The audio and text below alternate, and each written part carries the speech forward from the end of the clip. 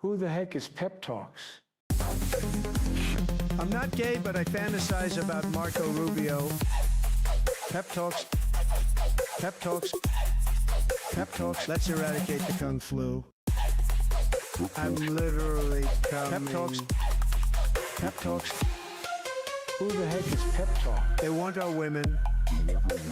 They want our children. Pep talk. Sometimes no means yes. Grab them by the Pep talk. Grab them by the Marco Rubio. Obama is a racist. Pep talk.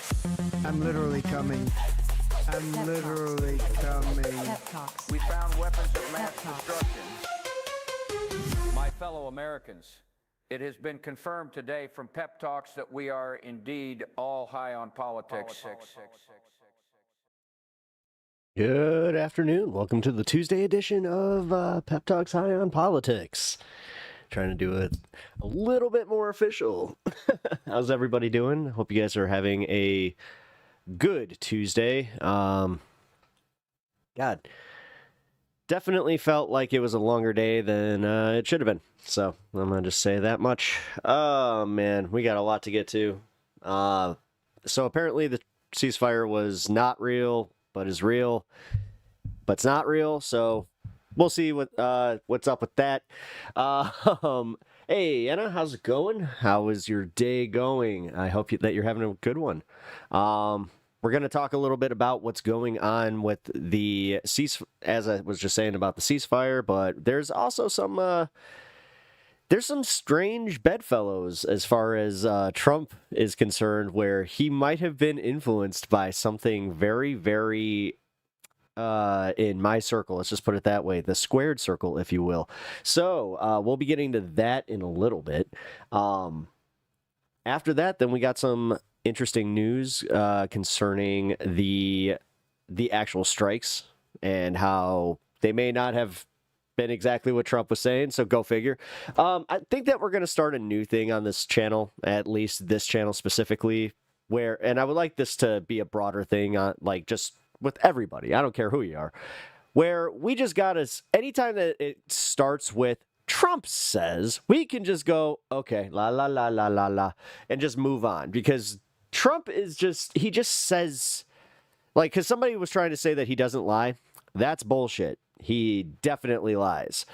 It's more so how he lies. So it's kind of like, does he actually believe this or not? Or like, because if he truly believes someone else's lie, then he will comfortably lie. So that's my thing. What up, Weedling? How you doing? Welcome over on YouTube. Hey, you know what to do. Thank you for hitting that like button. We're getting a start to show Trump was gonna nuke Iran, but then he got high. I was gonna nuke. Well, hey, I should probably be a little careful with that. We're at the first 10 minutes of everything. So, what up, Sandor? How you doing, dude? Hope you're having a good day. We are just kind of breaking down what is coming up in the show here. I'm actually going to be revisiting this KACEYTRON thing because I literally learned about this person yesterday. And out of all of this lawsuit stuff, she seems to be the one making it most interesting, because I don't want to say this because, you know, we enjoy ourselves some plant-based activities here. But for some reason, she seems to be a special type of stupid. So we're going to go into the follow-up with KACEYTRON. That's why you know what, that one, I was like, let's put this one in the title. Let's just, oh no, the KACEYTRON rabbit hole. Yeah. Did I spell it wrong? Here. You know what? I'm going to fix it. I thought I missed something. Thank you for that. Oh no, the Casey. No, we're not going down a whole rabbit hole. I do not really care. I'll be honest. I just don't care. I don't care about the lore. I don't really. Somebody was saying context, like any context about KACEYTRON, and I'm like, I don't really. Do I? Like, I feel. I don't know, man. 45 rips in an hour stream.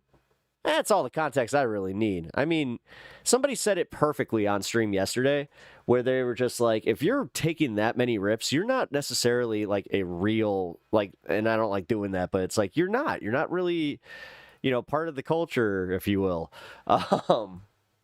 At that point, I think that it is kind of sad where it's like, are you running from something? What is going on? But, welcome, everybody coming in over on YouTube. You know what to do. Hit that like button, especially at the beginning of stream. If we can get everybody to hit that like button in the first half hour, that would be fantastic. I'm actually not even kidding. So, Weedling, I just saw that you decided to hop on over to Twitch. Oh, by the way, guys, can you guys try to let me know about what the delay is over on YouTube? It's reporting back that it is at 3.5 seconds. I don't believe it. I'm starting to think that it's still at 6 seconds, but I'm getting a faulty report here, which will not be the first time from Streamlabs. But I keep the wide. Okay, cool. Hey, appreciate that. Thank you for the commitment.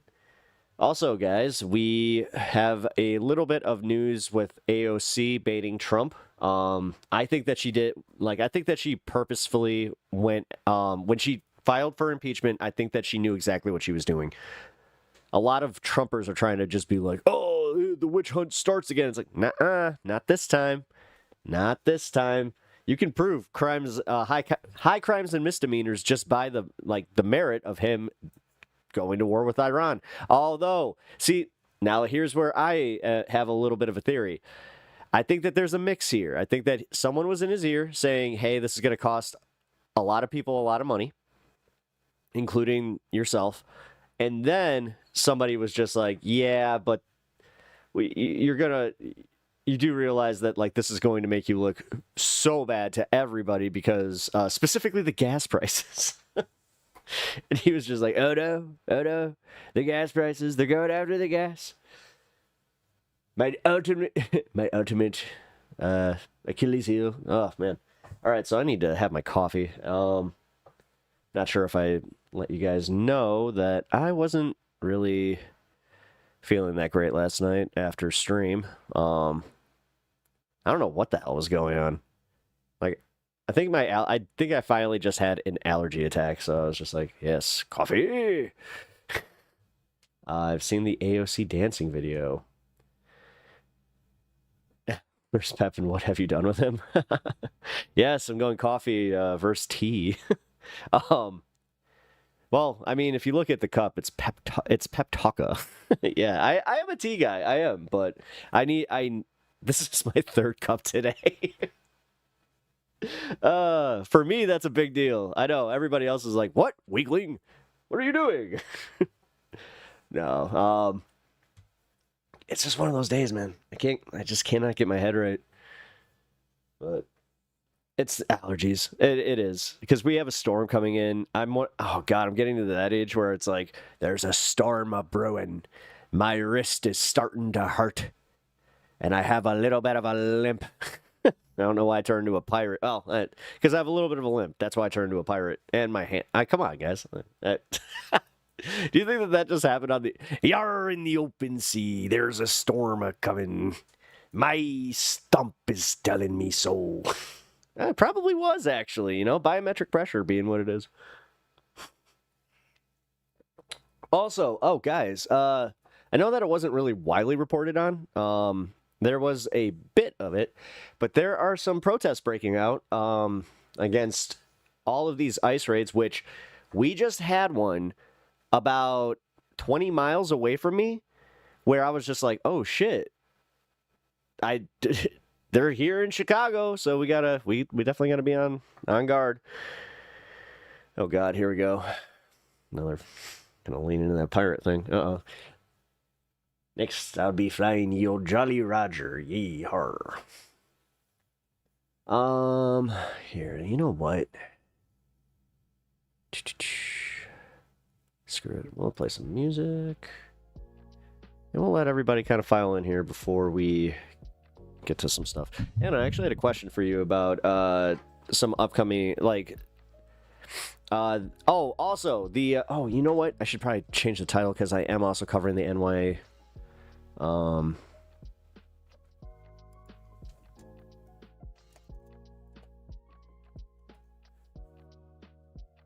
New York election.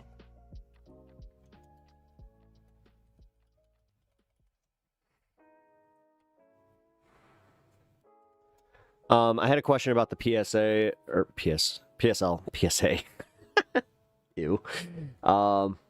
Did they endorse Mamdani in New York? Sorry, dude, I've been very busy. Just checking in to say hi. Hey, Luck Dragon, how you doing, bro? Good to see you. Thanks for checking in.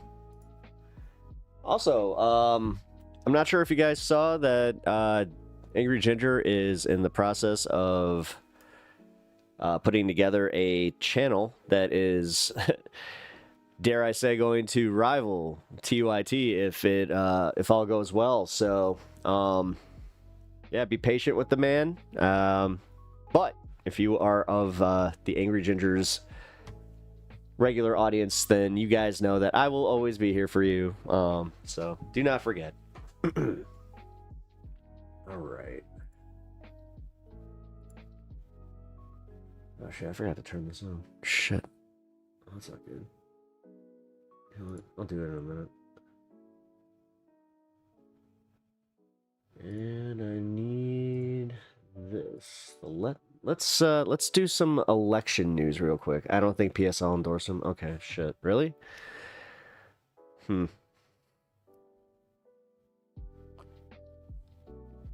This space. It is indeed called This Space. It is very cool. I'm very happy that they're finally doing something. Like, I've been waiting for this personally because I've always wondered why TYT had such a hold on the space, you know, and like why I think I brought this up earlier, why BreadTube never turned into this, where it was just like, how come they never did anything that was more of a network instead of just going on Twitch and having a bunch of like panel shows. But you can check PSL NYC social media. Okay, here. Let me look.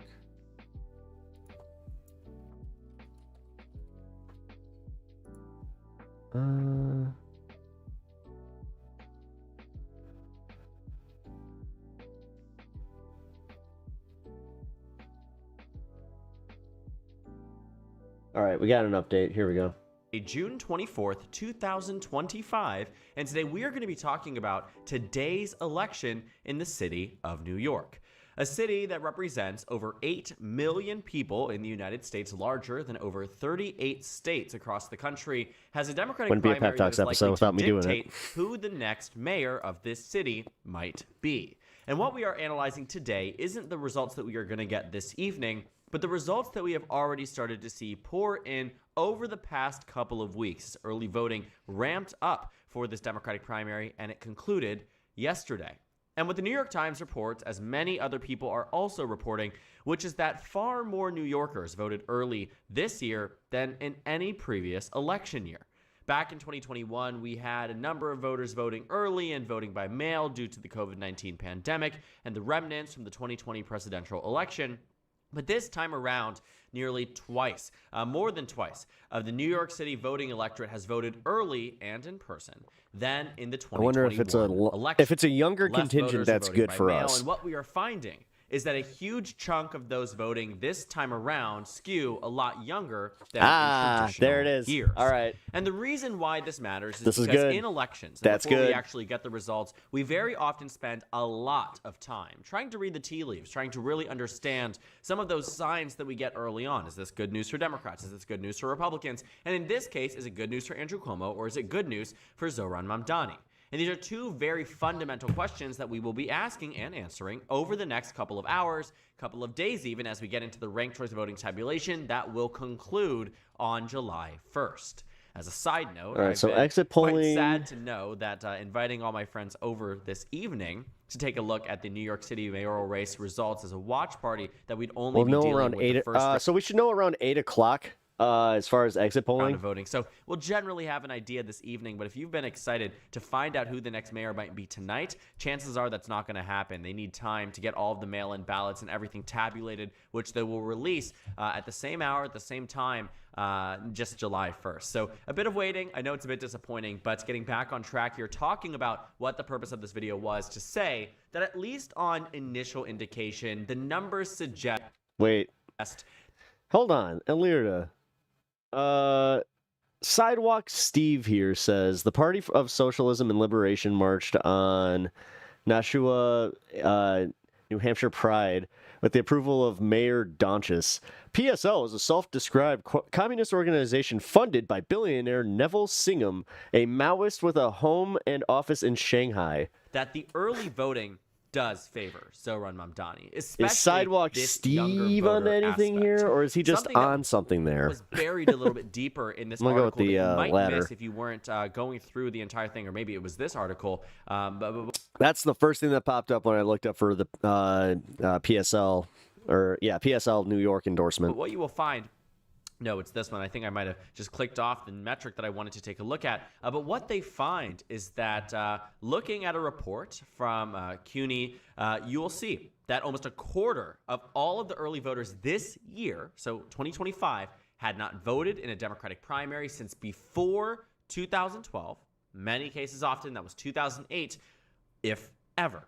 Meaning that there are a lot of first-time voters that didn't say, I'm voting in the 2020 Democratic primary, the 2016 Democratic primary, even the 2024 Democratic primary. I'm not voting in the midterm Democratic primary. Right? All of these things that you might think, right, you would find a lot of these voters enticed by, were far more enticed, seemingly, to vote in the New York City mayoral Democratic primary. And a lot of these voters might not even have ever voted in a Democratic primary, and that is good news for Zohran Mamdani. Because what we have found is that broken down by support group, it's a lot of support for Andrew Cuomo coming from traditional Democratic establishment figures. Is that the only tie he has to the organization? When you're taking a look at the U.S. representatives who Yeah, have that's cool. endorsed him, But that's also what I was kind of talking about. Like, all right, cool. Like that's actually exactly where I was like, hey, welcome that. President Bill Clinton. You have very big names in New York politics and across national Democratic politics that have come in, swooped in, and said, we can't let the right wing do this thing again that they did with the fucking George Soros bullshit, while simultaneously just letting the Elon stuff slip. Like, Andrew Cuomo is the person to meet this moment. If there's one thing I've gotten a lot better at, it's calling them on their bullshit. The flip side for Mamdani very much represents that disgruntled, Don't expect anything in return, though. absolutely, Absolutely. traditionally 4-2-0, speaking, let's voting go. group that says that they are low propensity because they don't believe politics works for them. And that's where you saw that drive in from AOC and Bernie Sanders, who represent, again, a more left-wing vision for the country, for the state, for the city, endorsing Mamdani. And so it is this very strong generational divide here that we are seeing, where younger voters are backing Mamdani, older voters are backing Cuomo, traditional establishment Dems are backing Cuomo, more progressive, outside of the box and party apparatus, Democrats are endorsing Mamdani and voting for him. So it's all of these different things that are now conflicting and in direct contrast with each other, as this race has now ended up becoming a two-way race. Now, to the point about what actually is happening and the numbers we are seeing, you have to take the first look at the early voting in the Democratic primary by age. You can really see that a huge chunk of this voting electorate is younger. Nearly half of all of the voters in the early voting come from ages 44 or lower, right? Over a third of all of the early voters in this Democratic primary come from voters aged 34 or lower, meaning that a third of these primary voters are not even eligible to be president of the United States by age requirement. Fundamentally, a massive shift in a direction that Democratic primaries typically do not see. You take a high school civics course. What do you remember? What do you know? Who votes?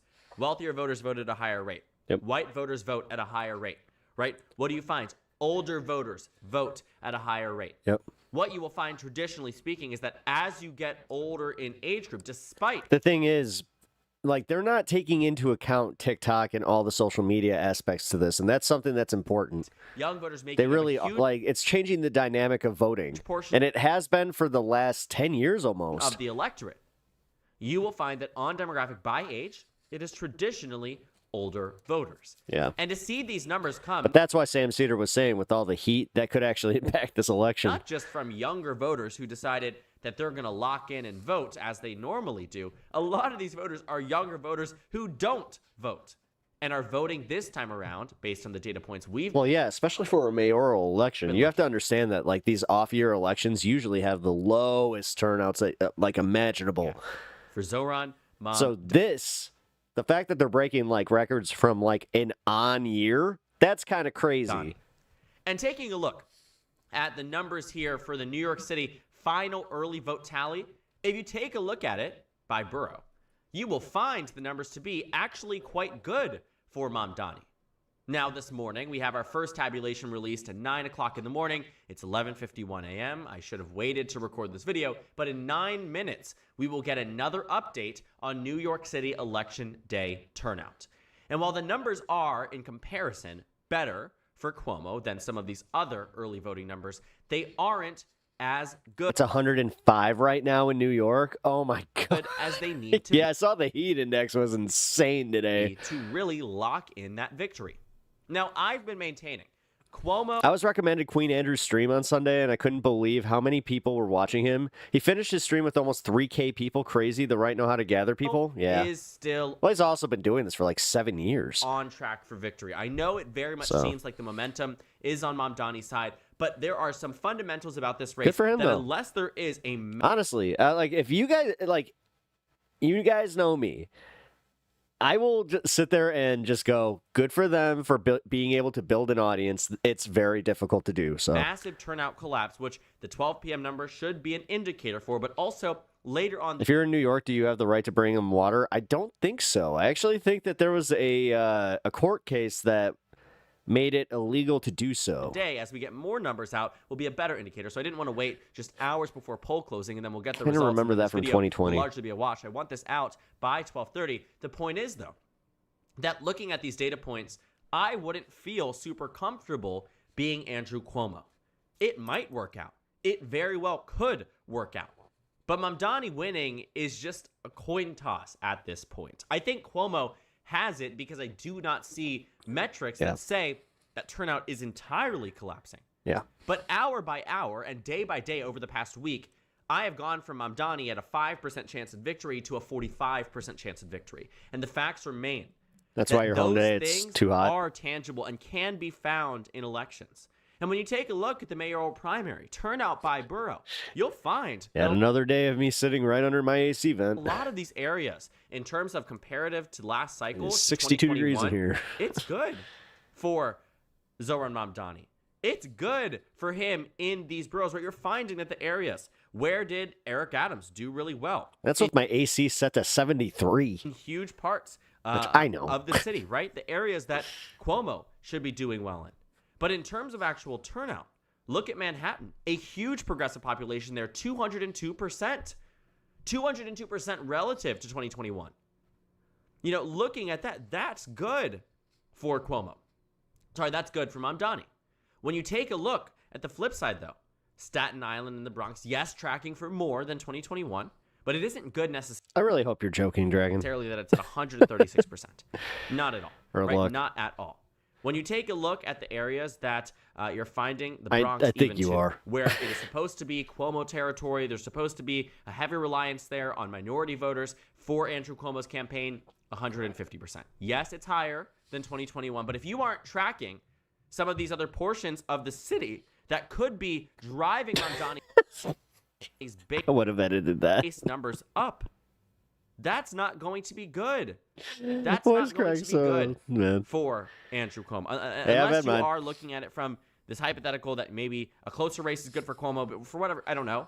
But what I do think that Cuomo came into this entirely with a Honestly, mandate. yeah. I mean, I'm going into this thinking that Cuomo's gonna win and being pleasantly surprised if he doesn't. A mandate that he was untouchable.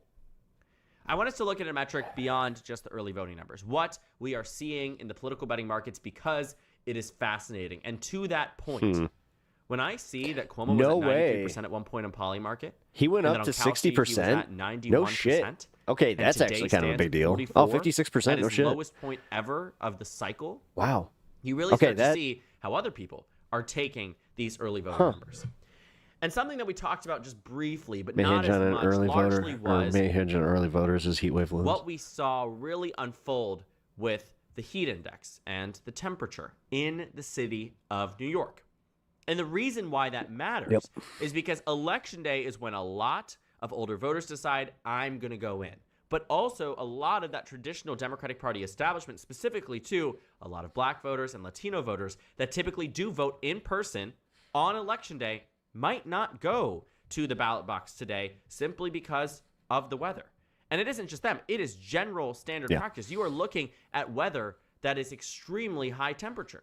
And weather does have an impact. It does. On election Trust me. turnout. A It snowstorm does. I remember seeing like can the depreciate impact of turnout. that when we had a really bad snowstorm. In some cases, rain can depreciate turnout. And I across was even one of every those people where I'm just like, do I shit. single demographic group.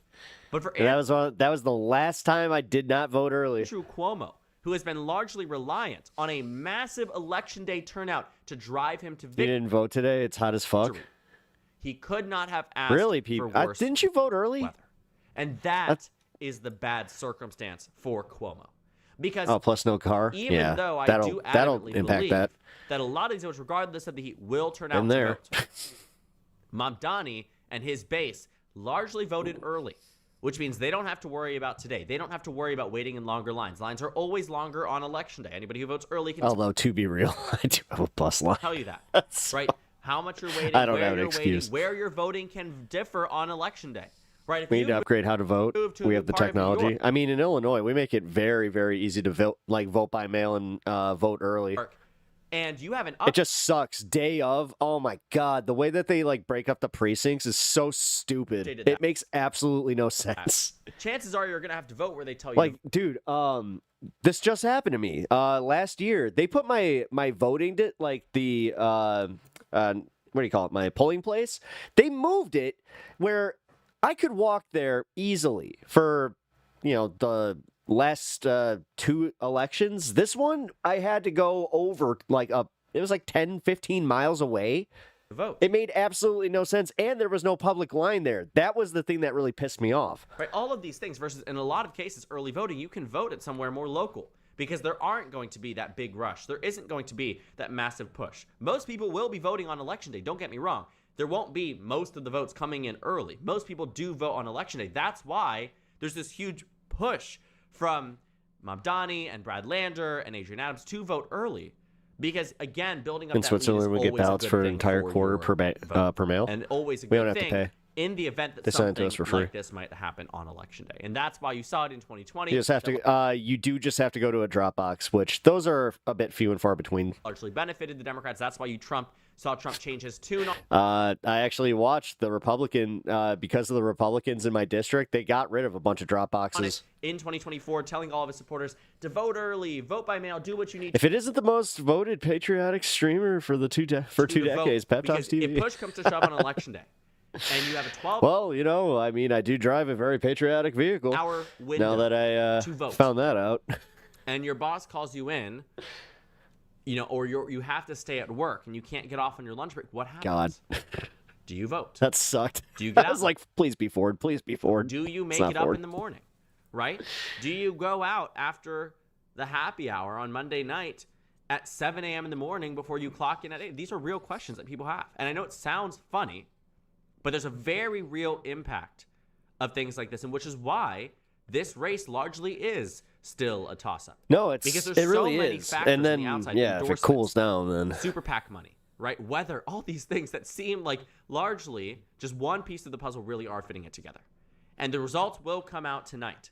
And so what I do think coming off of this, these you metrics remind me of the old people who would call in the NZ Mail call center. You moved my post that we are box. seeing with the early voting numbers and the recent Yeah, like I Emerson say, I College like poll, change. you are seeing that the energy has flipped in favor of Mamdani.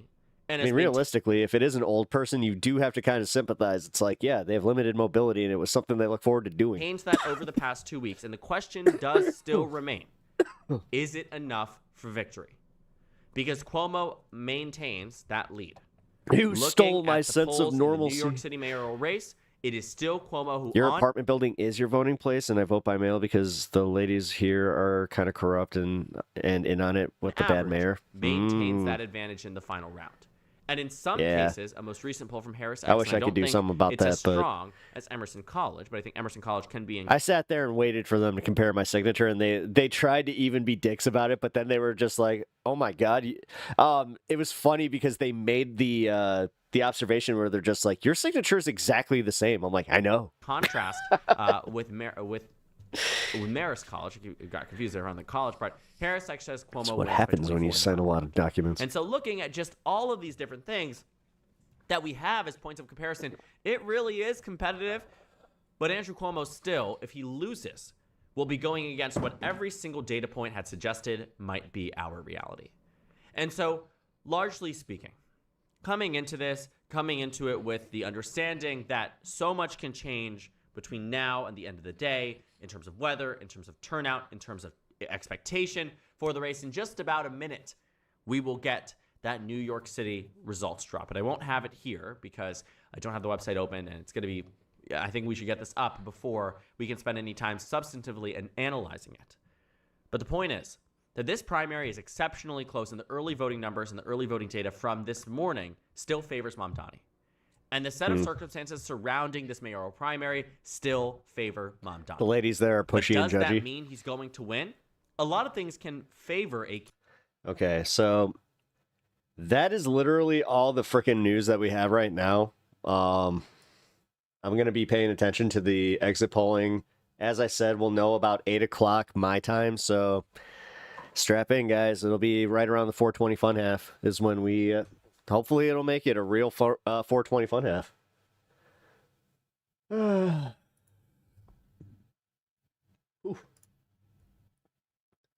Alrighty. Yeah.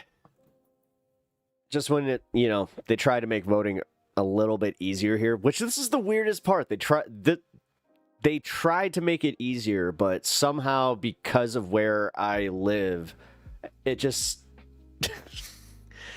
it technically made it easier for a lot of people in my town. It made it significantly harder for, me and my neighborhood. Which, trust me, I wasn't the first one to bitch. It's just like, oh, come on, man. Now I gotta actually drive. Fuck. It was so nice just walking to the polling place. Also, it was kind of funny because, you'd always see so many other people that, you knew that your politics were definitely not the same. God, it's so weird to have, Trumpers living amongst, because there are days where I kind of do have that thought where, because they've said it to me so many times, hey, like it or leave it. It's like, well, what are you doing? You guys sit here bitching about J.B. Pritzker, you bitch about taxes, you bitch about the libs. But then it goes into it's not that easy just to move, I guess. Which yeah. You gotta love irony. Alright, let's see.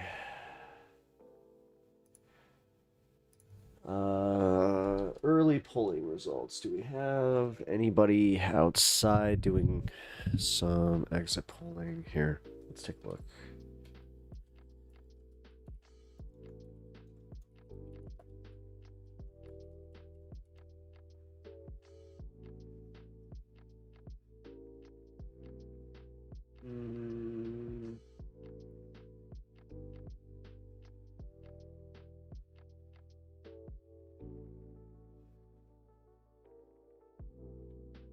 Damn it, we're not gonna know, literally, until about 9 o'clock tonight.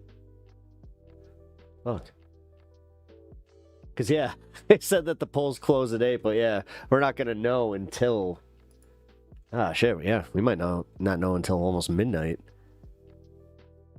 There you go again, showing your age. It's alright. Next, I'll start talking about the time I used dial-up. God. Yeah, you remember the good old days? Going and buying a new gateway computer? Downloading Kazaa? The good old days of of spyware. All right, let's get an update on the ceasefire. Also, I forgot to check. Is our boy live? Is he live? He better not be. I swear to God. Yeah, I was about to say, he better not be live. He needs to take a day off. I don't know why I care, but Steve does need to take a day off. If you don't know who I'm talking about Steve from Agenda Free TV. Yeah. That dude has been burning the midnight oil. Although last night I did the same thing. And like I said, the Bennett was not feeling well. Like I think that there's a storm of brewing, not just politically. All right, guys, let's get some updates on the ceasefire because this has literally been changing minute by minute. So, first, we will start with a quick news report and then go into our ground news report. Felt like that just made me Ant-Man, and I just came back and was like, "Wah!" All right. 3 sources tell CNN that according to an early U.S. intelligence assessment, the U.S. military strikes on 3 of Iran's nuclear facilities last weekend did not destroy the core components of the country's nuclear program and likely only set it back a few months. That's right. So this is an assessment that actually is out from the Defense Intelligence Agency. That is the Pentagon's intelligence arm. And it was based on a battle damage assessment conducted by U.S. CENTCOM after the strikes, according to one of the sources. Let's go to CNN national security correspondent Natasha Bertrand, who has this exclusive new reporting.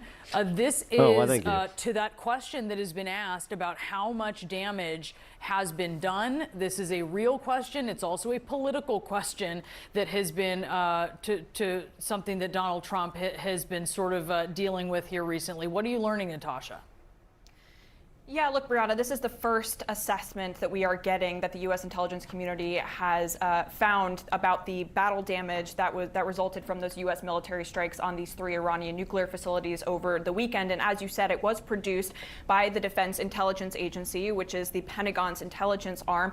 And it is worth to be taken with a grain of salt. Noting that it is a very early assessment. The strikes were only a matter of days ago, and the intelligence community is still gathering intelligence. They are still working to come up with... It's weird. Like, we've been forced to kind of take like all of this with a grain of salt in a way that like conspiracy theorists always took everything that the Democrats were doing. A full comprehensive picture of what exactly happened here, but based on a battle damage assessment that was carried out by U.S. Central Command, essentially looking at the images and looking at what was actually damaged, the Defense Intelligence Agency has assessed that the core components of Iran's nuclear program are largely intact, and that Iran's nuclear program has essentially only been set back by months. Now, we presented this information to the White House for comment, and White House... So do they actually live to their narrative or live up to the narrative and just like continue attacking because since they obviously can still, theoretically get it? Press Secretary Carolyn Leavitt, she did acknowledge the existence of this assessment, but she said in a statement that the administration disagrees. Have you seen the video of Trump moaning about Israel and Iran dropping the F-bomb? Yeah. Agrees with it. She said, quote, "This alleged assessment is flat out wrong and was classified as top secret, but was still leaked to CNN by an anonymous low-level loser in the intelligence community. The leaking of this alleged assessment is a clear attempt to demean President Trump and discredit the brave fighter pilots who conducted a perfectly executed mission to obliterate Iran's nuclear program. Everyone knows what happens when you drop 14 30,000-pound bombs perfectly on their targets, total obliteration." Now, it is worth noting here that there has been dissent, I should say, within the intelligence community, within the defense community, about just how much of an impact these massive bunker buster bombs would actually have on Iran's nuclear facility. It was far from certain, given that these bombs had had never been bunker tested buster in an bombs. actual combat scenario, whether they would actually penetrate those very, very deep underground tunnels that lie underneath these nuclear facilities. And what we are told is that as of now, this Defense Intelligence Agency assessment, it does conclude at this point, again, it is still very early, that those underground facilities, including the centrifuges, including the highly enriched uranium that everyone has been talking so much about, those are largely intact. Now, of course, this does stand at odds with what President Donald Trump and Secretary of Defense Pete Hegseth have been saying in recent days about the impact of these U.S. God, could you imagine if like the media was even half as critical as they were during the first administration? Military strikes. Of course, President Trump said it was totally obliterated, and Secretary Hegseth did as well. And he actually also provided CNN with a statement. And he said that, quote, based on everything we have seen, and I've seen it all, our bombing campaign obliterated Iran's ability to create nuclear weapons. Our massive bombs hit exactly the right spot at each target and worked perfectly. The impact of those bombs is buried under a mountain of rubble in Iran. So anyone who says the bombs And I can't read it. were not devastating is just trying to undermine the president and the successful mission. Now, our sources did emphasize here that there was severe damage that was done largely to the above-ground structures at these nuclear sites. I want to do a Trump impression with that so bad. And so there Maybe was at the end damage of done, stream. of course, by these massive bombs.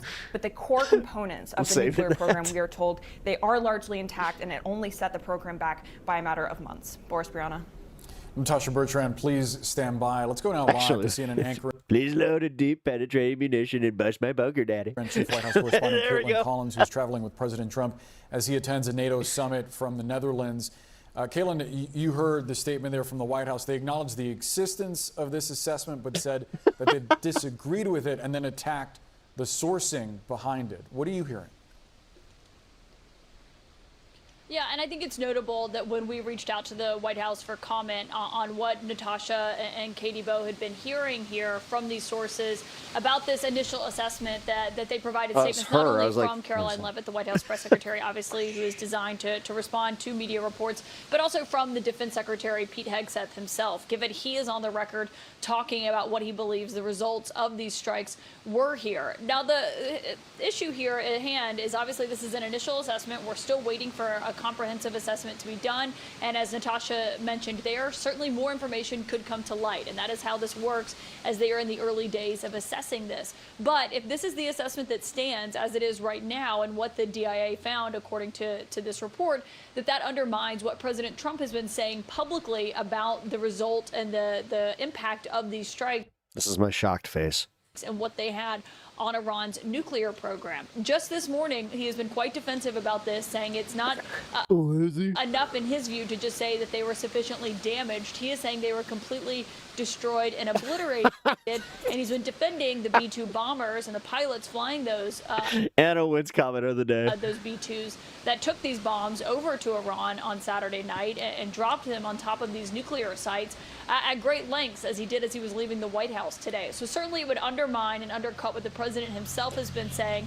But I do think, as Natasha mentioned there, this is an early and preliminary assessment, as they're still waiting to see what the other findings show.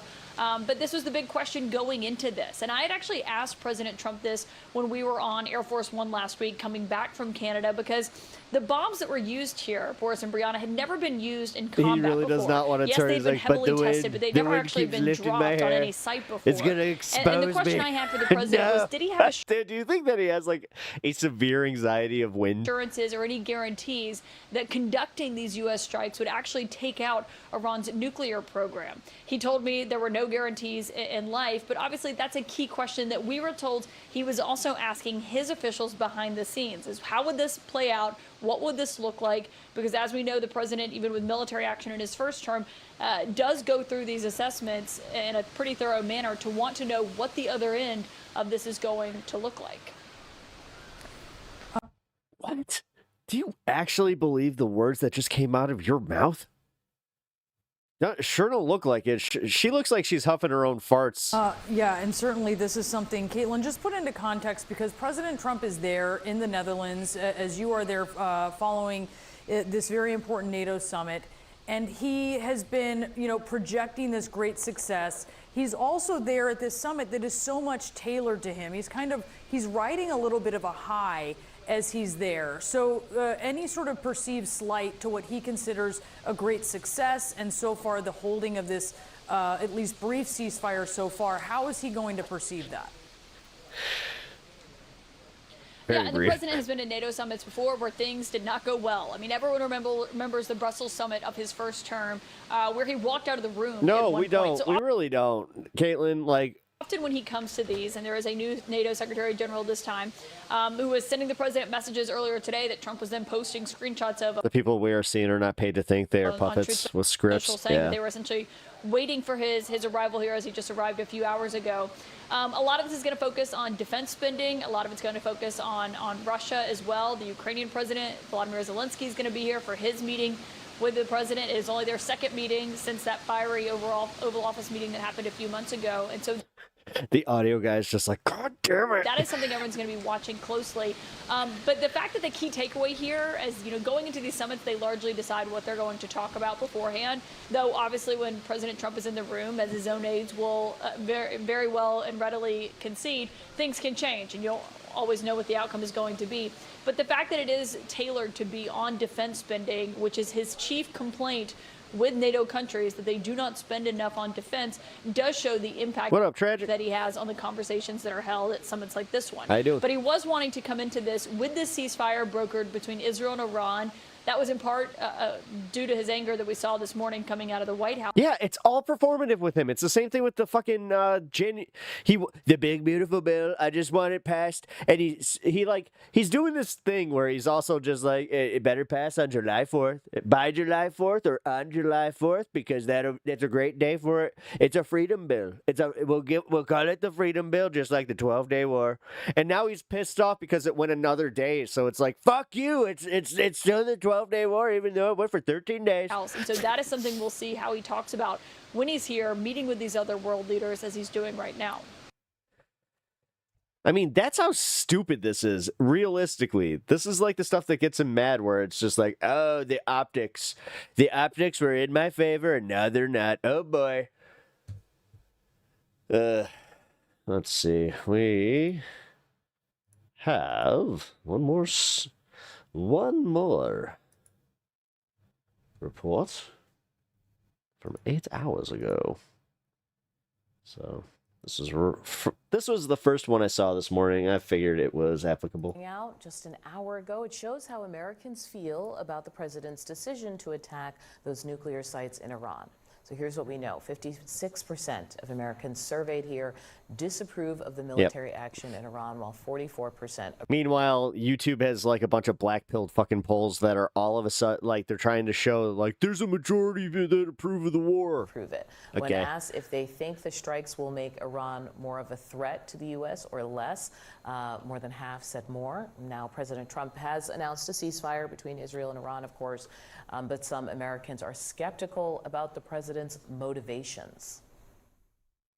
I think it's important to remember that there has been a repeated pattern of using diplomacy and negotiations to try to catch Iran off guard and launch sneak attacks on Iran. Isaac Dever, Chuck Brocha, and Ashley Davis are joining me again. I'm Oh boy. kind of cautiously reading these numbers because things have just moved so quickly since the initial strikes, but I always look at the number of independents. God, everybody's so neutered. Are they all taking the same antidepressants? And I was surprised. Like it really, I'm not even kidding, guys. They seem like they're like, is there something in the water at CNN? To see that number be 60% it's kind of over 40. like You're nodding. scary watching That's this. the most important piece. We expect Democrats and Republicans to run to their core. Everything is completely normal. Donald Trump is a completely normal president. Everything is fine. No matter almost what the issue is, overall, in all the polling I've ever done, most folks are against war, against sending troops to war. But what's the independent number? Because as Stop staring at the camera. we move into the midterms, there's only Stop a staring small at the group camera. of people. It's not a presidential election, and it's those most engaged. Stop and it's staring those at the camera. independents in swing districts that'll have the biggest Stop impact. staring at the camera. What do you see in this? You see that there is not I an bet the camera guy appetite was just for like- foreign engagements, and that includes, I think, yes, look at the independents, but even among Republicans, there is this split that's there. We don't know given how quickly things are moving, and also given how for so many Who's issues, this guy? the Republican base and Republican officials just. Well, it is CNN. It wouldn't surprise me if they were all on meds. I mean, I was half kidding. In Congress Ish. coming, whether that will hold, but it does show that there is an issue here of people not wanting this to happen, even as a lot of people who are thinking seriously about what's going on in Iran think that stopping Iran from having a nuclear weapon And is what a good happens thing. next is obviously going to color this view. You know, when we're looking at the numbers, do you trust Trump to make the right decisions on use of force in Iran? Again, 55% no. That's very different from just are these strikes okay or not? Actually, I bet you that hear pissed in him that off. Doubt. Well, first I want to say, and I should have said this at the beginning, that we should be thanking our United States military for what they did. What was accomplished with no lives lost was an amazing. That couple on the right is offensively American. I mean, they are Carville and his wife 2.0. In my lifetime, Iran and the nuclear weapons have CNN poll of CNN viewers. always Ew. been a horrible threat Well, to this then country. we and they kind of support know terrorists more than the any demographic. other country in the world. Yeah, dude. Okay, actually, funny enough, like their polls used to kind of matter because they had more of a centrist demographic. So now, I think we can't no. lose sight of that. I do think that people are tired of war, obviously, and the same people. I don't know who the fuck is actually watching CNN regularly now, like as their news. On the Democrat Everybody side I talk to doesn't trust them that anymore. are saying we shouldn't do Iran, then we probably shouldn't do. Like my mother-in-law, she's a good barometer for this. She used to be a CNN viewer, and then all of a sudden she moved to News Nation. Ukraine either. I mean, it's the same argument, and so there is if this ends, like you say, and we're not in this for another year or 2 years or even 6 months. What was accomplished by God, this haircut comes back every time a Republican's in office. most likely destroying at least most of their nuclear capability is a win. And what happens if there's some sort of retaliation, or that would change all this, and hopefully nothing like that will happen. Absolutely. Yeah. And if we have to send troops and all of that is a whole different story. Israel's government says it has now agreed to a ceasefire with Iran, and Iranian media also reporting that a ceasefire has begun. But the Israel Defense Forces accusing Tehran of a ceasefire violation already, saying Yeah, the K+8. I literally said it. 2 missiles launched from I said Iran. that, The Israeli defense minister vowing to, quote, respond with force. A senior security official in Iran tells CNN no missiles have been fired at the enemy, as he describes. It's funny. I watched my wife try to convince somebody just like, no, like, the haircut's fine. It's still in. Well, U.S. President Donald Trump urging both sides to stick to this ceasefire, this truce, saying, please do not violate it, exclamation mark. Well, a new CNN poll shows U.S. airstrikes against Iran over the weekend are broadly unpopular. 44% of respondents say they approve, 56% disagree. All right, we're just getting Nearly 6 in 10 repeat of respondents information say here. They fear the strikes will increase the Thank you Iranian for- threat to the United States. Large majorities of independents and Democrats disapprove of the U.S. military Getting action, bored. Let's go. while 82% of Republicans approve. Let's get more now from Jennifer Kavanagh. She is a senior fellow and there it is. director I was of about to say, military like, analysis at Defense is there a Priorities. reason that She we're joins me repeating this? Now live from Washington. Just out of interest, what do you make of that polling, that snap polling? After all those strikes only Sunday this week, it is now Tuesday. Well, I don't find them that surprising. There really is not an appetite in the United States for another adventure in the Middle East. People are tired of foreign wars, especially after Iraq and Afghanistan proved to be quite disastrous and are very broadly unpopular across the Republican and the Democratic Party. So Wait, I'm not that SSRS? surprised that another use of military force would be unpopular and probably spark worries among a lot of voters that this is just the start of another long-term campaign in the region. You have deep insight into military strategy. So let's just take a step back here and consider the following. Donald Trump has taken credit overnight regional time, for this ceasefire, what he calls the end to this 12-day war. We have seen certainly some fragility, if not violation, of that very ceasefire in the past hours or so. As you assess what you see going on and strategy from both sides, what's your snap assessment? Well, it's not uncommon for take a little bit of time for a ceasefire to take hold, for hostilities to stop. So I'm not that surprised that there's some uncertainty about where things stand right now. I think things are certainly trending in the direction of at least a temporary stop to the airstrikes that we've seen. Israel was signaling even yesterday that it was getting towards the end of its target list, both because the United States had signaled it wanted to de-escalate, but also probably was running low on air defense interceptors as well as its own munitions. And Iran similarly has suffered significant military damage and doesn't have an endless stockpile of missiles. So I would expect to see a temporary cessation of hostilities here. However, the bottom line is that the fundamental problem of Iran's nuclear program hasn't really been addressed. We still don't know where most of Iran's stockpile of highly enriched uranium is. We still don't know how much of their nuclear enrichment capabilities remain. So it's not clear to me that this is the end forever, even if it's the end for right now. Yeah, and as your recent analysis overnight points out, there were real questions about what was accomplished over the past 2 weeks, given the high risks and the costs, of course. There are two other points you point out that you make. Some in the US and many in Israel are pushing for more strikes and a broader regime change goal. And secondly, it could be a very long road to diplomacy, even if this ceasefire provides an off-ramp and opens or reopens a door to diplomacy. And you say it's not clear that Donald Trump has the patience to stick with it. Explain. Well, there are certainly groups within the United States and in Israel that have hoped that this would be a broader war, that it would eventually bring down the Iranian regime with the hopes that whatever followed would be better. It's not clear to me that that's the case. In fact, it seems more likely that if the current regime were to fall, you'd end up with a failed state, which would probably be even worse.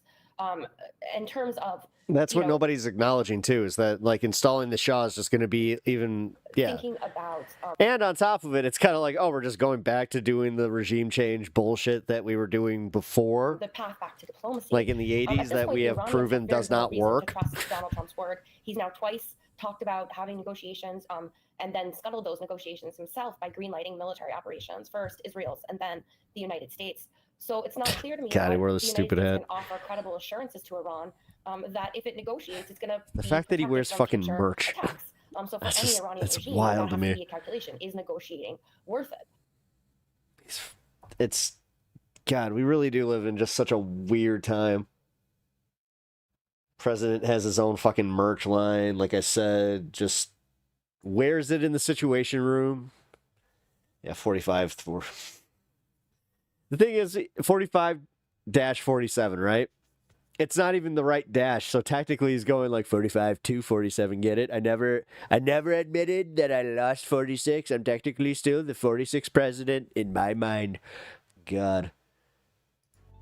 Biden was never a real president. Just wait till the second year when I completely try to upend the results of that election, and I'll declare myself the winner of the 2020 election for reasons.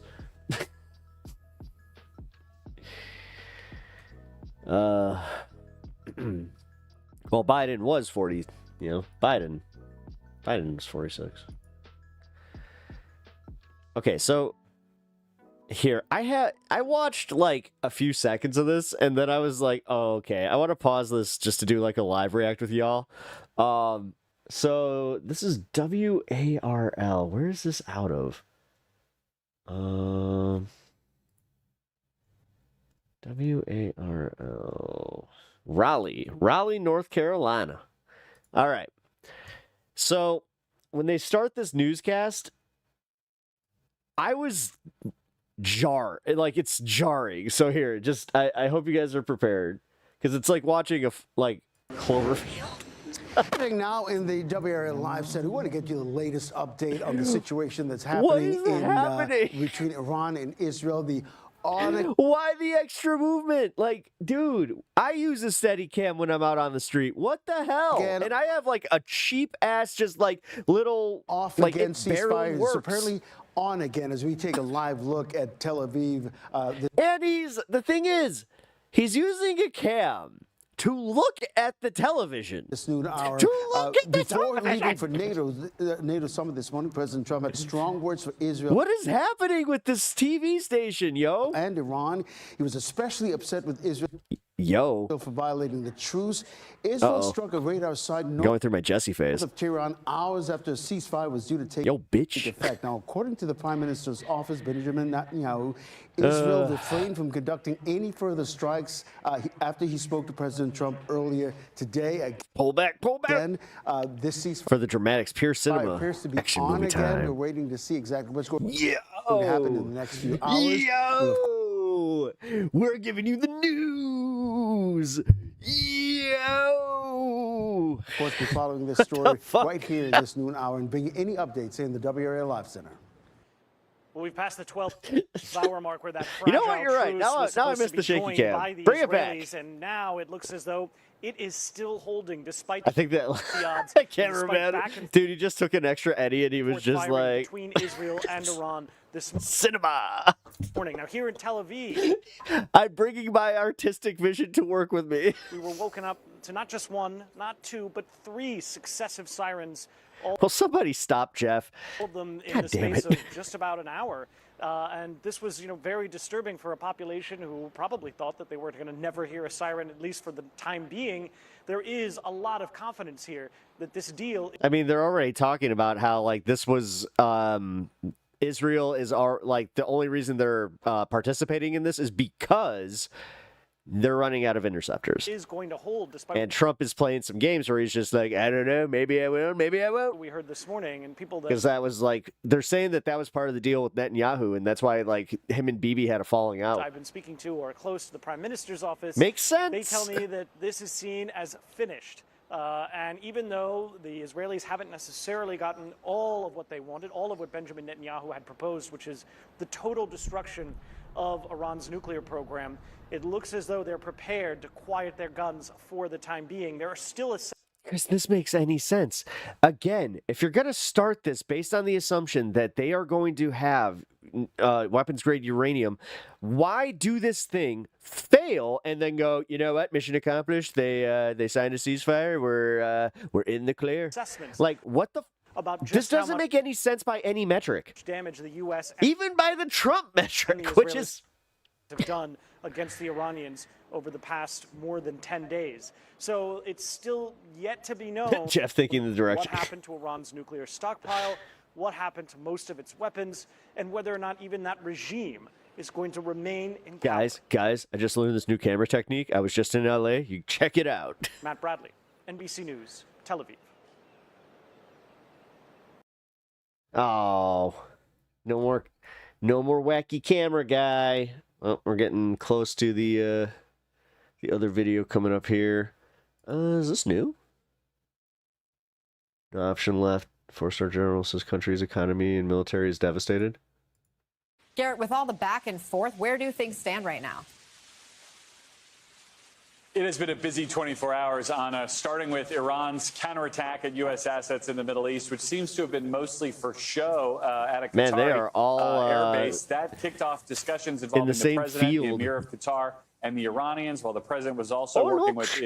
Look, the news is here to cover the president of the United States. I'm going to go on my way to the bicycle Israelis shop. to try to see if they could forge this truce. The vice president got That's, involved. you know, what and the Dutch ultimately, you had sound the like. announcement on Truth Social last night that there would be a ceasefire. There were some missiles exchanged. Hurdy-gurdy, I gotta go and walk through the fields with the on both big sides old of the speedy hours fan. between the announcement and the ceasefire going into effect. The that windmill. led I forgot the fucking to skull. the president coming out on the South Lawn with that sort of colorful policing of this new Hey, at least I put a ceasefire, ultimately placeholder in. calling Prime Minister Netanyahu, asking him to turn around Israeli planes. Oh, They were yeah. going I'm a tad behind like this news cameras like WWE when they try new for a shots. counterstrike Dude, he was one of the guys that got fired during the COVID era. against Iran, with the president on board. You know, they just didn't like me for my inspiration. One is Like focused now. I just had too much inspiration. Turning here to the Netherlands in this NATO summit, where he's also shared images of a text he received from the Speaking NATO of Secretary WWE, General we're going saying to. he'll receive another I got a theory. welcome. You know what? Hold on, I gotta when bring he this gets up. here. That's all member countries agreeing to up their defense spending to 5% of GDP. The president has long complained about European countries in particular not paying enough for their own defense. So A win here in Europe where the president's not used to a particularly warm reception after what has been a very busy week, busy 24 hours of diplomacy. Keir, I just spoke moments ago with a former ambassador to the U.S. from Israel who signaled that he didn't believe Israel had violated this ceasefire, saying any strikes came before the ceasefire was to go into effect. Are allies certain that the ceasefire will now hold? At least for the time that it takes me to get that fucking Nobel Peace Prize. Well, that's a big question.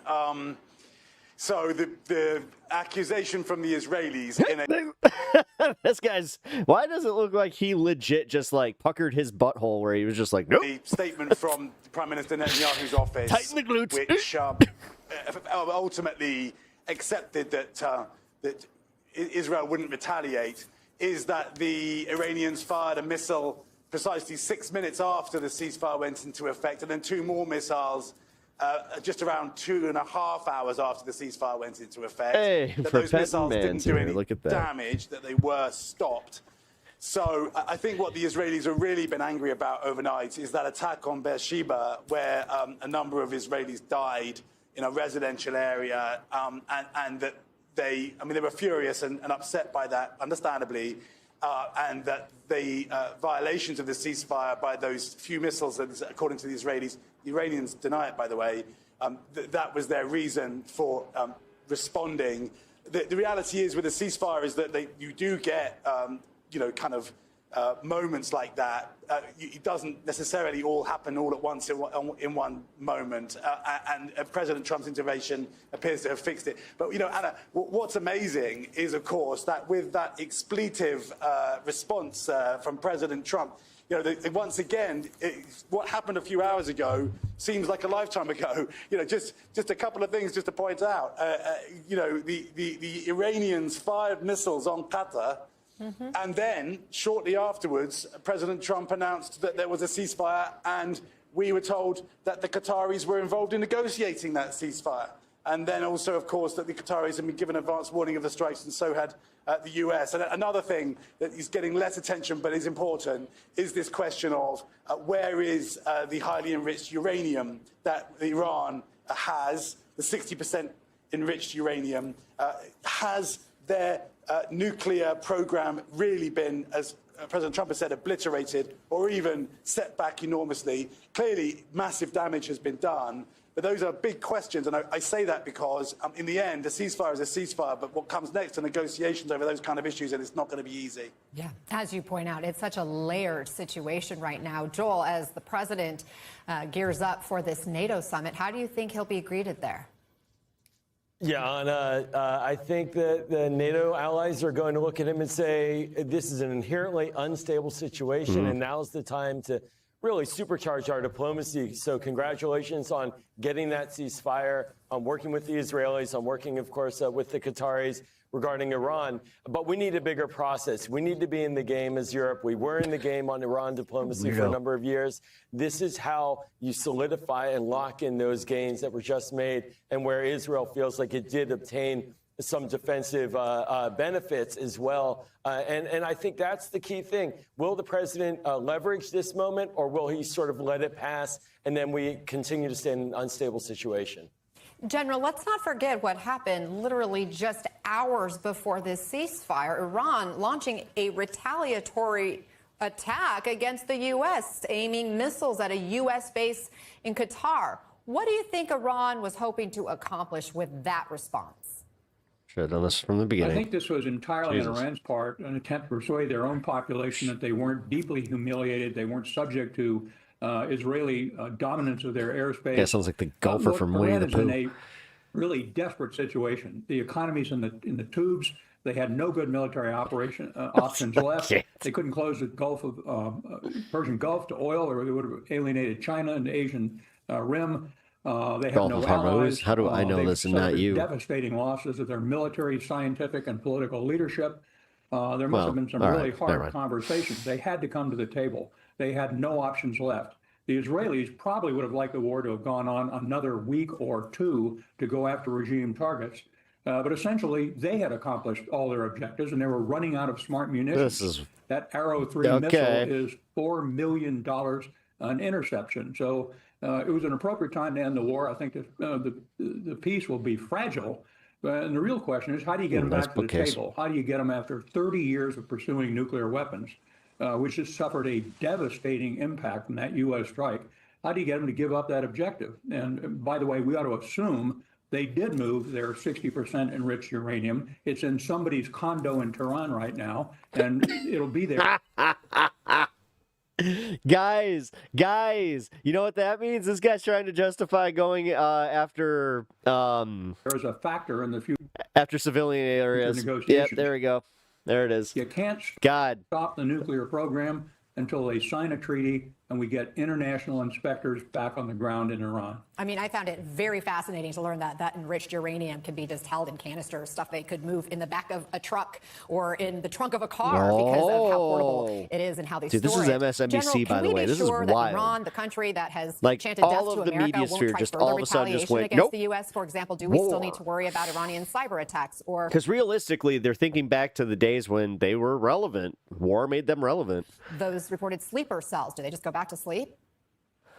Well, look, the Iranians are courageous, creative people. They got a deep scientific bench. The Quds Force. God, the fact that it's people that look like this that are sending like our generation, like they're stealing all of our money. They're stealing our ability to retire. They're literally making us sicker, and they all look like this guy. Of course, it's still intact, capable of enormous harm, and have their fucking dentures. Like seriously, I don't want to be ageist. I really try not to be, but sometimes it really gets like difficult to just not look at this and go, this is insane. This is insane. How the fuck did they get away with doing this and like making us feel like we're asking too much to be given some power? What in the actual hell? They got a very healthy cyber warfare capability. So we should deal with them in a very wary manner. But look, again, this guy's probably going to be dead within the next 20 fucking years anyway. But they never think that. On their knees. Guys like Dick Cheney, I just get a new heart. I'll get a new heart. Their own people despise them. I'm not a vampire. Half the population are women are in an oppressive regime. That's my Dick Cheney impression. Half the population of Iran aren't Persians. They're other ethnic minorities who hate the Ayatollah and his government. I think in the longer run, it's going to be very difficult to get them to negotiate in good faith. For 46 years, they said the primary national objective of Iran was the elimination of the state of Israel. You got to get them to walk away from that. Go take your fucking nap, dude. So this looks to me like a year or more of diplomacy ahead of us, and hopefully it will lower the tension. But President Trump's strike on the 3 nuclear sites was a bold, brilliant move and contributed to this Now, if you excuse me, situation. I must go eat my split pea soup. Joel, you also worked in the Bush administration during the Iraq invasion. Hey, split pea soup's good. That led to regime change. Do you see it happening in Iran? Because President Trump says that's not what he wants. Well, you know, Anna, there are a lot of lessons learned about the Iraq experience, and the primary one is that a regime change is a horrible policy goal. Yeah, scare the public, get the people consuming. It never ends up as predicted. We don't control the internal political dynamics of other countries, and so one should not. Well, I mean, that's the reason that they're pushing for more fucking babies. Really engage in that kind of thinking. There's a little bit of the white scare, but trust me, the challenge now is that they're just like, no, we need consumers. Is, so dangerous and cornered in many ways, and while now it has been brought to its knees, as General McCaffrey says, and it had enough, clearly. My instinct is that we're going to likely see a more shadowy war now underway to try to destabilize that regime, not necessarily to send in troops, and certainly not by us, but perhaps by Israel and others. And to try to erode it from underneath to see if something can happen inside Iran. But, you know, the Iranian military, the IRGC, the Basij, other security forces controlled by the Iranian government, they are still there, still in place, and they have control. There are no other significant military counters to that. So this is part of the shadow war that may take place, but it's a very dangerous and difficult and I think unwise policy to pursue. And Keir, we just learned in the past 24 hours that President Trump apparently made a last-ditch effort at diplomacy even before Saturday's strikes. There were apparently contacts with Iranian officials, but that Iran's supreme leader could not be reached. Do his generals know where he is? Is there a clear chain of command and communication, or are there cracks in the regime? Oh, my God. This idea where just because we don't know something, all of a sudden it's just like, whoa, where is he? Do you guys understand like the whole like idea of you not knowing where he is like technically that's a good thing for them, and that's like planned. What the fuck? Or they're just like, how come we don't know everything that's going on? We're just so used to knowing everything that's going on. To have any intelligence or insight into these Iran people are to fucking insufferable. Kind of realize that the regime in Iran is shaking right now. I mean, that would be like for real. These people are pretty useless. Inevitable for any government facing the kind of barrage that it's faced. I will say one thing, Anna, and it's an interesting point. Iran is on the cusp of regime change because like, think about this too. When's the last time you saw one of these people like with the backdrops reporting from a place where they're showing what's actually going on instead of just showing like this? Oh, look, I'm on site. It's like, no, you're not. Now, okay. God, at least Anderson Cooper, like, I'll give him the credit. Perhaps he's going to live many, many more years, and no matter what. God, look at that ghoul. Look at the ghoul. Of all these, like, of all the people on this screen, this dude right here, that is one of the most evil I'm not even kidding. Look at this. He's got little horns just, like, trying to just... People think of him, I guess you could say, good health to him. But even Iran itself is preparing for that shift. And a really interesting question is what does all of that that's happened in the past 12 days, what impact does that have on that change? There are extremists and people who are more liberal in Iran who gains power when that comes about, because that could be as important to what the future holds as what has happened in the past few days. All right.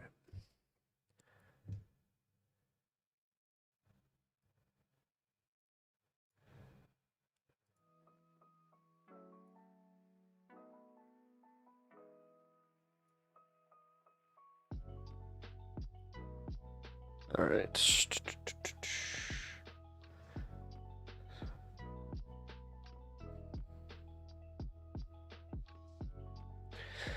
There we go.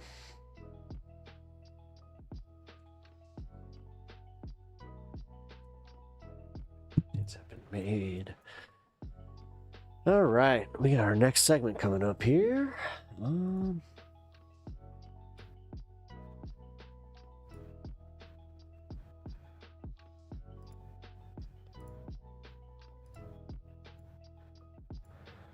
All right, we got a Adam Mockler video, because you know what? We haven't gotten much of him lately. Let's, So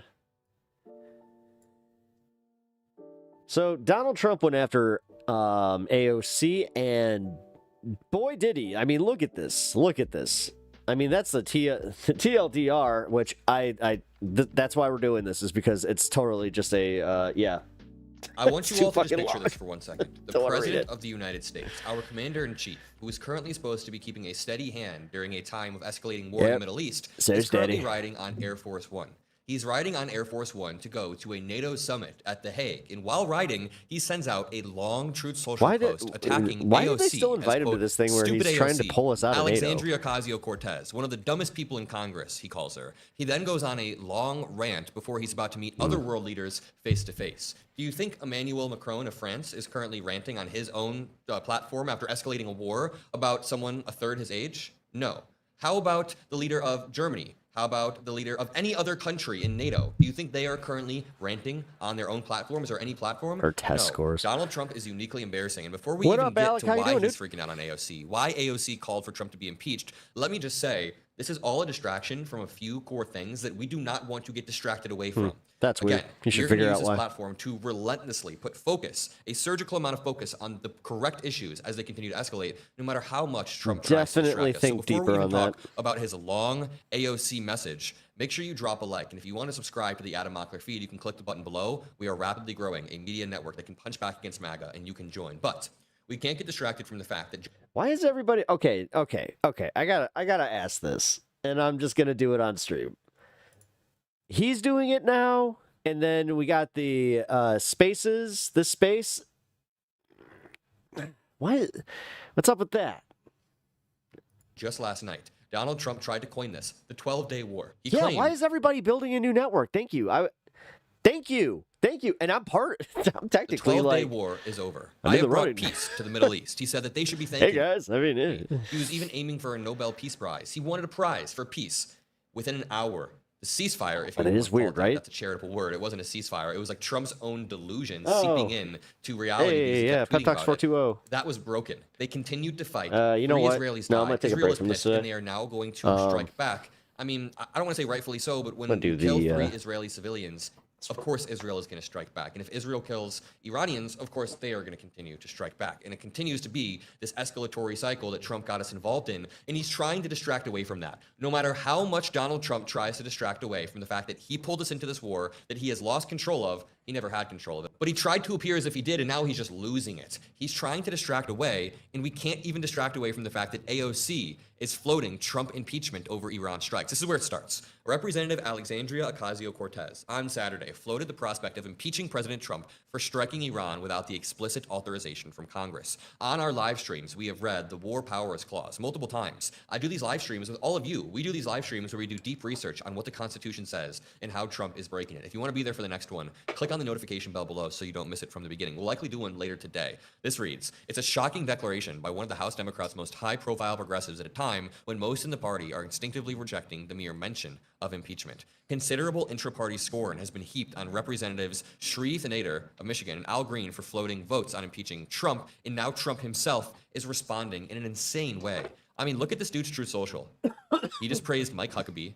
He's sending a manic post about peace abroad. Now that we have made peace abroad, we haven't. This is the whole like war is peace from 1984. He's inverting reality when 3 Israelis just died a few hours ago. The question is, do you think Israel will strike back after 3 of their civilians were killed? The next question is Israel known for striking back in disproportionate ways? Of course they're going to strike back and continue to escalate. Even before I read the AOC post, you can see that he's just kind of melting down, trying to control the narrative this morning. He said third-rate Congressman Thomas Massie of the great Commonwealth of Kentucky, a phenomenal state, keeps talking about how he's going to protect the Constitution. He then talks about China. He says, heading to NATO, where at worst, it will be a much calmer period than what I just went through with Israel and Iran. I look forward to seeing all my very good European friends. Last time he was at like a G7 summit, he had the dip early. Kind of funny. He then says Iran will never rebuild their nuclear facilities. Israel is not going to attack Iran. Just a total meltdown on Truth Social. And here's the AOC post. Again, it's a distraction, but we'll read through parts of it. Stupid AOC, he says. Alexandria Ocasio-Cortez, one of the dumbest people in Congress. 710. Why does he put dumbest in quotes? I don't get it. Is now calling for Is my there a impeachment, protest? despite the fact that the crooked and corrupt Democrats have If there's a nationwide protest, then I will be there. already done that twice before. The reason for her rantings is all of the victories that the USA has had under the Trump administration. The Democrats aren't used to winning, so she can't stand on the concept of our country being successful again. Not only did Democrats win in 2020 and in the midterms, but I would say that the JCPOA, the original Iran nuclear deal, that was a win. Trump can sit here and talk about his wins, his fake wins over and over, but the reality is he pulled us out of the Iran nuclear deal. That directly led to Iran continuing to enrich their uranium, which directly led to what we see today. He then just starts to rant about random stuff. When we examine her test scores, we will find out that she is not qualified for office, but nevertheless far more qualified than Crockett, who is a seriously low IQ individual, or Ilhan Omar, who does nothing but complain about our country. Jesus Christ, is he just going to like name all of the minority women in Congress and try to call them dumb, low IQ? He said stupid AOC. What did he say about Ilhan? He said who does nothing but complain, is drenched in crime and poverty, and is rated one of the worst in the world, if it's even rated at all. How dare the mouse tells us how to run the United States? We're just now coming back from the radical left experiment with Sleepy Joe, Kamala, and the autopen in charge. What an insane. Then he says, the great Palestinian senator, crying Chuck. You can see the thing is, reacting like that, fine.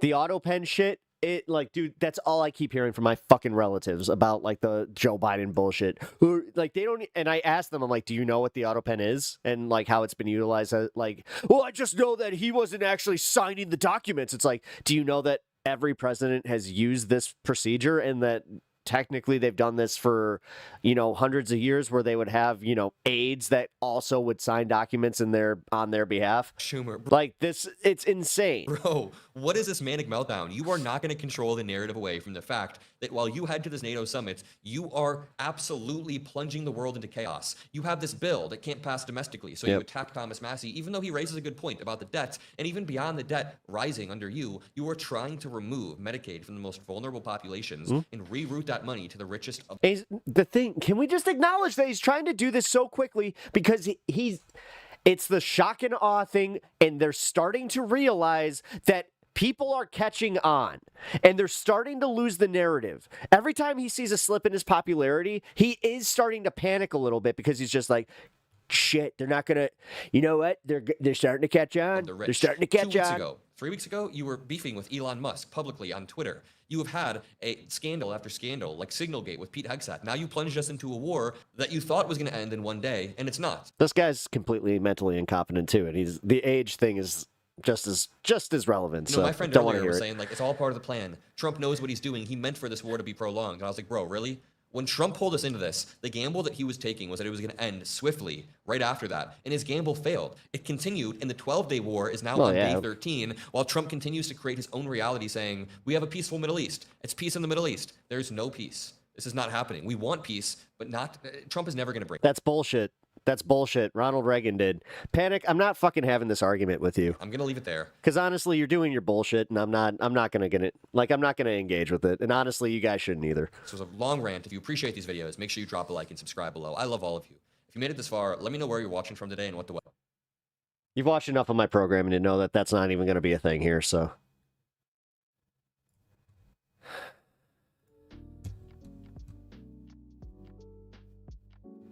I hate contrarians that just do I'm going to be a contrarian just for contrarian's sake. That's you. All right. Let's get a news update real quick. Breaking. U.S. strikes didn't destroy Iranian nuclear sites. God damn it. All right. Well, I guess we got our update after all.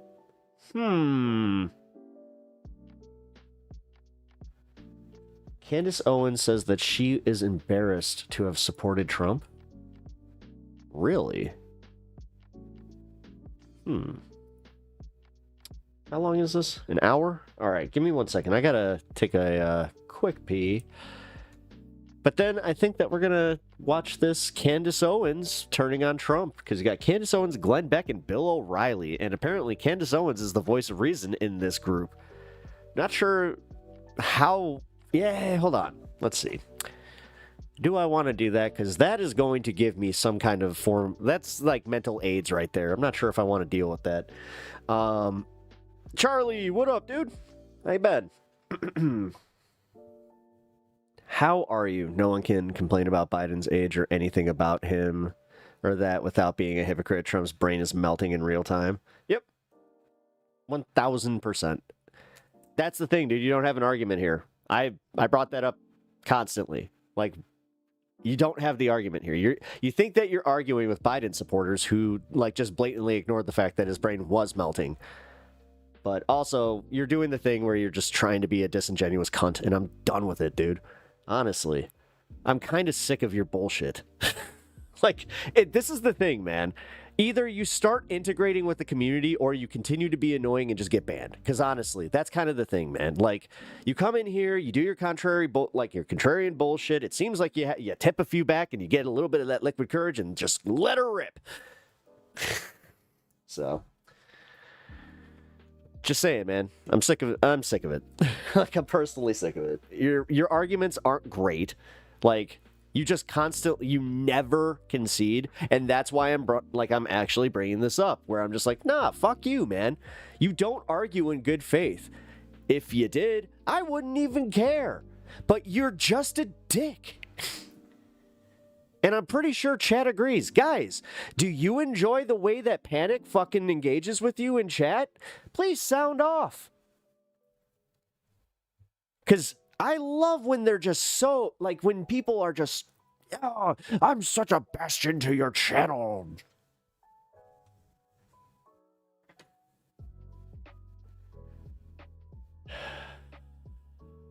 What were the facts that you're spewing here? You're literally, you're spewing into a vacuum and going, facts!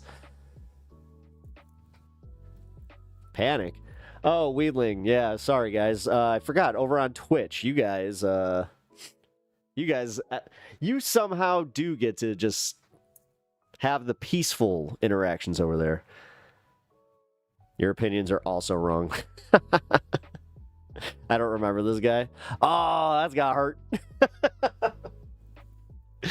Not memorable. Yikes.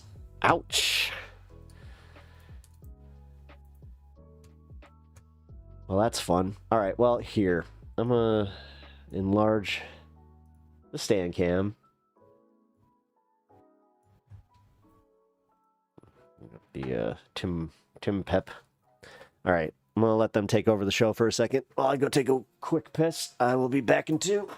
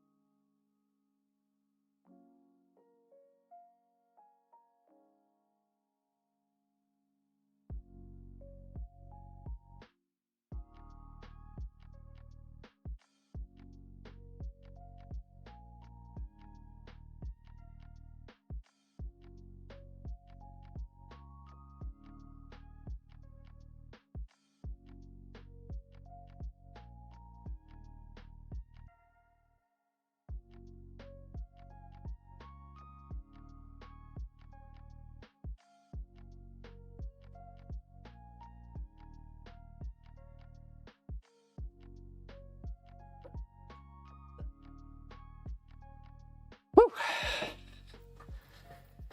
What's going on, guys? All right.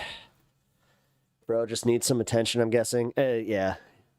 No, he's one of those types of chatters where it's like all about him. We've had others like that, but like I consider I'm not going to call him out, but I'll just say, like, we had a chatter in here. They may know who they are, where they got themselves banned, but then they recognized what they did wrong, came back, asked me if, they actually found me on another channel where they were like, yeah, I'm actually banned from your channel. I was like, oh shit, it's you. So, yeah, no, you can definitely earn your place back here, but that's why I was just kind of saying it right off the bat here, where I'm just like, I'm done. I'm sick of it. It's not entertaining. There's no entertaining aspect to this. You try to derail stream, and the only reason that you even like kind of succeed in that is because it is just annoying to see you constantly harass my chat to the point where I'm like, all right, executive decisions will be made if you keep getting to the point of borderline harassment. But as long as you guys are all cool with engaging and not being completely annoyed, then we're good. But I'm telling you, dude, the second that I get like somebody from chat going, I think that I'm just going to leave. Like, this is not cool anymore. Like, yeah, if I have to play, it's you or them. Trump can barely read. He needs everything dumbed down. I doubt most of his... yeah, dude. Yeah. Well, I mean, you get mad when you rant about things not being a problem that are, in fact, a problem. How am I harassing? It's literally just like it. All right, maybe not harassing. All right, I'll see this one. You might not harass, but you spam, and you also do get to the point of, well, no, you get to the point of borderline harassing, certain chatters where I've seen you, like, literally the night of the LA protests. I do remember this, where you had multiple people just being like, all right, dude, whatever, and you just kept going. So, oh God, now it's a free speech issue. Oh yeah. Let me pull out YouTube TOS for you. Also, just, this is one of those things where it's like, yes, if I just wanted to just do it, where it's like, all right, Like, trust me. If I was Vosh, you'd already be gone. Like, I do admire the way that he can just ban people, where I'm just like, nah, let's... Maybe you can be reformed, or maybe I am just a masochist. I don't know. Who knows? It's happening again. I'm kind of worried about people dying from Medicaid cuts at the moment. AutoPen, it is what it is. Yeah, right. Yeah, I love how these are the issues that they actually care about. Yeah. I think we can all agree that the American system is broken and mainly delivers bad candidates. I would say that, yeah. All right, so before we go into the Candace Owens thing, I want to cover this real quick. So with everything going on in the Middle East, specifically over the region of Saudi Arabia, the WWE is having issues getting its staff there because they put a travel block on anybody that is a U.S. citizen. So, my dude, it's Pep's chat and Pep's show. If he don't want you here, he has every right to ban you. Oh yeah, I mean, again, these people, and trust me, I'm pretty sure that he'd be like, "Oh, this Pep's a toxic narcissist," blah blah blah blah blah. Like. It's like, no, dude. My show was here before you got here. I literally have expectations of what I want for the show, and you're not that's not part of it. I have a pretty, I'm pretty chill, man. Because honestly, most other streamers would have already been done with you. But this is the thing with guys like you. You guys just got to push it. You want to get banned. Like, this is your badge of honor. Like, it's like, you do this like I'm a fucking gym master at a fucking Pokemon gym, where you're just like, I'm gonna get that badge. Squirtle, use Annoy. Squirtle, use Pester. Squirtle, use Fax. Like, ugh. All right. What is the AutoPen stuff? I'm not American. Okay, so, yeah, it's essentially... Yeah, it's like a copy-paste signatures for presidential bills. So they're arguing that, like, whoever uses the AutoPen is not actually getting them, like, they're not using the, they are not committing to an executive action unless they are using their hand to paper, which doesn't, I'm just saying from an ableist point of view, or like, that's a little ableist is what I meant to say. An ableist point of view. Uh-oh. Allegedly, and wait. Most likely Biden signed pardons and something with an AutoPen. Real horrific stuff, according to this guy. Yeah, I know. No, I know. It makes him go to bed and piss in his boots or whatever. It's so weird. Like, again, it's all performative. Like, at this point, it's just they're trying to latch on to performative bullshit. And then also the fact that he literally said, Biden was the most, he had the most mental deterioration out of any president, while ignoring Reagan, which, again, dude, I grew up in the 90s where that was the big thing, where that was the big scandal that came out, where it's like, was Reagan, did he have dementia? Did he actually have Alzheimer's? Which was like, well, I once ate a shoe by accident. Does that mean anything? All right. I can even admit when the material's not that great. Like, instead of flying to a place to sign something, they would just use it remotely. That's the idea behind it. Exactly. Thank you. I love when people are able to take over and just explain something way better than me. So there you go. Yeah, America loves electing fossils. Yeah, I mean, we have this thing about, like, abandoning our elderly, but we also have this other thing where we're just like, but we can't have anybody, like, too young, or, like, we can't have anybody that could condescend to any, like, it's kind of weird, man. That's why people don't like AOC, realistically. It's either she's too young or she's a woman, and I love how they can't admit that. Like, they have to do all, like, this weird, like, bobbing and weaving instead of just being like, I just don't like her because she's a chick. I just don't like her because she's a young chick who kind of is cute, who I would rather like have as a girlfriend than, you know, as a leader. Like, that's what this all is. That's what it all stems from. And if they clip that, just know. Here's the full context of what that clip was about. All right, so like I was saying, back to the news here, which, hey, this is one of my favorite kinds of news stories. It mixes actual news and wrestling. Go figure.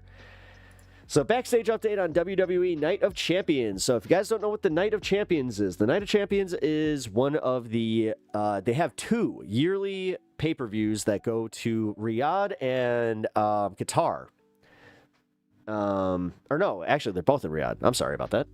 So yeah, I, as a WWE fan, I personally don't support these shows. I don't even watch them, but this was the first one I was going to watch because it was CM Punk versus John Cena 2.0, reigniting a long feud on his last go-around, so I was going to suck it up and watch it, but turns out it might not happen because it was supposed to happen this Saturday.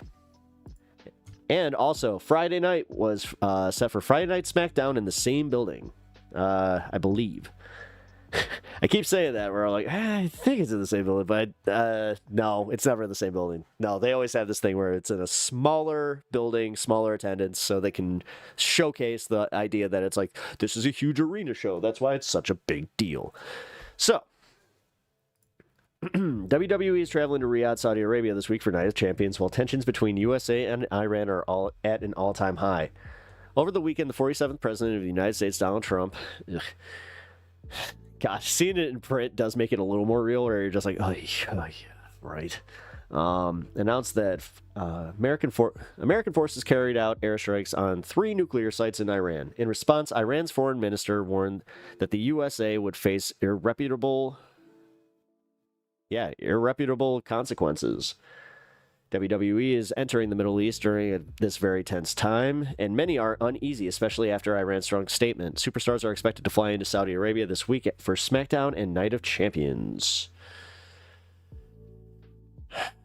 WWE is aware of the current situation in Iran. Fightful Select reported that WWE has not released an official statement, but a top company source said that they are watching the situation closely. The stars are still scheduled to leave midweek on a charter flight to Riyadh. See, now here's the thing. I'm not sure if you guys understand how close of a relationship Donald Trump has with not just like Vince McMahon, but like just with the head of TKO, who now owns WWE, Dana White, who is also a main shareholder of TKO, and Linda McMahon. So I have a feeling that Linda McMahon, I would bet everything that she had a personal phone call to Trump saying, can you please get this done?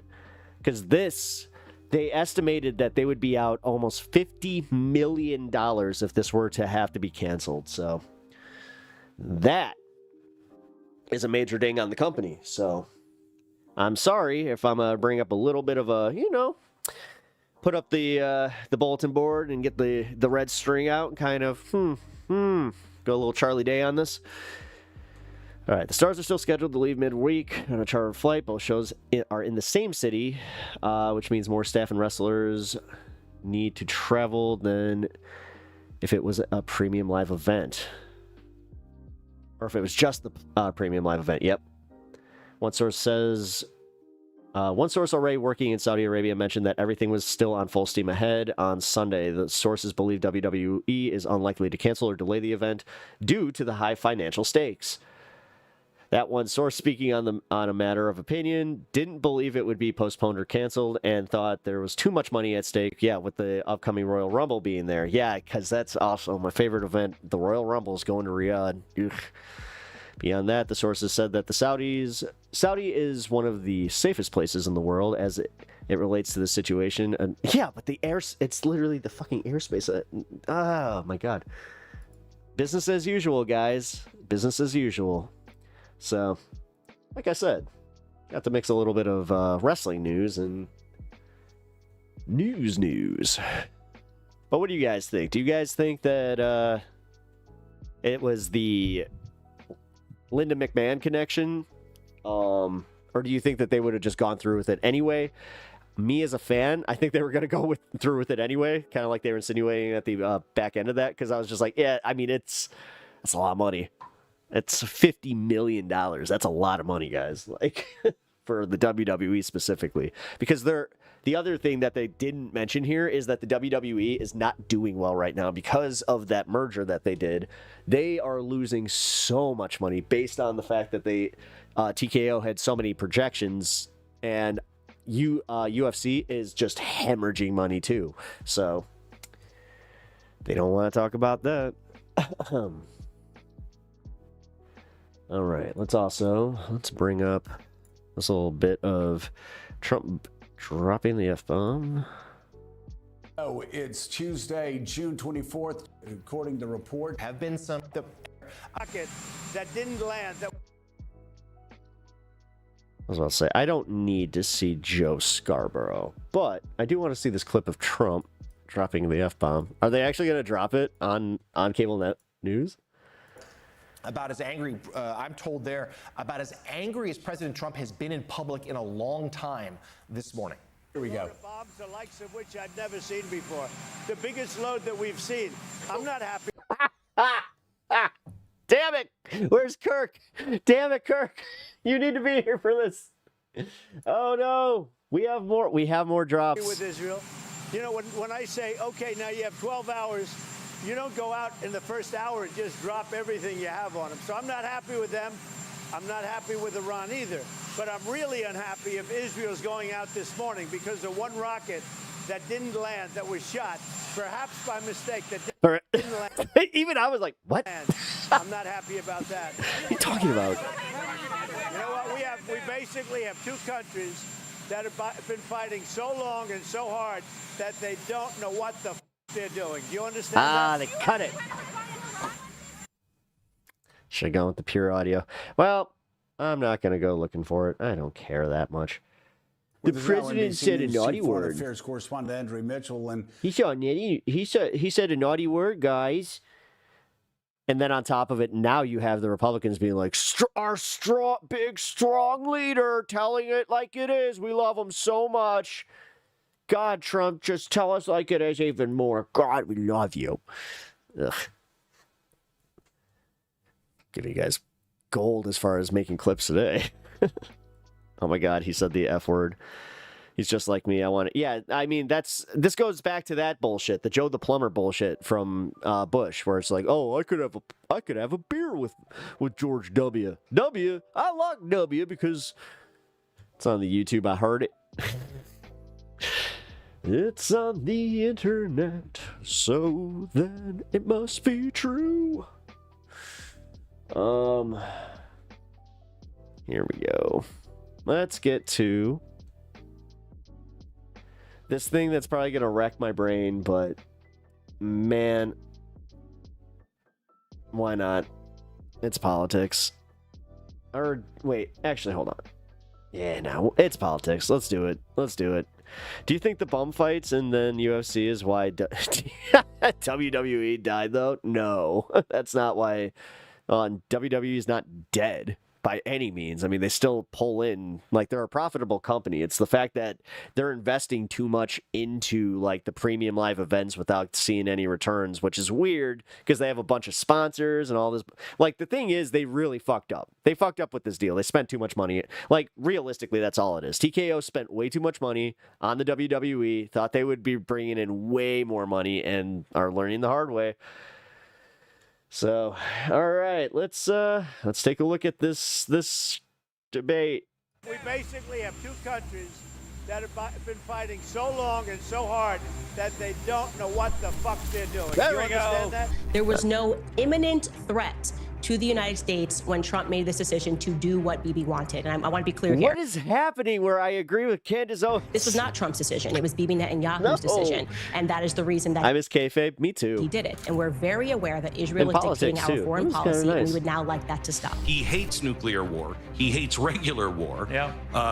And I think he just think he really believes he did the right thing, and I don't think he's being duped Man, by Glenn it. Beck. What Oh my Americans God, he now actually. are searching Oh my for God. is They pulled out the fossil. fact-based analysis. They'd like to get the truth without all the garbage, without all the ideology, without all the hidden agendas. Are you done with Donald Trump? He's been a chronic disappointment. One of the most striking points about the Iran debate is that President Trump has faced more backlash from America First conservatives than the foreign policy class which reviles him. General Charles Master, Ambassador John Bolton, and Chris Christie are among those on TV praising the president, all of whom have previously described him as unfit to be president, and much more unflattering things than that. But the strongest opposition to the US attack came from within the MAGA base itself. Me too, Those on the Tucker O'Reilly. Carlson and Steve Bannon wing right. of the movement believe the no more foreign wars principle is not only integral to the MAGA movement, but the entire reason it started in the first place. I interviewed three prominent conservatives, very different takes on this vexed debate at various different stages yesterday, including as news of the Iranian retaliation was breaking. Candice, welcome back to Uncensored. Thank you. It's good to be back, just in time for World War III. Well, yes. Well, before we get there, how is motherhood treating you? Motherhood is treating me great. I'm exhausted, as is to be expected with a newborn, but always a blessing. Well, it indeed. Thought she was already a mom. The very best with that. Okay, let's talk about. What is this weird thing? I'm sorry. Like, I get it. Having a kid, hard as hell, fuck. But really, like, this whole thing where they're just like, oh, it's so hard, this thing that is just biologically inherent in us. Impending World War III, as you put it. No, the hard part is literally dealing with the kid afterwards. You are implacably opposed to what both Israel and now the United States have done here. Why? Yeah. Because, well, first and foremost, just on the MAGA movement level, Trump came out and he gave us a promise that we were not going to be involved in wars. And I'm going back to 2015. Why did people get so excited about Donald Trump, who was then an unlikely candidate, who was being smeared by the media as being Adolf Hitler? Well, it was because he recognized that the American people were being forgotten while we were giving billions of unaccounted billions, by the way, for these never-ending wars. And so it's one of the earliest reasons that people got behind him and got behind his vision.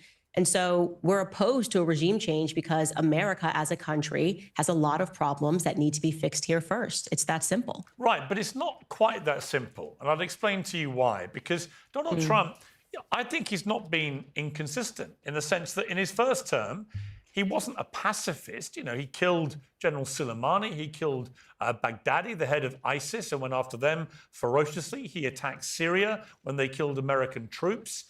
He dropped a massive bomb. So is this like an intervention because they sensed that they were losing her? So this is why they got Glenn Beck, O'Reilly, and Piers Morgan. And Piers Morgan's just going right out the gate where he's just like, well, hold on. It's not that bad. Afghanistan. It wasn't like he never deployed the American military. And again, here, what he would argue, and has been arguing, is he's not declared war on anybody. What he's done is very specifically target Iran's nuclear capability. I like how she's not buying this. That's kind of funny. Reports coming out which said they had taken the enrichment of their uranium stocks from 3.5% to 60%. When you lost Candace, the leap to weaponization was moving at a pace that couldn't be tolerated. I got to say, I kind of agree. Now, if he suddenly commits, troops on the ground, then that becomes a different thing altogether. But even when Trump talked about regime change, I think he meant from within, as we saw in Syria in December, where the people themselves rise up. And if that was to happen, why would that be a bad thing? Okay, so you're asking a lot of questions here. So first and foremost, the idea that you have to formally declare war on like a piece of paper in order for war to happen is a little bit ridiculous. I mean, he dropped bombs. He dropped bombs in Iran. So yes, we are a part of this war, whether we like it or not. Iran is now speaking and saying that they're going to shut down the Hormuz Strait. There's going to be impact on oil. Why would they do that? Why would they do that when the main victim of doing that would be Iran? I mean, 50% of China, of the traffic of stuff through there is for China, which is one of their allies.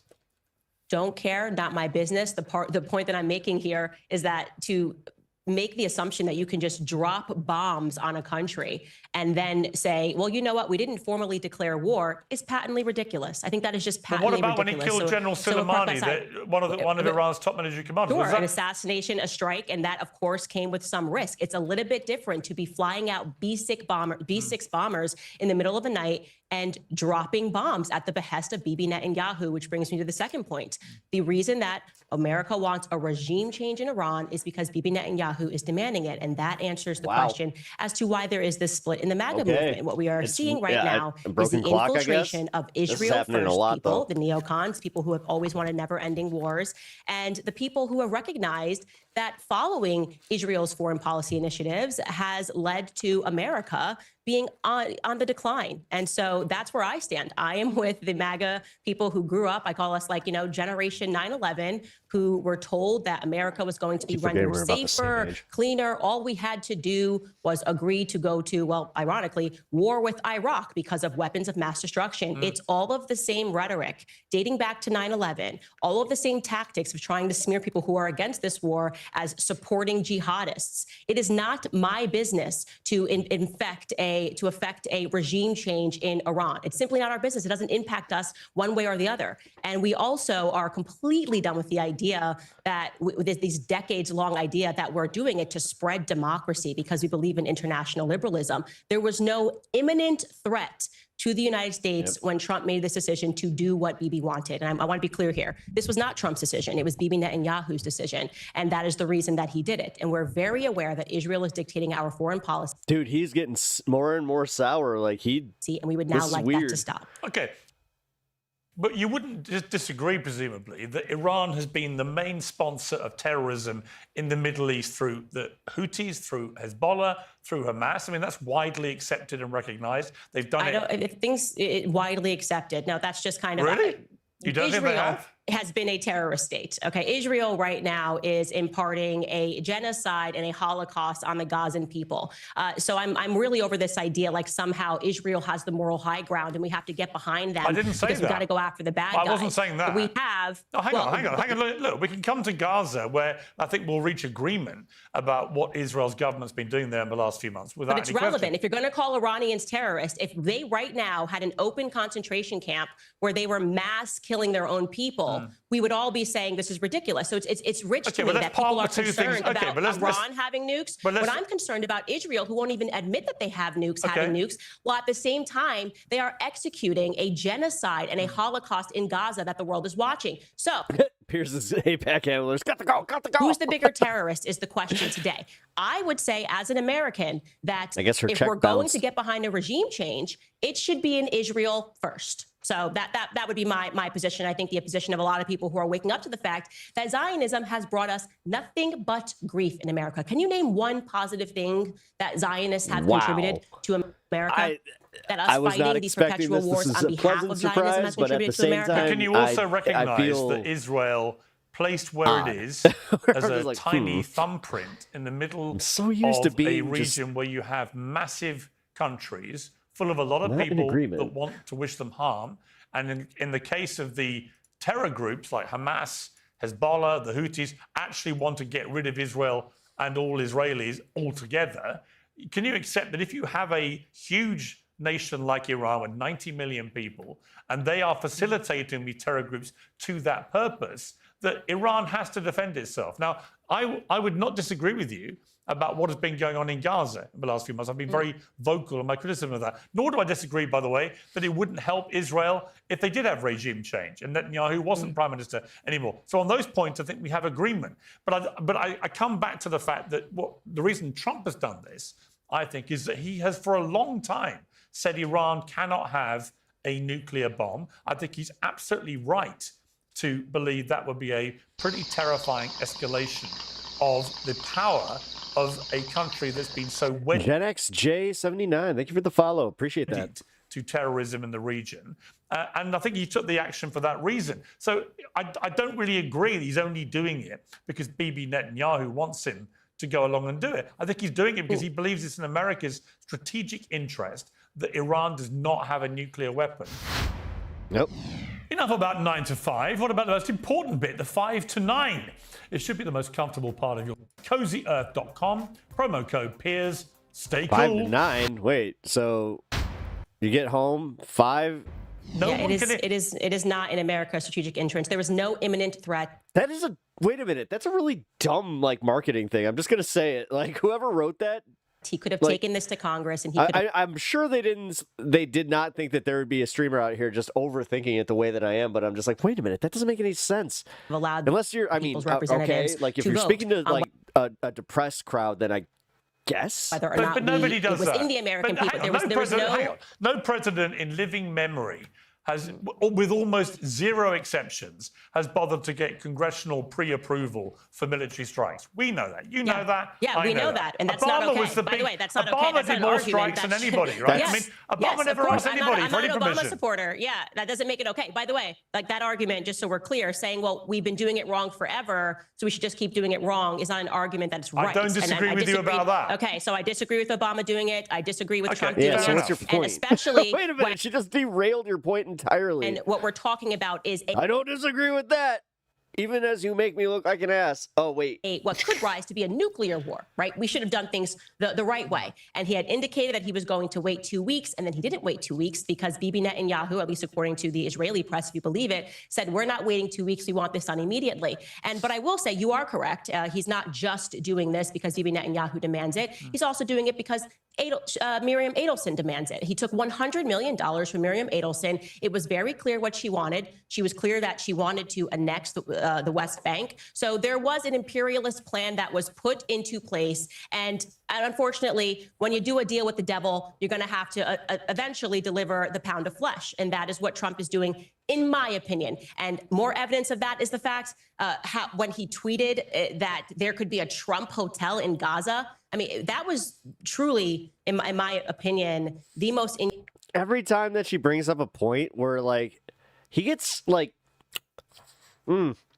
you weren't supposed to remember that. Inhumane thing he's ever tweeted. Well, I think it was pretty clear I think what he was doing there was pretty clear. He's saying he wants a better life for Palestinian people, a life where they have beaches, well, when you and they have hotels, with Jared and they have golf courses. And Jared Kushner's Yes, because and that convenient Trump hotel, casino, and apartment complex right on the beach. Private. What the fuck are you talking about?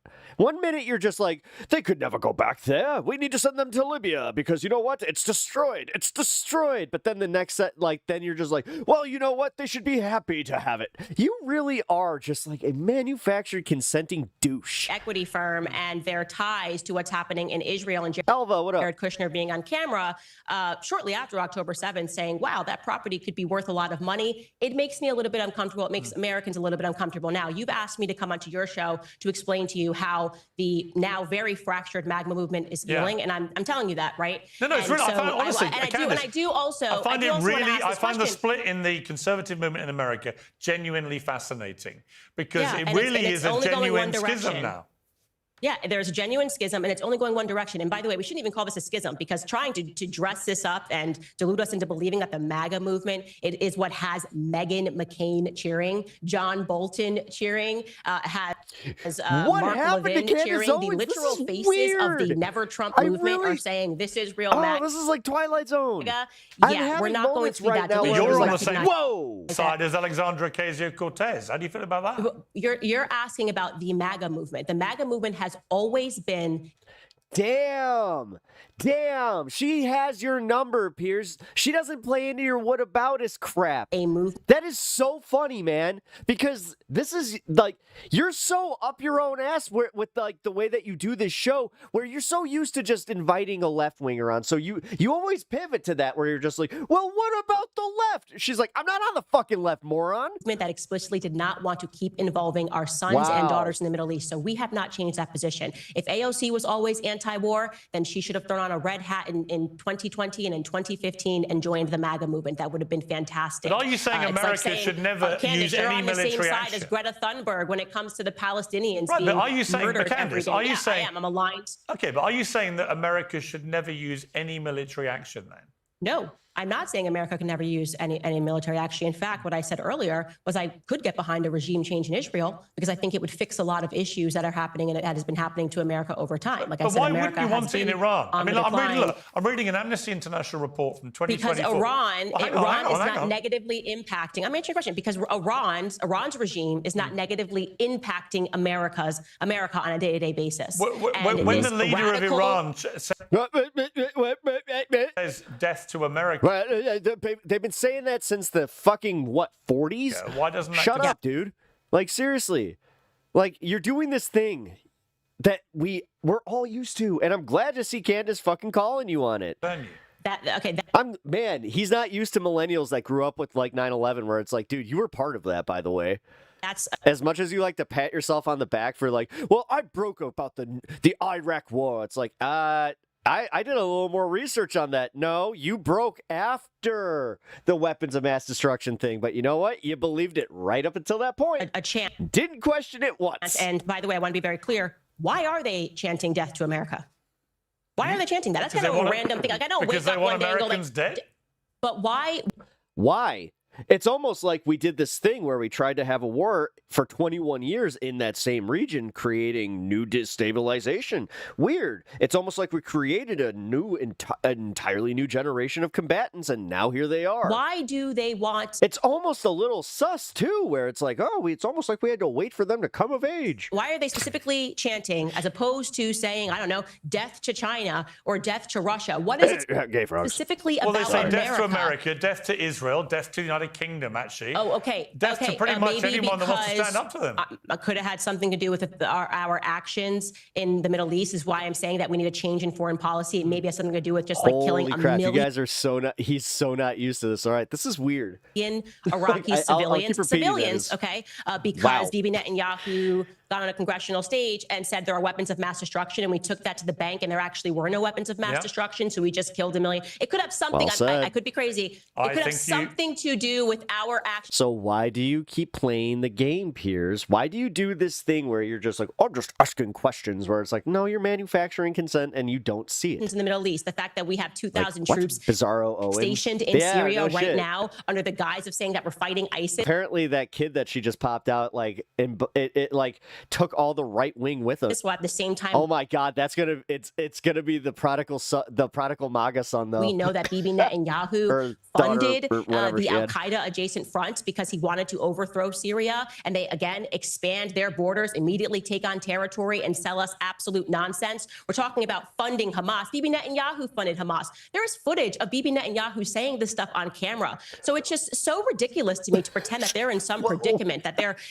they may be eradicated soon, which is why they have to keep funding all of these terrorist groups and then pretending that they're victims of terror. I have to be honest, she's actually making better arguments than most of the guests that are usually left-wing on this specific topic. Maybe it's because he's not interrupting every single sentence. When in fact, they are the people that are in part. Have you noticed that too? How he's not interrupting her the way that he usually does? It's worldwide. You know, I just think that, like I said, Generation 9/11 has grown up, and I think that our eyes are very clear here, and we recognize that our relationship with Israel has become increasingly problematic, and it always was problematic. So I'll again ask the questions, Piers. I'm asking you because we're having a conversation. Name something positive that our Zionist AIPAC foreign policy has brought to America. Well, I think the positive side of, if you want an answer about that, is that America has been Israel's steadfast ally because it recognizes as a country that Israel has been under an almost unique, multifaceted threat on its border for a very long time from people that want to destroy it. And you know that you may not see that as a benefit, but Israel has been very supportive to the United States. So your answer is just because they're special. They're special little, just the special little country. We need to take care of the special little country. In many ways. What? Right. So why shouldn't America? I just want something concrete that has been benefit. Like we got better in America in this way. Like, just name something. Gas prices, just something that the average American can relate to. Well, you're not going to have a correlation between Zionism and gas prices in America. Of course, you're not. No, I'm just giving you an example. To just tell me one thing. I'm actually sure I could probably find a way to bring that back around, but we'll see. Tangible Because what your benefits. argument here is like, well, you get a pat on the back and you can say that you helped this country, which was formed in 1948 by pretending to be refugees, if you will, and being invited into the homes of Palestinians, the horrific story Well, they weren't of what pretending to be happened. refugees. They were people fleeing a Holocaust. Let's be clear. Let me finish my statement. What do you mean When I say pretending to be refugees? Let me finish my statement. When I say pretending to be refugees and being invited into the home, you would think that these people drop the were Discord helpless in and the, were going to chat be here. grateful to the people that hosted them. People like Muhammad Hadid, Bella Hadid and Gigi Hadid's father, who was an infant at this time in his mother's arms. She had just given birth. They had invited these refugees because of the goodness of their heart. And then one day they return home and their doors are locked and they are told that if you try to enter, you are going to be shot and killed. Or That is not. the reality of how Israel was established as a state. Okay, that is not a stain that you can wipe from history. Most Americans growing up actually believe what happened was that, okay, it was a little messy. That's what happens after wars. Borders get changed. But at the very least, they were given money. I mean, you've lived here for hundreds of years. Here's money for your property. No, that's not what happened. They were forced it's out of their also homes true. at gunpoint. Listen. And it's wrong. So we get Okay, to be but the it was nation, also wrong. pat on the back. According to Candace, you, the thing Candace, that it was America hang on. gets. Let me finish. I'm going to let you Let me finish. It's your respond. show. We can. But let me finish. But your argument is that, well, we get to. Wow. She's actually doing the thing that I've been like upset that like Cenk and the others can't do, is shut him down. Be is that nation that keeps supporting it as they continue to move their borders in this way. Now we're seeing that incursion into Gaza, and we are certainly going to see it by the end of this administration in the West Bank, because like I said, that is why Miriam Adelson gave Trump $100 million. Look, as you know, I oppose what the Israeli government is doing now in Gaza. I oppose the expansion of settlements on the West Bank. I think all of that is completely wrong. I do think America supports Israel because it remains the only democracy in the Middle East, and that's an They're important... not a democracy. Stop saying that, Pierce. You know better. Well, they have This is not a elections. democracy. They have elections. But who gets to vote in those elections? Do the Gazans get to vote in that election? Well, the Israelis get to vote in Israel. Well, Israel, obviously. Okay, so you're basically saying America had a democracy, we know, Well, when no, we had Israel laws ceded that said Black Americans couldn't, Israel, Black Americans Israel couldn't moved vote. out. It is indisputable that Israel moved out of Gaza. She's cooking his ass in 2005, and there was an election, and Hamas got elected. What? Right now, Yeah, I and agree. that's because I agree with you. I feel like I hit my head on the way down here and just like I woke up in a total bizarro world. Like, what the fuck is actually happening here? I agree with but this. Bibi Netanyahu was on camera saying that they were going to fund Hamas into power. Listen, so they orchestrated Candace, that because if they wanted to create Candace, the I haven't solution. finished. I agree with you that Netanyahu wanted to cause a split between the Palestinian Authority and Hamas. It was divide and rule. It was a catastrophically bad strategy, and it led to what happened on October the 7th, over a 20-year Did you see that they tried to impeach Trump in the House again? period. There's no doubt. It was a terrible thing that Netanyahu... They introduced articles, whatever. It's very symbolic. who did. One of the many reasons I think he should... I get it, though, because Kyle made a good point about, like, if you don't do it, then it is kind of also being, like, you know, it's just ignoring the fact that it's like, no, this is the time to do it. But it does kind of show where it's like, you guys tried a little too hard. But there was no doubt that the Israelis pulled out of Gaza and allowed them to have elections, and they elected Hamas, and the rest has been disastrous. So she's doing it because she's an anti-Semite, and her audience is anti-Semitic. This is why we get nowhere. Because the Israelis funded, because Bibi Netanyahu, they funded Hamas. I don't disagree with you, but they still had elections. So it's like we rigged an election, but look what it did, in fact, the fail. election results show is that they wanted to put Hamas into power. Pretty monumentally. And so when we talk about who is funding these terrorists, the answer is Bibi Netanyahu. And I don't want to get into his corruption trials, but every single person watching this right now should go pursue the documentary, The Bibi Files, because it is absolutely stunning to understand. I believe one of the reasons. I believe one of the Let me reasons. answer the question, because you still haven't given me anything other than like you guys get a pat on the back for supporting this created nation. Man, he really looks like it. Like, dude, she's eating his lunch in the Middle East. Like, this is wild. Like, I haven't seen Piers this embarrassed on his own show ever. I also just like to Like, say this is all of the kinda- bad things that we have Wow. gotten because of our continued relation okay. with Israel. First and foremost, the open borders. And you can relate to this. People in the UK, they just can't seem to connect the dots. All right. Oh my gosh, what's happening let me here? get a word in. No, but I want to say this.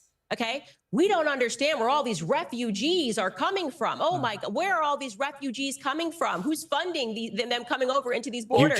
This is what you get when you keep supporting these nonstop wars, when you keep bombing where these people live. And it's not even just a conspiracy, by the way. If you're like, oh, well, actually, the I mean, you're wrong about this. I'm like excited. Because the vast majority of people coming into the UK illegally are not coming from war-torn countries in the Middle East. Defeated by grifting? I know! Weird. They're actually economic migrants. I mean, okay. So that's not true. Okay, but let's connect that. Let's connect that. When you say economic migrants, are we talking about like people who literally want to come to the UK for a better life? And when Gaddafi was heading up Libya and the country was on the up and up, and he was working with the United Nations, and then all of a sudden he warned that if you collapse Libya and turn it into he sucks on his bottom lip when he's getting owned. Place where refugees are escaping, that this is going to be your problem, Europe. He warned that. So then it actually happened, and now we're just calling them economic migrants. We're going to pretend that we had nothing to do. People coming from Libya. Okay, where are you speaking about? Well, for example, I think it was last year, a third of all the people who came into the UK on the border on the small boats illegally, it turned out were young economic migrant males from Albania, which last time I checked, we hadn't invaded. So look, let me pull you back to something you said, which has caused a lot of controversy. So why are you all of a sudden against Albanian immigrants? What? Which is... That was not a good point, Piers. That was literally just like, well, so you're trying to say that I should care about this group, but technically the ones that all immigrated here were another group. Checkmate. Issue of dishonorable discharge. Let's take a listen. I do believe that if war in Iran is on the agenda, and that appears so, get dishonorably discharged. Who cares? Who cares? Why should you go die in a foreign land? You now have the benefit of 2020. You can see, think about those men and those women who died because they were pitched that they were serving their country because there were weapons of mass destruction, right? They were serving their country because the Taliban, they were serving their country, whatever, and these people gave up their lives. And ask yourselves, for what? And the answer to that question is for the elites. They're like toy soldiers. When you said that, were you aware of the repercussions if people dishonorably discharged? So just to put this into context, this is like the Q&A, live Q&A portion at the end of my show. And being facetious, but also being completely honest, that they should begin to consider, and that was somebody asking, what should we do? Like, should we leave the military because they also do you regret are recognizing that? No, I don't regret saying that. I don't regret you know the having repercussions if you do think discharge dishonorably.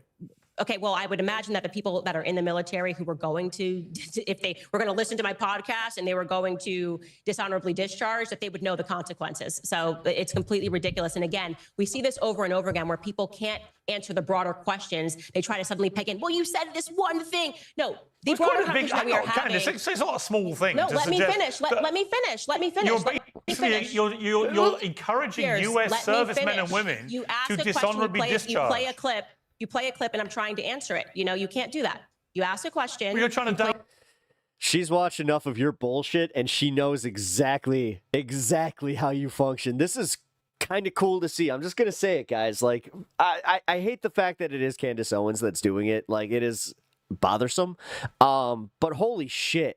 Like, this is how you do it. So, like, for anybody that is potentially going to ever be on Piers Morgan, this would be the clip to watch, because the way that she's strategically just keeping him on point, then bringing him back, because the second he asks a question, he does his thing where he'll ask 7 other questions expecting you to go back to the first question, or like just get completely discombobulated, just be like, I can't, what do you mean? And I'm responding. No, I am. No, you're trying to upplay it is what the issue is. This is exactly. I'm just repeating what you said. You're not. You're playing what I said, and I'm responding to it and telling you that the broader piece of that conversation, when you have troops that are now asking that question, is they are recognizing that America is in steep decline, that our military comes back and they are treated like dirt, that a lot of these men, and we're talking about decades, white American males come back and they're told that they're racist and they're treated like crap, that they're white supremacists, that they have a different vision for this country. So why are they dying in these overseas wars for Bibi Netanyahu? Okay, and let me again try to answer that question that I asked you at the beginning, which is, what has Zionism won America? I'm not what keep have coming these back never to the ending? same thing. No, let me finish. Why won't you let me answer that? Why won't you, let me actually say what people are recognizing? You come back and there are open borders and you're told that you are racist, okay? You come back and you're told that you are racist if you don't want open borders. Meanwhile, you're sent overseas to defend Israel's borders. It's a nonsense. And who's funding these open borders? According to Barry Weiss, and I quote, Barry Weiss said this verbatim, the Jewish connection to the refugee is not a conspiracy. That's something that we are very proud of. And she was referencing the organization HIAS, and she says it explicitly, which she said what was started by them in the 1880s, which includes immigrants that have come in like Sergey Brin. They are still the organization that is operating at our border right now, okay? That is problematic, that we have open borders while we continually and routinely are told that we have to defend somebody else's borders, okay? And again, these never-ending wars in the Middle East.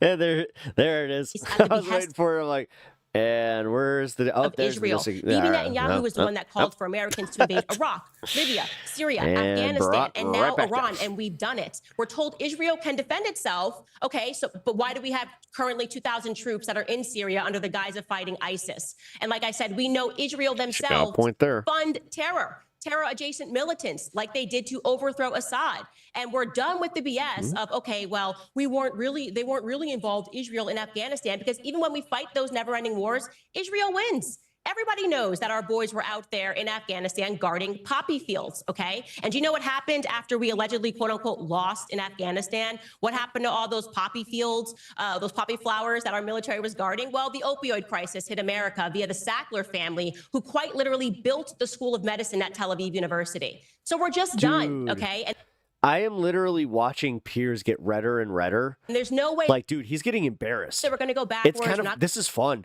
This is fun. Going to allow you guys to emotionally condition us to go, oh, well, we got to protect Israel because of the Holocaust. It is over. They're imparting a Holocaust. America would like off this crazy train.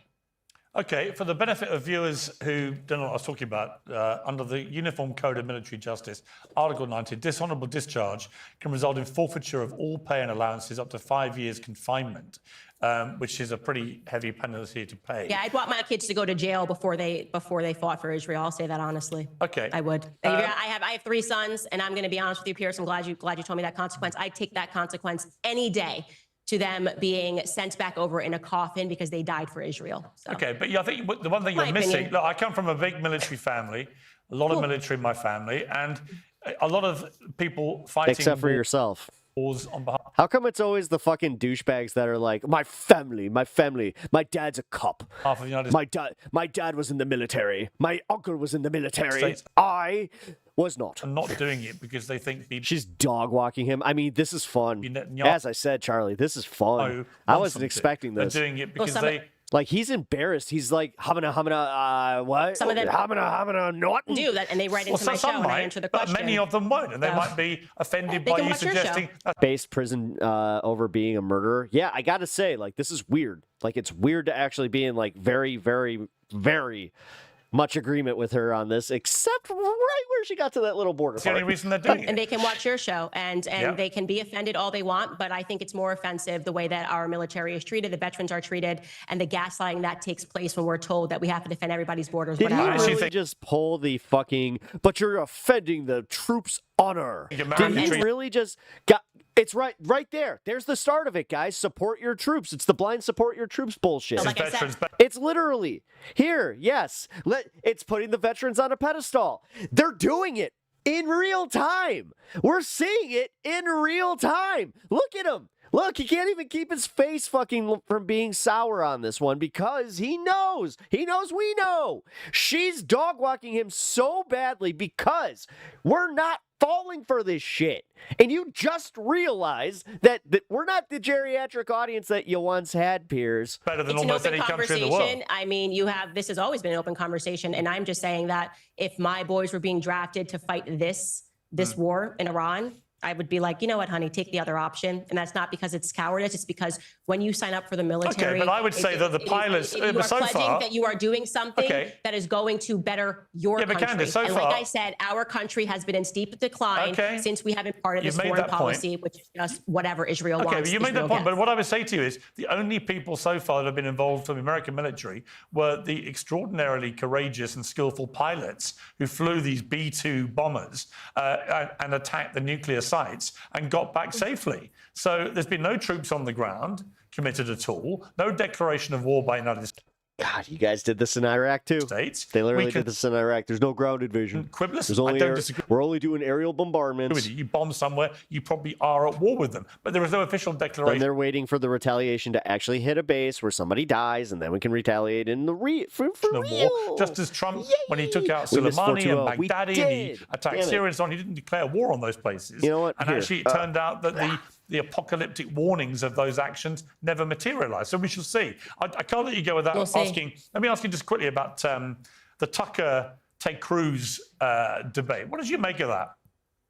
Fantastic. It is finally the debate that needed to happen in America, because a part of this nonstop policy is this belief, as you said, Ted Cruz, that if we just do whatever Israel wants, that God's going to bless you. And it's quite ironic because it comes from Protestants, and their normal argument is that the reason why we had to have this fracture in the church was because of indulgences. It's not working. Like, dude, if this isn't working on Candace Owens, this needs to be addressed, because she's one of the she is one of the, more popular voices of this movement. So I think that, honestly, this is like a kick in the pants to Pierce, where he's realizing that the crusty old white dudes of the right are no longer like the ones that control the messaging. More indulgent, then I'm going to be blessed if I just do whatever. And how funny is it? It's a woman of color that did it. That is actually hilarious. I have Real says. The egg on your and so face. Because we are finally having that spiritual conversation, which is more important, I suspect there's going to be major changes in the United States going forward, and that is why you're seeing this fracture in the base already. That was a real laugh. According to Donald Trump, Tucker rang Trump to apologize for some of the more strident rhetoric he's used against him recently. Are you done with Donald Trump, or could you see a way that you would end up perhaps voting for him? Oh, he can't run again, obviously, but would you support him publicly again? So I want to be clear. I don't regret voting for Donald Trump above Kamala. I think he was the better candidate, certainly a better candidate above Joe Biden. But what I will say is that he's been a chronic disappointment. And I feel embarrassed that I told people to go vote for him, because this wasn't going to happen, and it is happening. But I just think that the picture of politics in America is going to look very differently because of his actions. So I don't know where we go from here. I really don't. Yeah, but this is not the candidate that I voted for. If it turns out that his instincts were right, that by doing what he did, it brings Iran to the negotiating table and they do a deal on their nuclear plans, would you admit that you were wrong in that circumstance? Shut up. I will always admit when I'm wrong. Anybody that listens to my podcast knows that. It just so happens to be that, especially if I come on to the Piers Morgan show and I make some predictions, that it ends up that I'm right. So I'm feeling lucky, but I will of course admit I'm wrong if that is the result. Candace, always good to have your views on Uncensored. You know that. I appreciate you coming on. Thank you. That was insane. I can't believe that that was real, guys. I'm actually having like a Danny at dentist moment. Yes, my references are so up to date. But is this real life? That was wild. All right. Well, that was also welcome. Like I said, like, these are the moments where, again, you can hate Candace all you want. Like, and I still do. I ain't going out of my way to watch her content at all. But that was a big W. That was a big W for people that go on the Piers Morgan show and debate too. Because, like, again, if Jake doesn't watch that and learn from it, that's a failure on his part, because he is a regular guest. And that's all you need to do.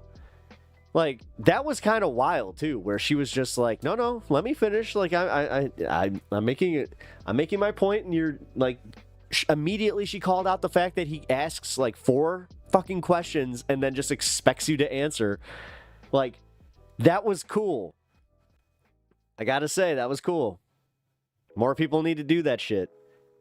I think one other person has done that on the Piers Morgan show, where they've like called him on his bullshit tactics. All right, let's see. Mediate.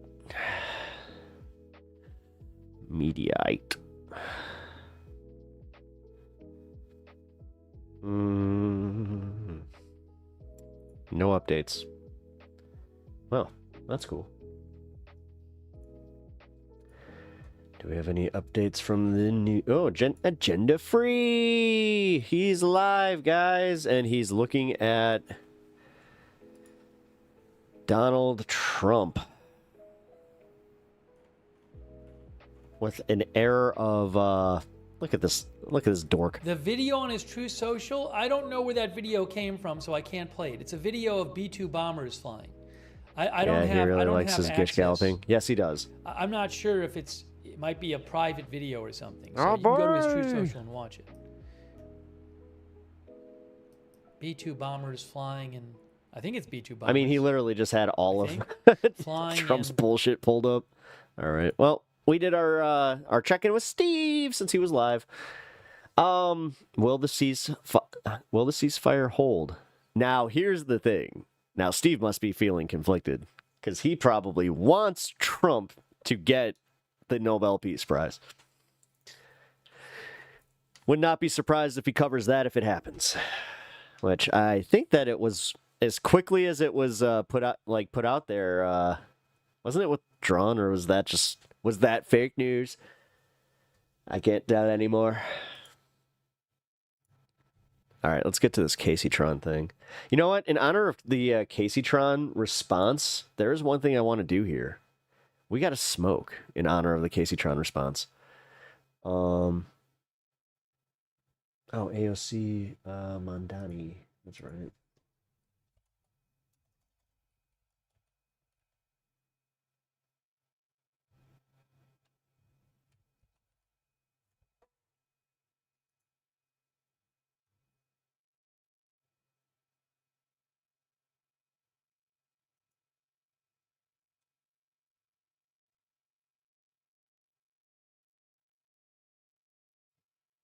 Mamdani poised for an AOC-like upset, or will Cuomo show NYC wants to be more moderate?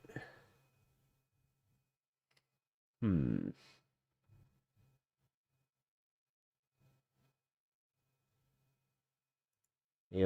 endorses top choice Mamdani. Well, yeah, kind of figured that.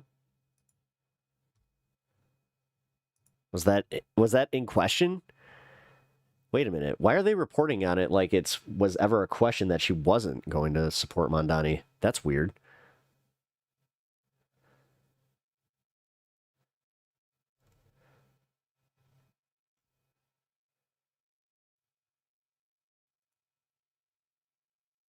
Primary day, the statistics that we're starting to see, that we know from the voting at this point, is pretty astonishing. 25% of the people who have early voted in this mayoral election have not voted in a Democratic primary since 2012. Now, there's a couple of different ways to read this. I'm gonna hit this late 420. I suspect that doesn't mean that you have a bunch of people who checked out in 2012 and this is the first time. I suspect it's an indication of how young the electorate is. Something like 50% of the people who voted so far are under the age of, what was the number? Is that in this? Put this statistic up. Okay, early voters by age. Even Sam's not talking about like the fact that Mamdani has a really strong social media presence. Like excuse me. In the little time that I do spend on TikTok, which is very, very, very, very little. It's mostly through my wife showing me videos on hers. Well, I actually know. I just realized she doesn't even have TikTok. She shows me shorts like a, true millennial. But I've been seeing a lot of like that, like Instagram specifically, where it's just like, it's all about, the youth movement and Mamdani. I don't see anything about Cuomo. Like today was the first time when I saw the clip of Cuomo walking up to the polls. That was the first time I saw the guy. I didn't, because I'll be honest, I didn't watch the debate. So yeah, more people had, but outside of that, he doesn't show up on any of the like media spaces. So I have to say, this needs to be mentioned more. You will see that, or acknowledged at least. like being recommended 50%, my own maybe stream. more. I always like the sign. That's a good sign. 25 to 34-year-olds have cast the most early ballots. Now, it's 47% under 44. Okay, that's amazing. Under the age of 44. The other, let me just do some quick math here. 12 years ago, those 25-year-olds would be 12. 12 years ago, those 34-year-olds would be 22. Don't I know it? Probably did not vote in the primaries. I mean, this is what we're seeing is new voters coming in to vote in this primary. Never mind new voters early voting, new voters coming in to vote in this primary. That is not good for Andrew Cuomo. But it is good for humanity broadly. I mean, that may be a little bit expansive, but remember the big deal that was made about Eric Adams. Now, to be clear, there is also a primary election this year, so this is not going to be a cakewalk for Zohran Mamdani if he wins the primary. The general, you mean? There's going to be a general. There's going to be a general election this year that is going to be heavily contested. But that said, there is an opportunity for New Yorkers to do something. Well, see, that's kind of the weird part is when you're voting for Cuomo, you're essentially voting for the conservative candidate at that point. Very, very important. Like, how is he any better than, like, Mayor Adams? Having this guy win the Democratic primary. Mamdani. Wait, that's not even 10% of the population of NYC. Voter apathy is a big issue. And Brad Lander, who. Well, I mean, look at us. We're early cross endorsers relative to this race. We got Johnson just because, you know. Showed up last night. We wanted anything but Lori Lightfoot. On the Colbert Report. And I have a feeling everybody was on that boat. Regardless which one of these two wins, and Lander, I think by all accounts, has no real opportunity to win at all. I think he would probably concede that at this point. No, you don't do that publicly, but the polling is such that Mamdani has the only real chance to beat Cuomo. But of course, in ranked choice voting, you can vote Lander first, Mamdani second. And that's why they cross endorse, or you can do vice versa. Just do not put Cuomo on that ballot. They went on Colbert last night, and it was really interesting where this conversation went and how quickly it went there. How long is this? I'll give you my thoughts on it in a second.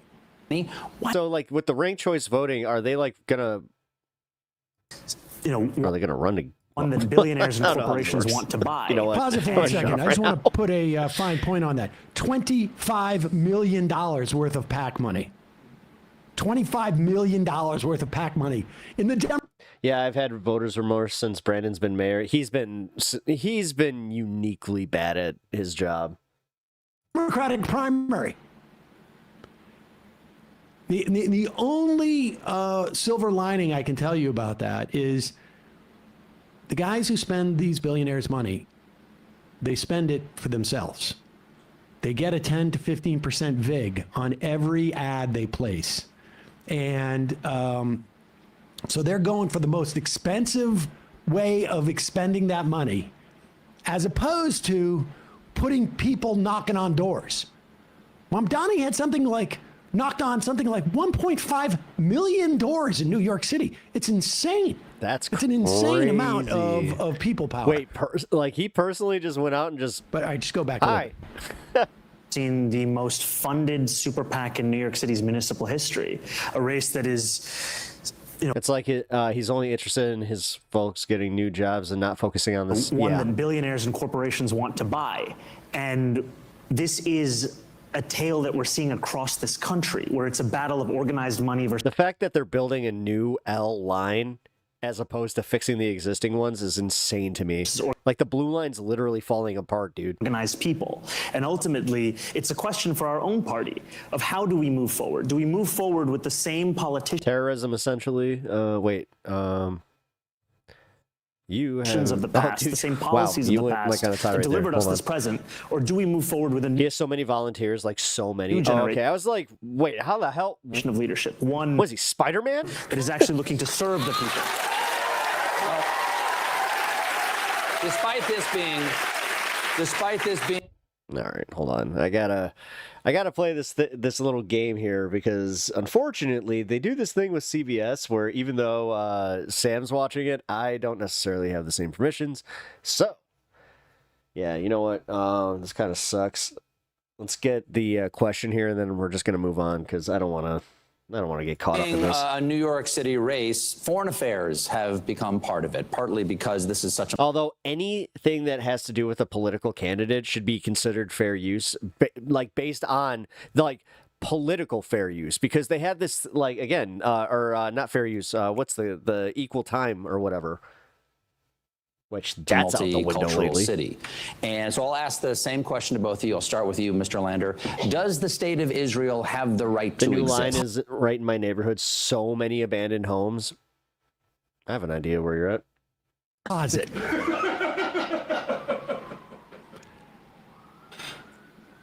This is, how deep into the interview is this? This is 4 minutes. The first few minutes were them talking about cross-endorsing each other, and then the minute and a half we just saw. I want you to think about New York City and all of the issues that would face a potential mayor. And I can assure you that impacting policy regarding Israel is so low on the list. And even if you did that setup, New York City is an international city. It also happens to be the home of the largest amount of billionaires, largest amount of millionaires. That may tie into what Mamdani was saying about money and politics. But put that aside. It is also, I would imagine, has the most amount of immigrant population in the country and diversity of immigrants. As you may know, one of the big news stories over the past 5 or 6 months has been about immigrants and immigration and ICE and court cases. The only thing I can think is, because Colbert's politics are usually better than this. And so the only thing I can think about is that it's quite possible, and certainly in a show like this, that the candidates come on and say, ask us about Israel. Because if I'm going on this show, I am going on the Late Show. I think I called it Colbert Report. I'm going on the Late Show because I want to talk to old people who are like me. And I mean this specifically, like my age, late 50s, 60s, 70s. That's 50s on. You know, that's who watches these shows. Yeah. And I want to make them feel comfortable with Mamdani, because Andrew Cuomo has been putting out on these same airwaves. He's making a good point here. Over and over again.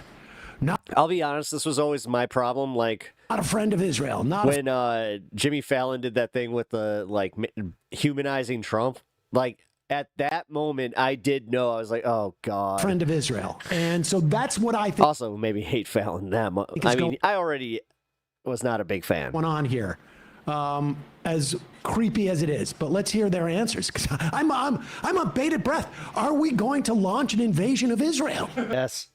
Hold on, guys. Here's how I'll do this. There we go. Sorry, guys. Wait. Or point from the New York budget. Wait. Anti-Semitism is not simply something that we should talk about. It's something, you know, you might need to become a pausing Andy that we have to tackle. We have to make clear there's no. I have a situation where, because this is a clip from Viacom Holdings. Room for it. Yeah, like Steven just kind of looks like he wants to move on very, very bad. Like here, you got the pause face, so there we go. Now, I will say, like, you know, this is pretty masterful stuff because he is not backing down from his positions. And he is basically just explaining, you know, how he's trying to provide a permission structure for older Jews who remember Ed Koch, incidentally. He's not talking to anybody under my age by bringing up Ed Koch. Yeah. He is literally just talking to a specific cohort. All right, let's just play another minute because I want to hear Lander here. But I'm surprised that this was brought up in this, and can only imagine that this was invited by the candidates. It may not have been. And if not, like, I mean, people just listening to that question when we cut it off thought like, dude, you got to let it run out because he's obviously doing a joke. Where we've made memes about this for years as millennials. Oh, I hate doing this, but how often have we done the thing where we're just like, you expect us to have 15 years of experience right out of college for a position, and they're doing the same thing for him, where they're just like, well, you're not experienced enough. You don't have enough experience. Where I hear this, I'm like, he's got the right trajectory. Like, how the hell is he supposed to, like, have, you know, these harder positions or like to get experience? Like it's the age-old question. How are we supposed to get experience if you won't actually hire us? And that's impressive stuff. That's really impressive stuff. Mm-hmm. And we're going to see this. I mean, look, the bottom line is, what I also find interesting, some of the stuff that Cuomo has been doing or not doing reads to me like he's already sort of thinking, I'm going to have to run in the general as not a Democrat. And this appearance also has that feel of Mamdani sort of like understanding, if I win this primary, I'm going to have to deal with this in the general, so I might as well do it now.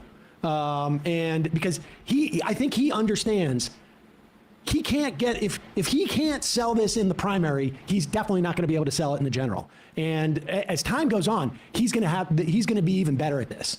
I mean, I don't know how much. It doesn't take experience to be a leader. It takes perspective. There is, frankly, to get that much better, but it's real. Experience isn't a bad thing. Having experience and perspective is also a good thing. Really impressive. Like, let's put it this way. If they had the same, like, if I had two people with the same perspective and there was a guy that had a little bit more experience, I would probably go for that person. Good on Lander, and then also... But that's very rarely the case in politics, I hate to say. Blake and Myrie, some of the other candidates, for going against Cuomo. And, you know, this is how this should look. Hey, folks. Although if this was like the Bernie AOC situation, then I would have to revise that, because I think that, you know, even though Bernie has the experience, it's that thing of like, we have to be honest. It's just, he's too old, and I'm getting sick of having geriatric people like making these decisions. That's not okay either.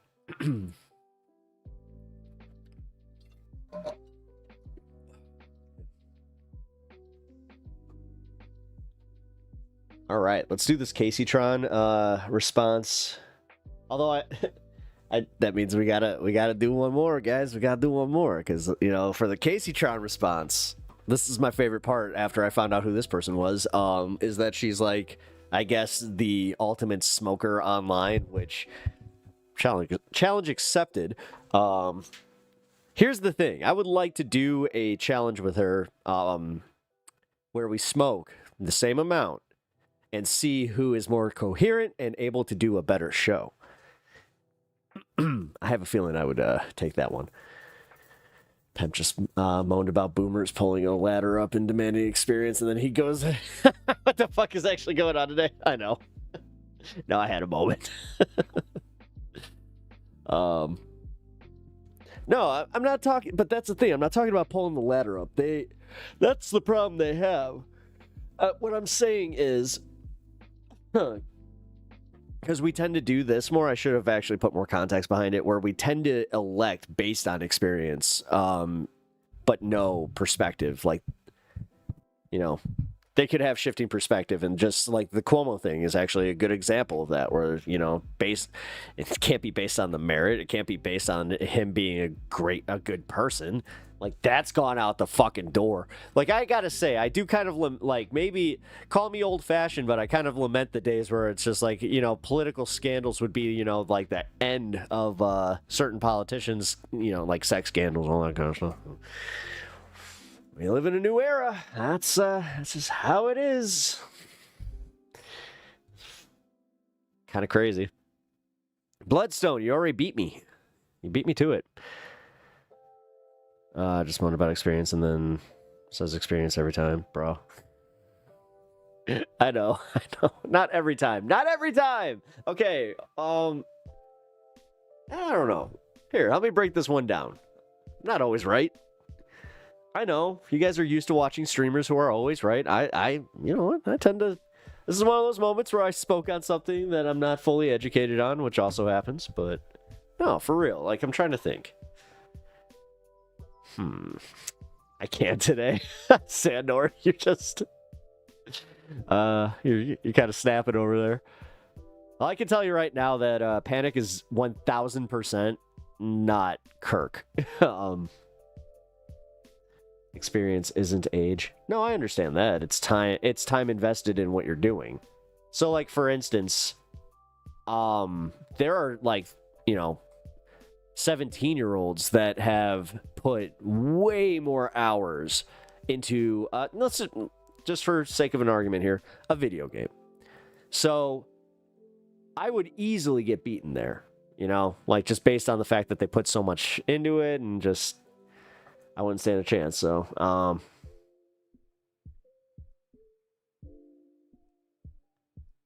don't know where I was going with that, because I was trying to be like, well, I know the map's better. I'm like, I don't fucking know. Nah, I'm abandoning that point. Fuck it. It wasn't great. You know what? I don't know what's going on. Is there a full moon or something? Oh, no, yarr. It's like I said, there's a storm. There's a storm coming. Me joints be hurting. Yarr. Unless I am, wahahaha. That would actually be insane. If this was a sock, if you are a Kirk sock puppet account, that would be, holy shit, that would actually, like, be transcendent for him. Good for you for not going ape and actually being reflective. Oh, thank you. Pep, I understand you. You're just saying that if you had one with more experience, even if they had the same perspective, you might go, yeah, that's literally what I'm saying.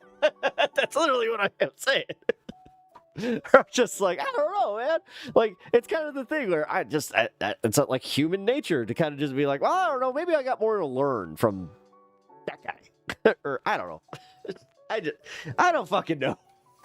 As I said, I'm abandoning this point. It's not something that I really want to argue. You know, we spent way too much time talking about music together. So if I am him, we are both insane. Yeah. No, all right. Yeah, good point. That would be funny. That would be like commitment and a half to the bit, or it's just like, holy shit, he talked to himself for over an hour. The idea is that it's supposed to, and he did it convincingly hold. too. The war is supposed to lead to an official end to the war. Questions over degree of damage to Iran's nuclear program. And he's now watching Tel Aviv. Ooh, he's not doing that great tonight. His numbers are looking a little slack. Like I could be fun. Come on. It's not He literally contradicted the very point he made not even 2 minutes later. No, there's no pretzeling out of it. Just own it. I mean, I am owning it. I was also saying, like, no, it's what I meant. Like, I didn't really mean anything bad by it, where I'm just like, no, like, if there's somebody more experienced with, like, the same perspective as somebody, I don't know. I don't see this as being that bad of a fucking take. I gotta be real. I heard that White House leaked the U.S.-Iran attack plans to the Kremlin. What? Wait, where'd you hear that from? Sources. Listen, here on Pep Talks, I require sources. Also, here on Pep Talks, we really appreciate when you hit that like button because it goes a long, long way in helping the stream. If you haven't already subbed to the channel and you're enjoying the content, please also hit that sub button. Also free. But memberships are not. So consider getting yourself a membership. I do some members only content. I brought this up yesterday. I wanted to elaborate a little bit on it. I am going to be locking down some of my older content and putting it behind a members only wall.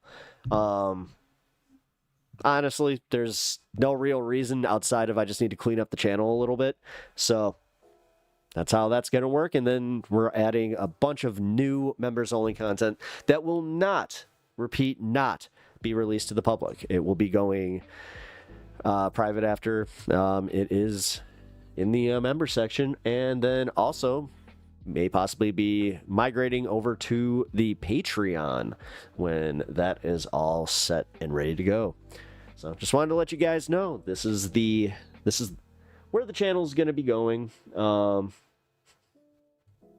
Doing a little bit of business voice here, business pep, and here we go. Here's the direct link to support the channel. But as I've been saying, do not worry. Any way that you guys support the channel, I appreciate. So thank you. OF. Not doing OF. Come on now. Come on now. Although, did you... God, I just saw somebody was... Who the fuck was it?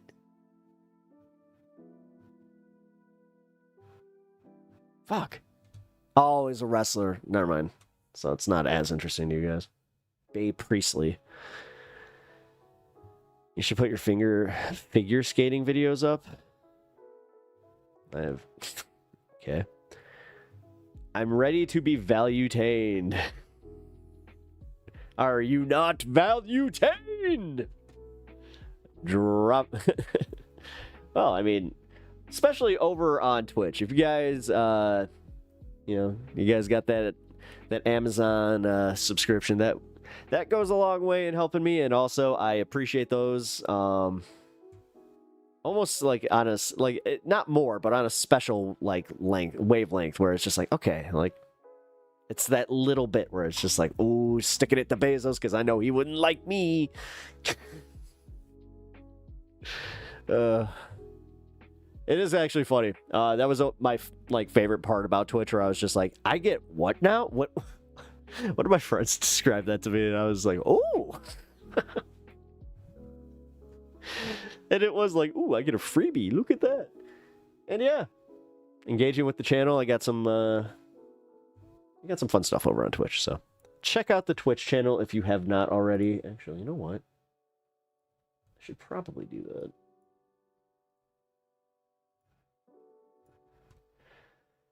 There you go. And vice versa. If you guys haven't checked out the YouTube page, check out my YouTube page. Trying to do the thing, guys. All right. Now back to the fun.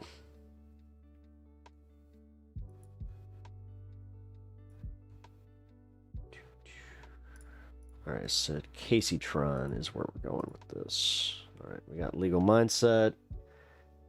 It's about a 10-minute video. Cool. Load that up.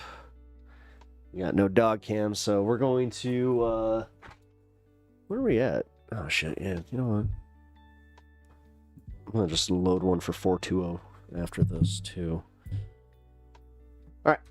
Let's do a little pass around the circle, and if you know what I mean, and then we're going to watch the news segment.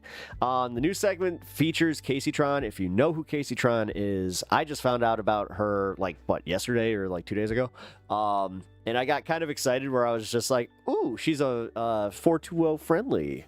But then I found out, I was like, oh my god, she's kind of embarrassing for the cause. So in honor of KACEYTRON and her impressive lungs, we are also going to partake. So let's do it. Ugh. Also, I think I showed you guys this yesterday, right? This thing is awesome.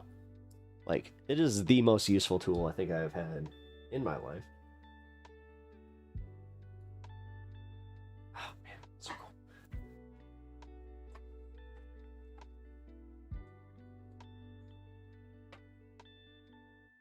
cool. Okay, why did I do that?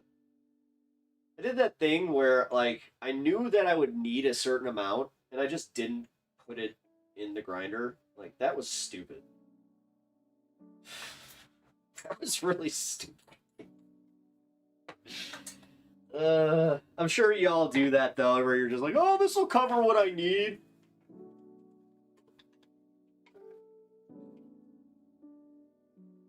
I know, guys, sorry. Saw somebody dip over on YouTube. They're just like, well, what's this guy doing? As I said, I didn't explain myself. Although, may not want to be part of the drama club.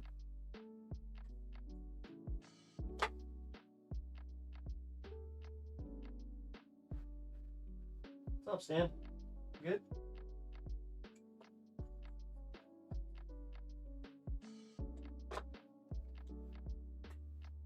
Okay, bud. Good.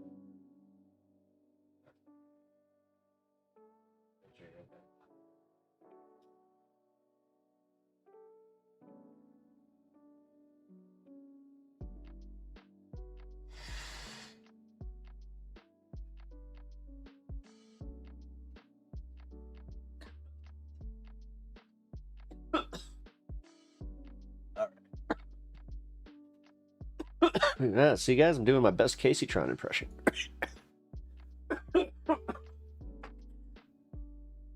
Oh shit, that's over.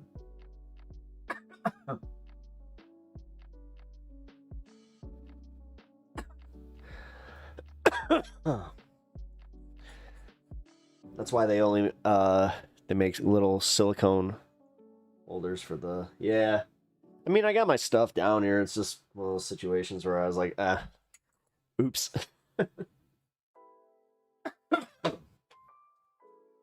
It's one of the nice parts about all this becoming legal, though, is all the little gadgets. I mean, kick my ashtray. This thing's awesome. Silicone. Silicone is silicone or silicon. I don't know. We all know he is masturbating.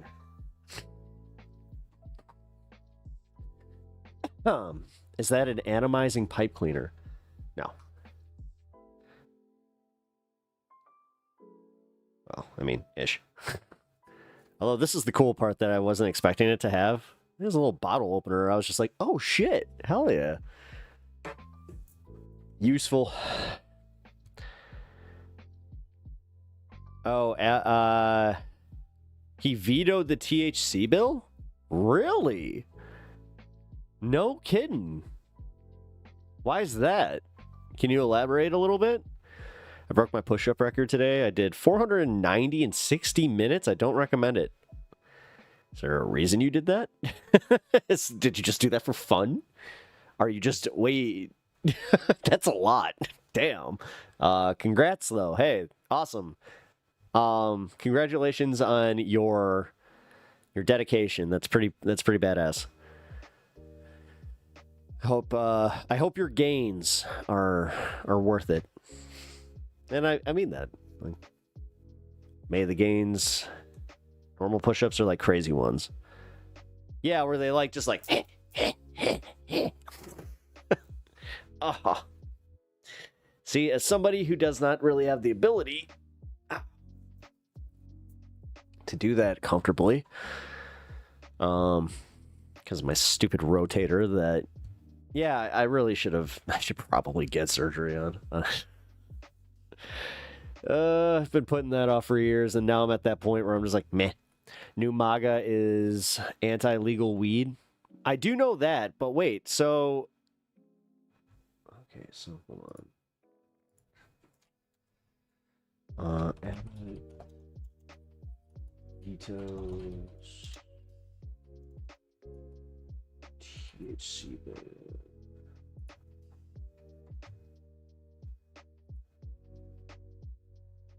Dan Patrick rips Governor Abbott for vetoing the THC bill, digs in against calls for regulation. Governor Dan Patrick, the powerful head of state, sharply rebuked. Dan Patrick, the powerful head of the Texas Senate, sharply rebuked Governor Greg Abbott on Monday for vetoing his top legislative priority, a ban on all THC products, and dug in his heels against the governor's call for lawmakers to instead place firmer regulations on the hemp industry. Haha. This is the nice part about see. I gotta say this. Swag. What up, Swagmaster? How you doing? Having legalized cannabis in other states has a huge impact because now we have our own lobby. So, and when I say we, trust me, I'm part of this. Like, if there's one lobby, I'm like, fine. If we're gonna play this fucking lobby game, then this is one I want out there. Is, you know, the industry, like the actual industry, and I think that they got to Mr. Abbott and convinced him, hey, bro, like, look at all the states around you, look at your population, and be real. How many people do you actually lock up for this stuff, and how, like, what is the problem here? Is the problem that you guys don't have a very good, like, way of making money, and that you're just completely, like, you guys are just leaving money on the table? But hey, what do we know? It's only been working for every state that's legalized. Hey, bro, what's your expectations for the New York mayoral election? I hope Mondani wins. He's up by 2 points in the last exit poll that I saw this morning, but I'm going to be cautiously optimistic about this one. As a Canadian, I still have no idea why you guys haven't done it yet. Honestly, dumb on... Yeah, well... Got to blame guys like Trump and Biden. The fact that Biden didn't do it and Kamala just piggyback off it at the final hour shows just how inept they are at this. Like, that would have been it. That would have been it. Like, the entire country would have just been like, yeah, I'm gonna vote for that. Like, that would have gotten a lot of non-voters to go vote. You want to get stoners off their ass? Give them the opportunity to get cheaper and better and easy, like, and make it easier for them and also less risky. Like, God, this is a no-brainer. As a Canadian, I still... Oh, shit. Hold on. My chat just doubled up again. Oh, that would answer that. Turn multi-chat off. Texas made Pornhub illegal. All these armed people wound up just waiting to snap. Yeah, I mean, yeah. No, they made, like, prawn, like, online, you know. They made gooning essentially illegal, which is kind of crazy when you think about that. But I think somebody also kind of, like, made a good point about that, where they're like, okay, so you took away the gooning. If you do this one, you're gonna have you're gonna give these people no, like, way to chill except get drunk and have guns. Not great. We are too SUally repressed as a society to limit things like that. I do believe it will make certain people crazier. Oh, yeah, exactly. Good to know. Yeah, I'm glad that... Yeah, all right. Good for you. Man, I don't know why I'm, like, borderline prude today, where I'm just like, no, I don't want to... Not in that mood. Texas, no herb, no prawn, lots of pew-pews. Speaking like a YouTuber sucks. Dude, it's the one thing about this gig that I hate. But it's a good trade, I gotta say. I like what I do. Like, I think Canada profited $9.1 billion off the industry in the first quarter of 2025 alone. Yeah, no, I know that Illinois, that's why we're sitting on a nice little surplus right now. When pre-legalization, we had a deficit, and we also had a credit rating decrease, and we were not looking very, very good. Now, we have a surplus that we share with some less fortunate states and subsidize them. So I always do think that it's a little bit funny when they want to, kind of try and play hardball, especially when they're like, the Southern Illinois wants to secede. It's like, have fun, bitches. Yeah, YouTube's speech is hella cringe. I hate it, but I have to. And you guys, everybody knows what it means because we've all done this code thing that we just have to do. It'd be nice. It would, I'm hoping that the day comes where, and trust me, there's going to be a lot of liberals that bemoan this, but I'm going to be perfectly honest with y'all. I think that this is needed, where they let us talk about this. They let us, they need to have a new system where we can say the word grape without saying grape. Because think about it. As a YouTuber, or as a streamer, I gotta say, it's insane that I have to say that, and it's to get around these content flags where realistically, man, we should be having these conversations. Doing the little kitty talk doesn't help. It really doesn't. It's actually doing this thing where, as a society, we're kind of burying our heads in the sand, just going, we can't have those conversations because it's too sensitive. And then you get these assholes that are like, go to kick. It's like, dude, no, this is basic stuff, man. When I'm watching a history video and they have to say that, that's kind of nuts. The fact that they can moderate our content, right? And they can go after monetization for music, swear words in chat. In chat, they can do this. And I'm talking chat on screen. They can do that, but they somehow, some way, magically cannot do the other thing where they can just fairly moderate. What's going on there? Only thing I'm jealous of Germans of is them having legal herb. I didn't realize that Germany was legal. See, but this is what I mean, man. That kind of shit. YouTube. Do you think YouTube meant for that to be made into a joke? Like that? Which honestly, yeah. You have fun with that one, man. As an American who grew up in the Western Europe, America is a bunch of prude little babies who can't even... Yeah, we can't look at nipples. Yeah, when I went to Europe, I was surprised by, how, the sun, had straight up just, topless chicks. I was just like, whoa, shit.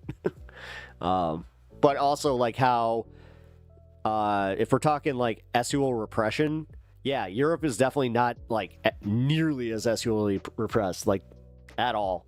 Well, not at all, I would say. The people who are a little more, religious are the ones, but yeah. I don't know, they seem a lot cooler with nudity and just overall, talking about sex and just trusting teenagers is another thing they do, which maybe to a, little bit of a unhealthy degree, but struggle snuggle.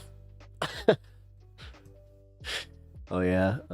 Again, the idea that we're trying to make that funny, I don't. Asshole. It's just what it is, man. Otherwise, I gotta do fucking cuts. But I can say that. I can just let my, I can let swear words fly, as long as I don't just have, I think it's one every 15 seconds is when it starts getting flagged. Have had that happen, though. I had one stream come back and they're just like, hey, potty mouth. So it's like, oh.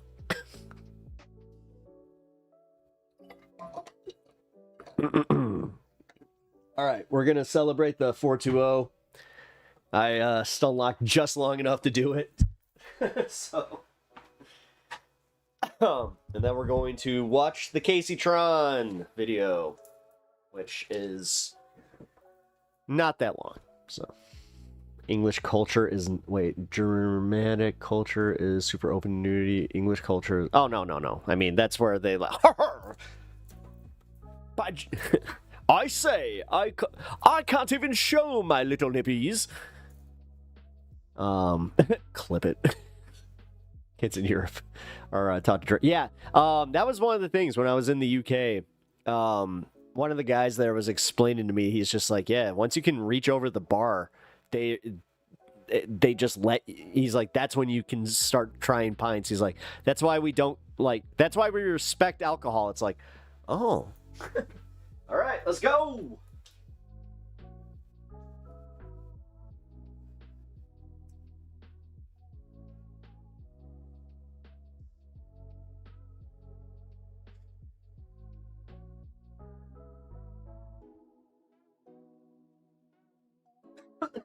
Yeah, we get sloshed in America. And it's sloppy.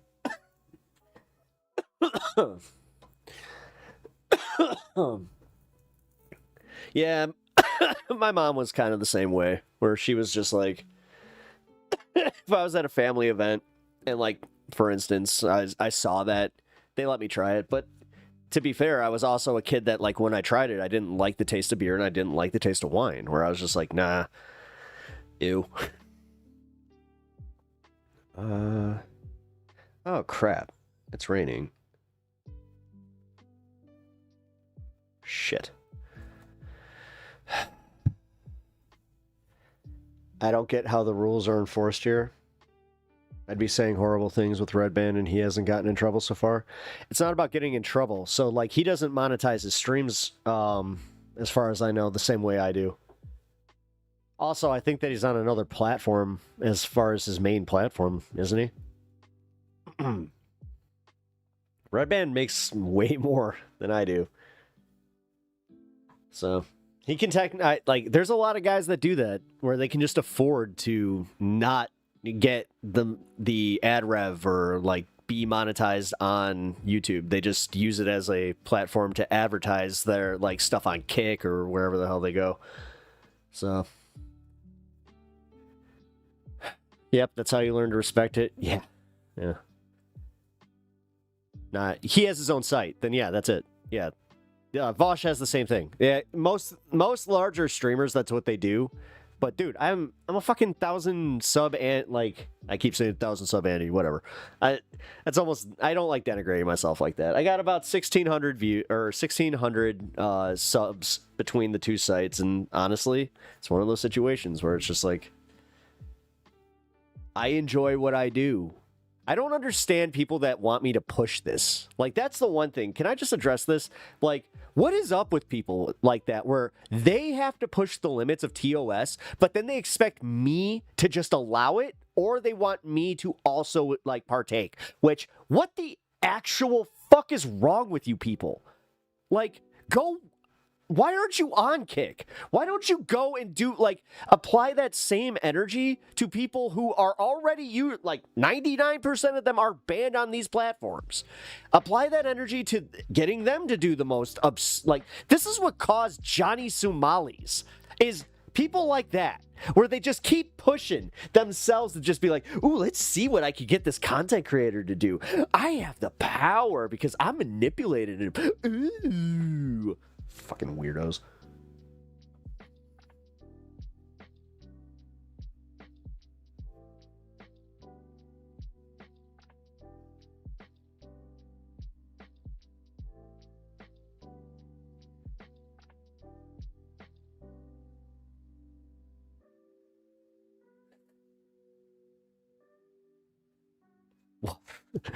I appreciate you guys sitting through my little rants.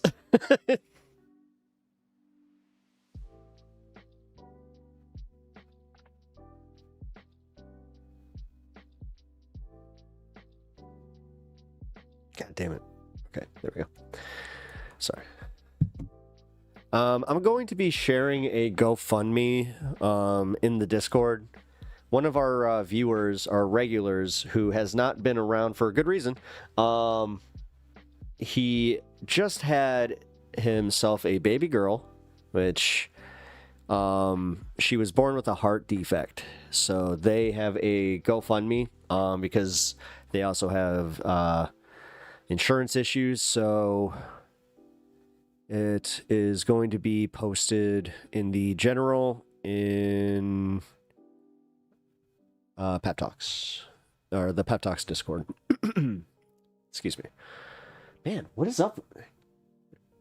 It's really dry down here. You know what? I want to get it. What is up with this? I got my freaking air right above me, making me freezing, and on top of it, it's just like, nah. Who is it? Are you naming names? Fire Fist. Fire Fist Ace. He is usually in the chat. He has not been around, as I said, for a while, but it will be for him.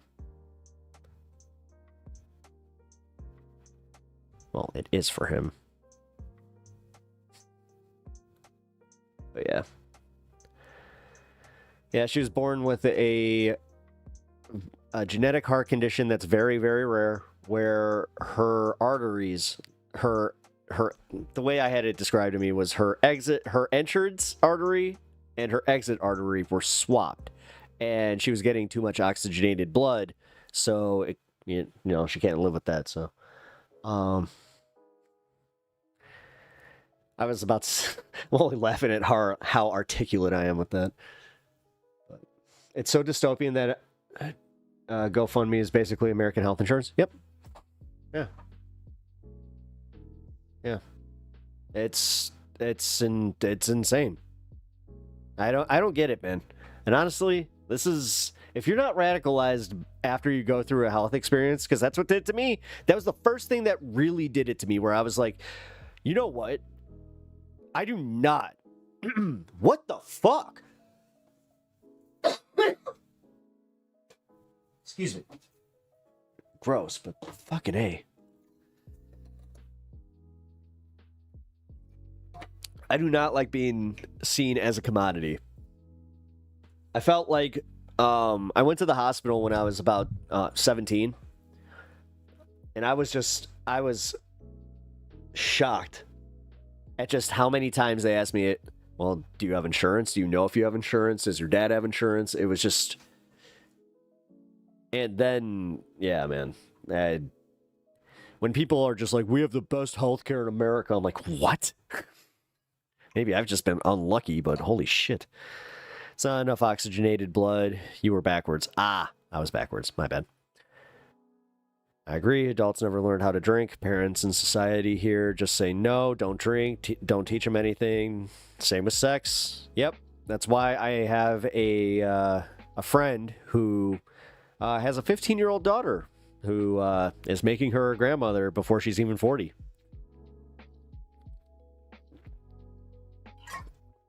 So.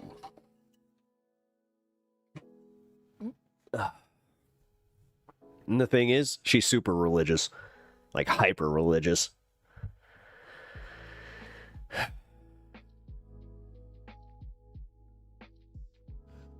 When your MSM runs a story about a little girl with cancer raising money for treatment, and the story isn't about the crap healthcare, it's about living... Yeah, no, you know you're living in a dystopian nightmare. Yeah, because they're doing it like it's a little girl with a... Oh, look, she has a lemonade stand! She's trying to raise money for her chemotherapy. It's like, what? And then they praise, well, isn't she just the go-getter? The little capitalist at work. Ha ha. Ha ha. I'll be exploiting her in no time. Ha ha. Ugh. Yes, we live in a dystopian hellhole. Really do. And the thing is, it's wrapped in the veneer of like this, like, we're not a dying empire. What are you talking about? We're great. It's like doing Mickey Mouse, you know what? We're living in a fucking theme park. That's what it is. Like, a theme park is the perfect way to summarize America, where it's like, aesthetically, we got all this, look, we got all this, like, Americana, man, our culture. But behind it, it's just not, it's built on hate. It's built on just constant greed and getting, you know, the one-up, keeping up with the Joneses mentality. Like, it's insane, man. It's disgusting. And honestly, I get burnt out. Pep goes full Mickey, and it's just as terrifying as I imagined. Oh, boy!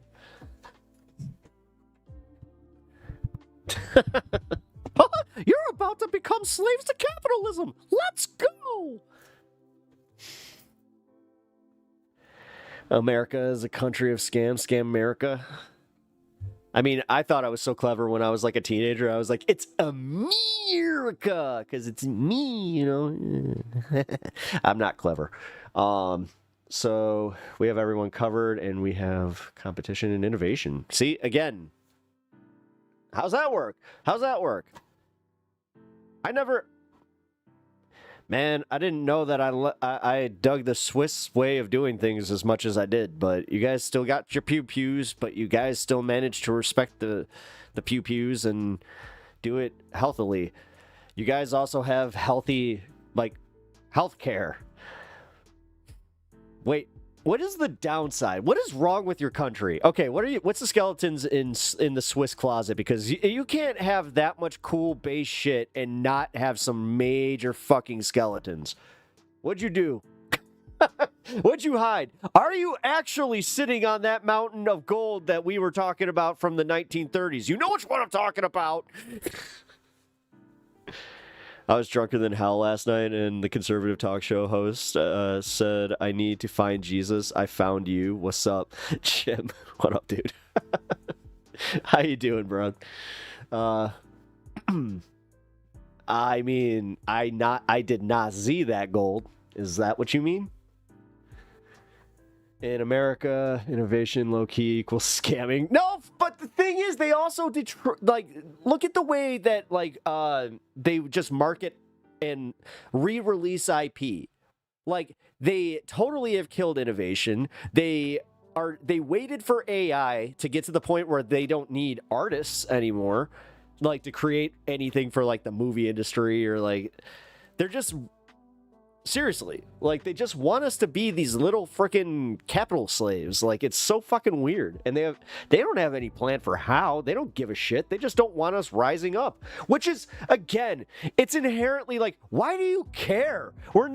You guys can't have your own little Olympus. Like, at this fucking point, just get the fuck off the planet. My God.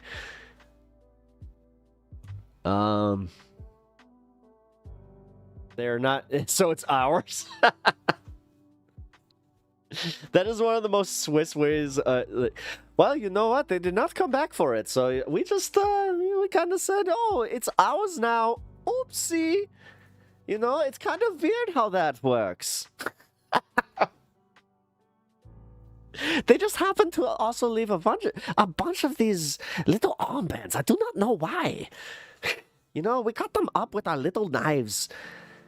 I decided to not use the scissors because the scissors are the most useless part of the Swiss Army knife. I have to say, I never understood why the scissors. Why could we not make the scissors a little bit better? I have to be honest. Why the fuck? Why the fuck? You got one of the best inventions ever, but you could not. You want to talk about innovation? Why aren't the scissors better? The Swiss accent. I just picture you guys, like, these are your guards. You just stand there like this. I just do not know why why did they even do this? I don't understand. Like, now, have you thought about what you've done? Okay. Did you say you're sorry? Okay. In America, streamers can't say THC, ask them. I can't. It sucks. I have to say it like Forrest Gump. Life is like a box of THC. You never know which one you're gonna get, and then you start tripping out, and then everybody starts turning into Jenny. Can we also admit that Jenny, oh my God, I know that this is like not breaking any new ground here, but Jenny sucks. Jenny is like, everybody talks about like how Thanos is like the ultimate movie villain of like the last 20-something years, but no, it's Jenny. go, Jedi. But greed is like gambling or drug addiction. I mean, it really is, isn't it? Maybe that's why I don't have like the inherent need to be greedy, is because I know I don't have like that addiction thing. Like, I've had this conversation before, so maybe that's what it is. That's better than your Swiss impression. What, you don't like the Swiss impression? Listen, talk to Wiedling over here. Wiedling could tell you if that's a very good... I don't know. It sucks. Sup, loser libs? Hey, Kirk, are you back from being panic? What's up with you? What's up with you?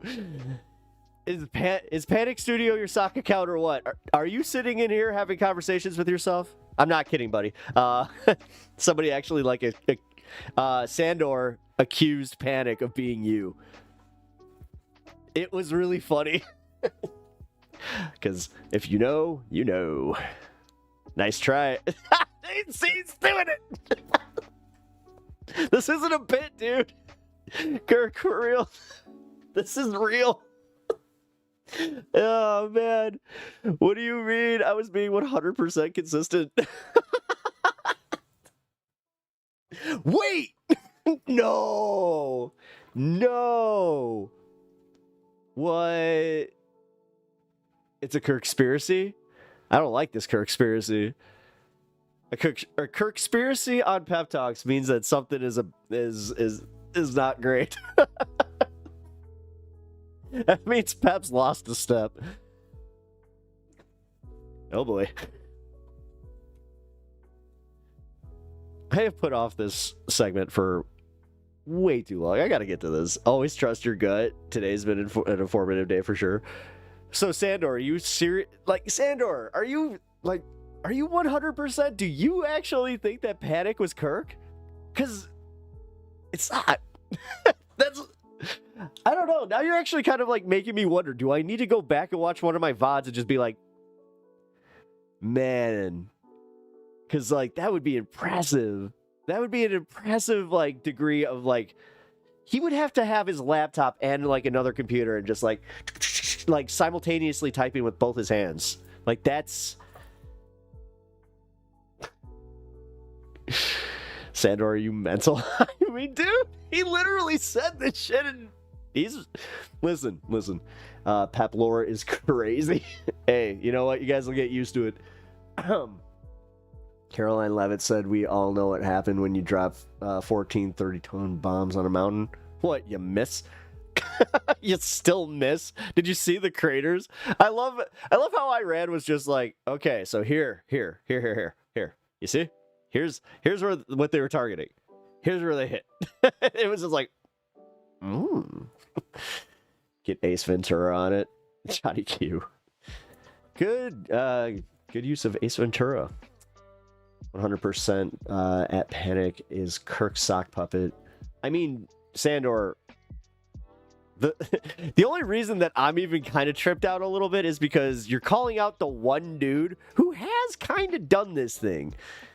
Zan, you remember what I said to you last night? Not entirely. You remember what I said? You still you typed it twice and you still missed.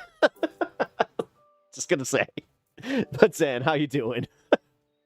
There is no ceasefire. No, you did say that, and you're right. Yeah. I'm not sure if you did. I link the Discord last night, because if I didn't, then join the Discord and you will see that I did indeed post a something about how it was all fake. Go figure. I don't need to convince you are crazy. I mean, no. Well, me? Wait a minute. No, Pep, don't do it. Kirk makes music that requires a studio, Panic Studio. Or is Panic coincidence? I think not. Oh no, you got Johnny Q on this. Oh no. Wait, Johnny Q, are you a sock puppet account of Sandor Clegane? Do we have Kirk and Panic Studio versus Sandor Clegane and Johnny Q? Normal accounts for sock puppet accounts. Tag team action. Let's go. All right. Damn it. I got to piss. 2v2. I was like, yeah, man, we got a for the tag team belts over in this corner. Wait. This isn't a boxing match. No, this would be more like fun WWE. And now, coming down to the ring, we've got Kirk. Kirk is he's formulating some tag team action with Panic Studios. Kirk and Panic, the Kirk Panic. Yeah, I'm very creative with my tag team names.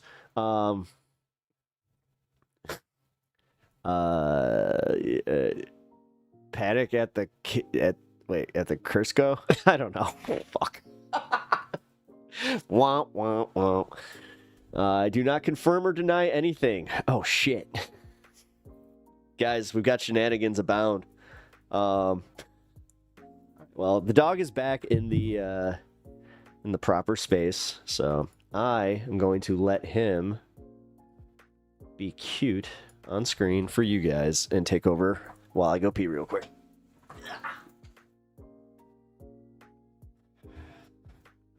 Don't break TOS.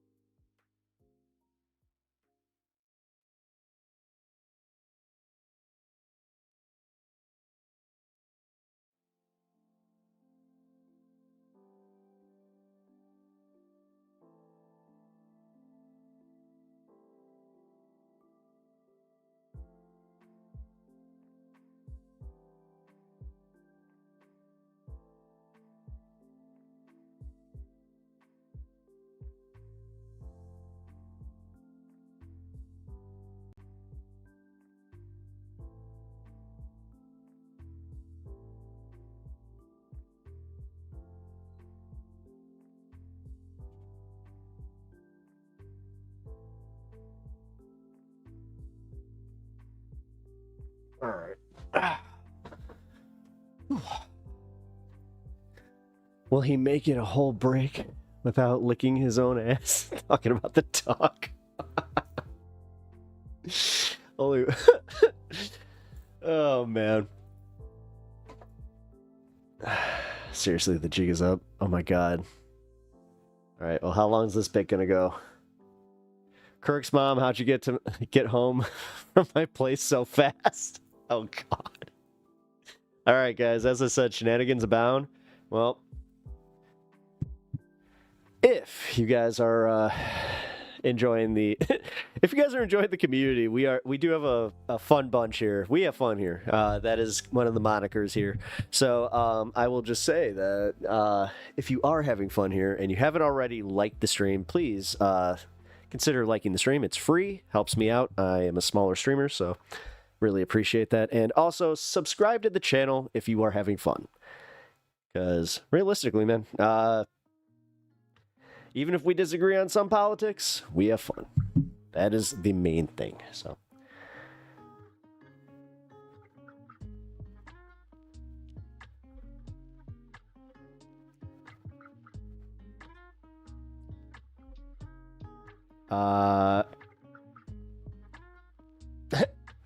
Where are you going? Can we not do that? I mean, I'd prefer if you guys didn't do that to each other or me. I like how I'm just asking nicely. Please don't. Jim. Uninterrupted stream. Yeah, no, I have had an I've been having better luck with my Streamlabs since I got the settings proper. Jim, were you here for the one that dropped on Friday? where I had day one shit where my bit rate was it was set way too low. I'm surprised that I was able to stream for I think it was like 5 hours. But yeah, I'm surprised that I made it that long. All day, every day. You guys are getting weird. Just gotta say, like, you guys are actually getting a little weird.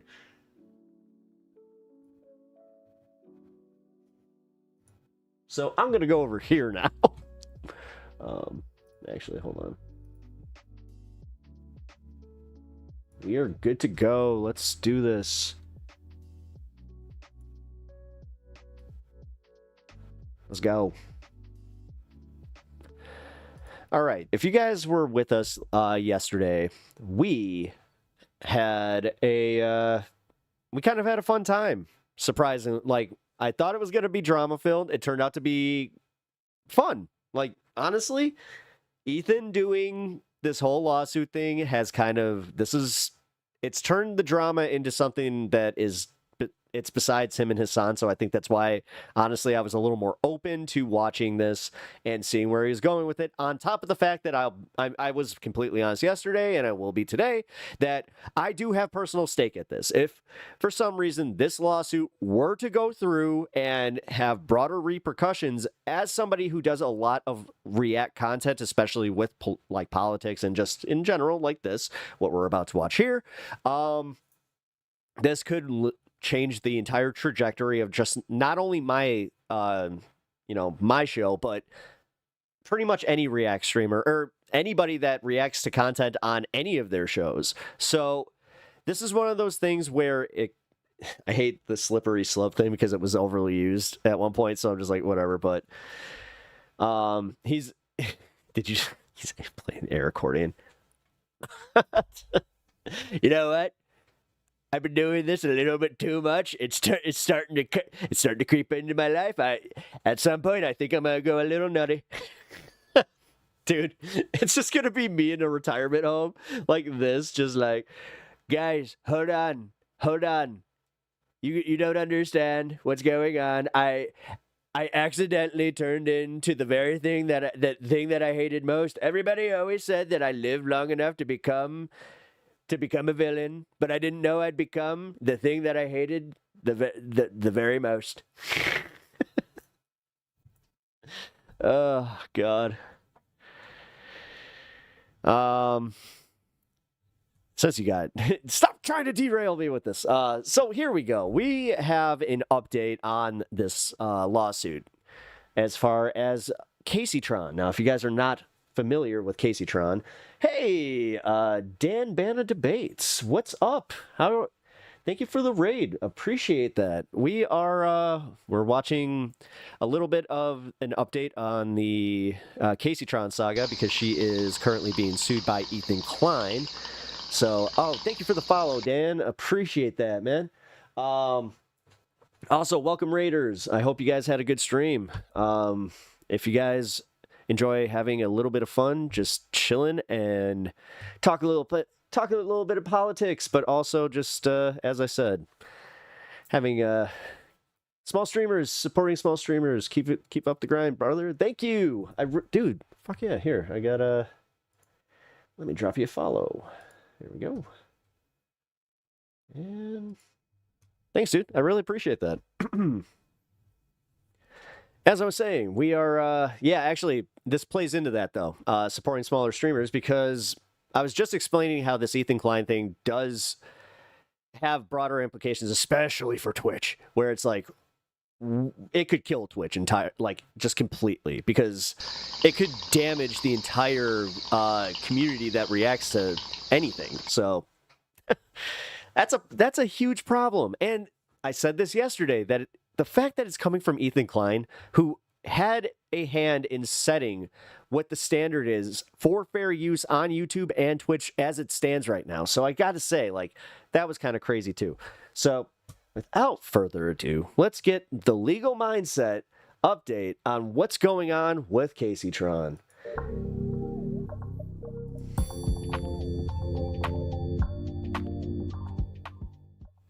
Also, just real quick before I start the segment, I noticed that you have debates in the name. Who exactly are you debating? Conservatives, libertarians? Like, is it like an open debate channel? Casey, I should have rated 10 minutes ago when I had a few more viewers. Oh, thank you, man. I appreciate that. Hey, I appreciate you stopping by regardless. Attempting a Really baked defense in the lawsuit involving copyright infringement, which has been filed by Ethan Klein of H3H3. So we're going to get into that today and why that will absolutely not work, no matter how high she was, and explain a little bit about copyright law, of course. This is a legal mindset we teach you.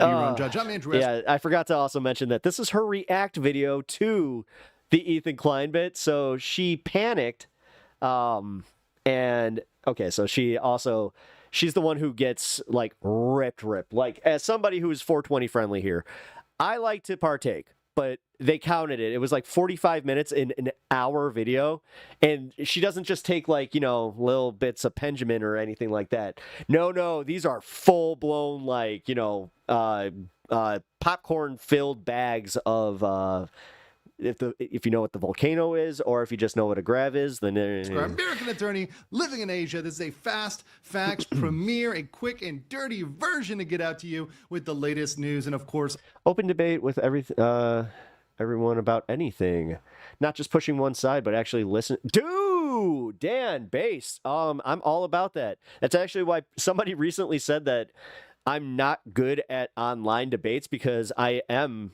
curious. I want to actually know your position, and I'm not just trying to like do this thing where it's just like, I got to get the win, like the Destiny thing. Destiny said something like, God, it has to be a few years back at this point, but he was talking about how he needs to win, and like that's the goal, is like he wants you to like he wants you to quit doing what you're doing and just get out, like get out of the industry entirely, like, which is, that's insane, man. And I'm in a different location this time. There's no.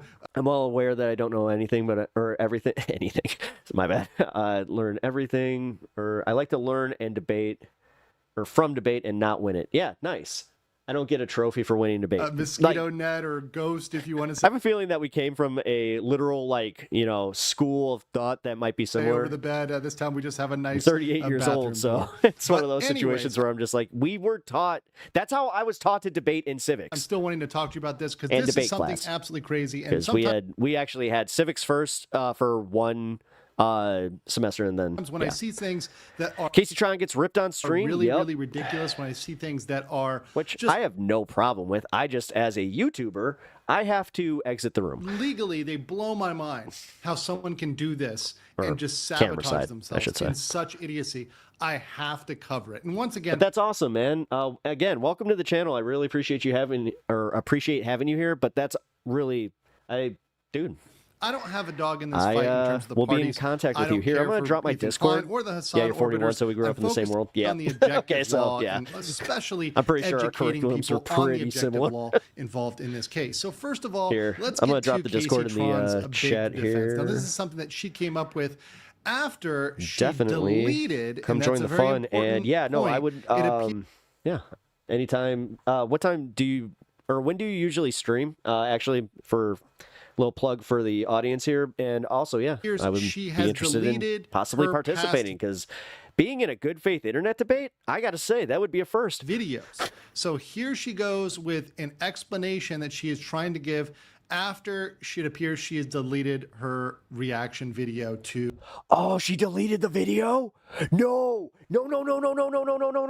Oh God, that's really bad. You don't do that.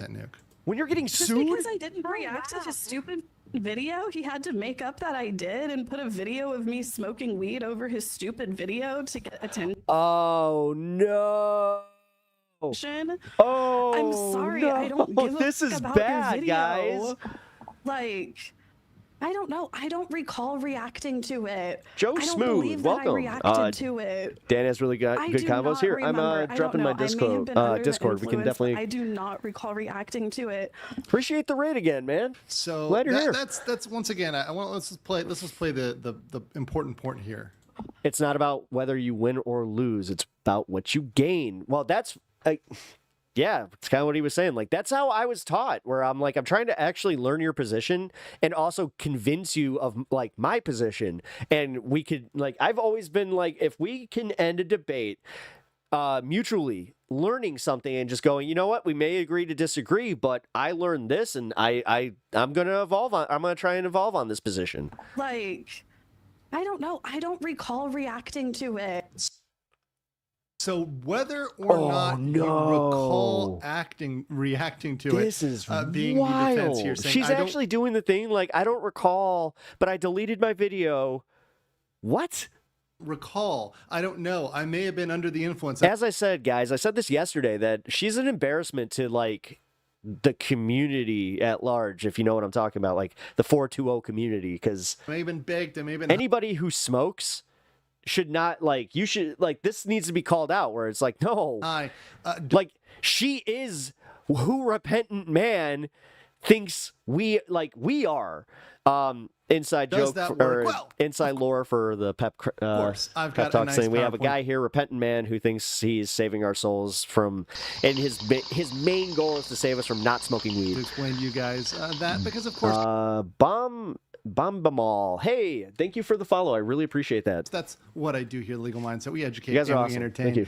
So we're going to get into copyright law, and can she raise that as a defense? Well, it turns out absolutely not in this case. So copyright focuses on the act of copying and distributing work. So the focus with copyright is, did she copy or distribute work without permission, without consent, without being authorized to do so? And copyright is strict liability, which means mental state is irrelevant. You can do it, you can do it in any mental state, and it doesn't matter. It's strict liability. Did you or did you not do it? So that's one thing. Now, when it comes to damages, like once you've been found liable for this, Getting then high or there drunk could be or a certain forgetting amount is of not a maliciousness defense. that factors in there. And certainly the judge might consider that when looking at the damages portion. However, for whether or not you did it, that's strict liability. Hey, did you do it or did you not do it? You did it. Whether or not you were high and did it, or drunk and did it, or forgot that you did it because you were too I'm always looking to have more small streamers on to get more views and try to help boost careers all around. Hell yeah, man. tired, whatever else. I really appreciate people like that in the Twitch sphere and just all around. AG, the Angry Ginger, is very much like that, and he's been super cool to me. So hell yeah, man. No, that's That is awesome. not an excuse. And once again, Good vibes. Good it vibes. seems like they are Going on the confusing favorites. copyright, which is civil in nature, with with criminal law in general. Criminal law in general tends to look more at mental state, although there are crimes that don't involve mental state. And this comes up because we see the defenders bringing up entrapment, something I have thoroughly debunked already on this channel. Entrapment, something that only applies in the criminal context nice. to police, Here, law I'll enforcement. also shout It out. absolutely has no relevance here. Same thing with I was high, intoxication, forgetting. It's not a defense, and she can't raise that and say, hey, I didn't know I was high. But beyond that, she may be getting herself in huge trouble with spoliation of evidence. That's something, maybe it's a new word for you guys, but spoliation of evidence is intentional or negligent, which means you're doing it willfully or you're doing it recklessly without thinking. It's destruction, Bosch is giving goodwill to Trump again. alteration, or hiding of any evidence that is relevant to a legal proceeding. I have to go stare into the distance in melancholy. This stream broke me today. I'm broke, boys. Peace. And once you guys broke Sandor. Once a apologize. person knows that a lawsuit has been filed, they know there's something pending against them. There is a duty attached. A duty engages to preserve the evidence and not destroy it, alter it, or hide it. And if you mess up with this, if you're found guilty of evidence spoliation of evidence, nuts. there can be sanctions, there can be fines, they can have your court pleading struck, or you can have a default judgment. Or default judgment. Yeah, it's usually default judgment. At least I know, like. So KACEYTRON, in picking up this defense, it appears has not only not had a defense, because this defense is not going to work, but beyond that, she may have gotten herself in trouble by potential copyright law hurts my head. By essentially deleting the evidence. If she's gone out. Somebody had pointed out, because I have a little bit of legacy media training, that like I have a one up on that because I literally took a course on media like legal media. It said, "Oh no, I'm going to try to hide this video. I'm media legal literacy. gonna private this video. I'm going to Jesus try to get rid of Christ. this video." Now you've dug yourself in deeper, KACEYTRON, and this is the point where people need to, during lawsuits, shut up and talk to their lawyer. And the problem with most content creators is they don't know how to shut up. They don't know how to just be quiet, not talk, stay off the internet, stop responding, and just let your lawyer take care of it. And that applies for a lot of the folks in this, which are continuing to comment, post on social media, rant in their chats about this lawsuit, when really they should be shutting up. They should be real quiet. No, they've tried that. They've had people try that where they're like, I was blackout drunk, I don't remember. And they still were like, no, not a defense. And saying, hey, look, can I talk to my lawyer? Can I get out? I'm going to creep for a bit while I'm at work, but want to give you viewer time. I'll keep on. Hey, man, thank you. Because there is potential for them to fight this. There are arguments they can make.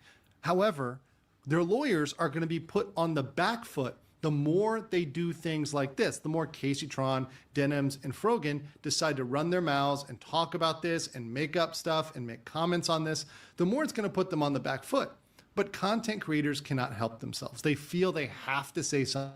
Social media, they have to get on their Yappers need platforms. to yap effectively and legally. I would not be surprised if others have issues with this. Another area where there may be issues is that's why, like, on this program, when you hear me talk about anything, even drama based, you'll hear me say allegedly. Like, and there's a reason for that. Yes, I make a little bit of a bit about it, but there's legal precedent for that. Right, the H3 Snark Reddit thread.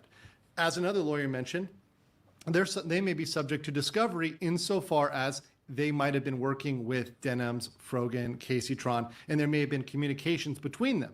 Yeah, it's always good to watch your ass. That could be subject to discovery, which means you have to turn over all emails, text When I was training to do this, I was also training to have a program director and a legal department, etc. And if that's the part where like they don't talk about that with streaming, where it's like technically it's all you, unless you have a team, which leading messages, if they've been going in and looking at their contacts between Reddit and between these content creators, and they've been deleting, hiding, or otherwise trying to maneuver them or change them, that could also bring penalties down on them as well. And I think a lot of the I don't really like Denims or Frogan. Never heard of KACEYTRON. KACEYTRON is more of so I just heard of her yesterday, but apparently she has a huge following on Twitch, which is insane. When you see the content that she's part of, it's nuts. People involved in this just don't know anything about Frogan the and legal Denims. process. They have not engaged an attorney, and they're absolutely courting for disaster. However, we're going to have to see how this plays. I have some opinions specifically about like this one. Out. I am going to be going. Hey, I'm your finance department. A full readout of the actual complaints later this week. We'll probably do it over the weekend once I get back from. I do have an account vacation, but I hope you guys enjoyed this. Let me know what you think about this case so far, what is and going let me know on? What you think. Who's going to come out on top? What's going to happen? And I will catch you on the next. KACEYTRON is probably the laziest big streamer. Yeah, that's what I've been hearing. Like, I've been hearing that she literally just fires up her stuff and just doesn't pre-watch anything. Like, I mean, after learning about her and seeing, like, I visited her channel and I was taken aback at how large her following is, where I was just like, I do like an hour of show prep every day. What am I doing? Like, I feel like I'm an idiot for that. Definitely going to check out the Discord. Appreciate the follow back. Hey, hell yeah, brother. As you said, got to support smaller streamers. This is my favorite part. I don't even know where you land on the political scale. I mean, I'm a little bit, I'm on the left side, so. But yeah, more than happy to have spirited conversations and debates about anything. I do have opinions. You could even ask me like who my favorite kaiju is, and I will have an opinion about that. And it will also be kind of like, I don't know. You would think Godzilla, but there's some, I don't know. Imagining you're prepping, it's a lot of herb grinding.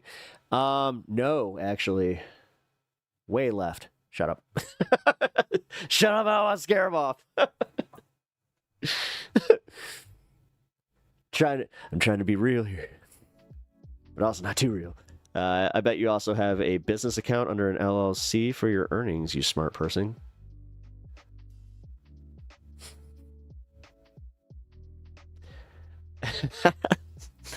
Sylvie, I appreciate you.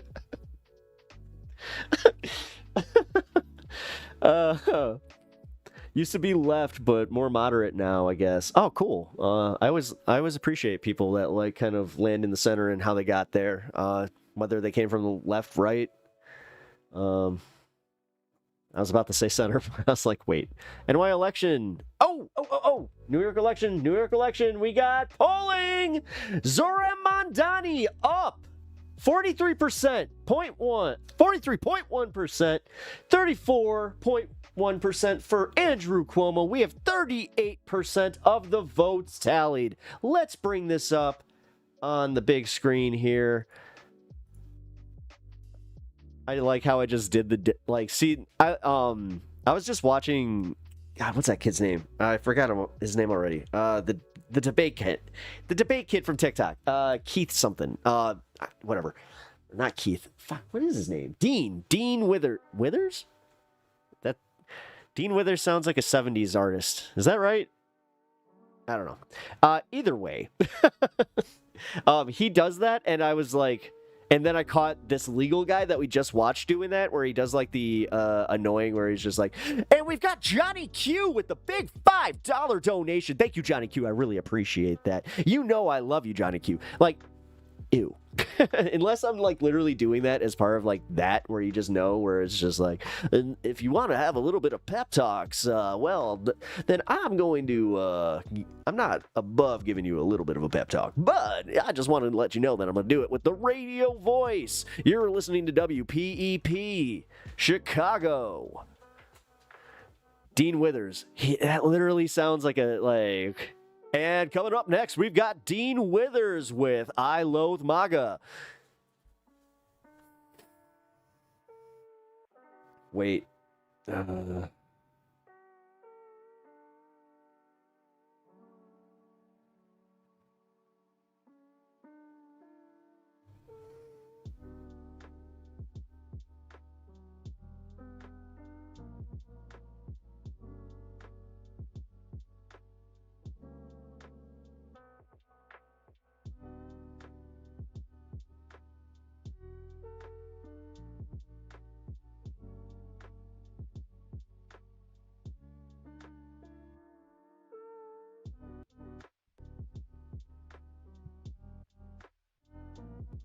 All right, Gail Withers. Sorry, guys, I just got a update that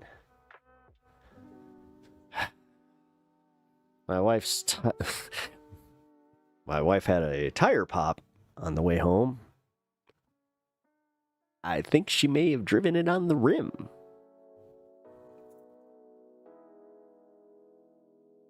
She drove it on the rim.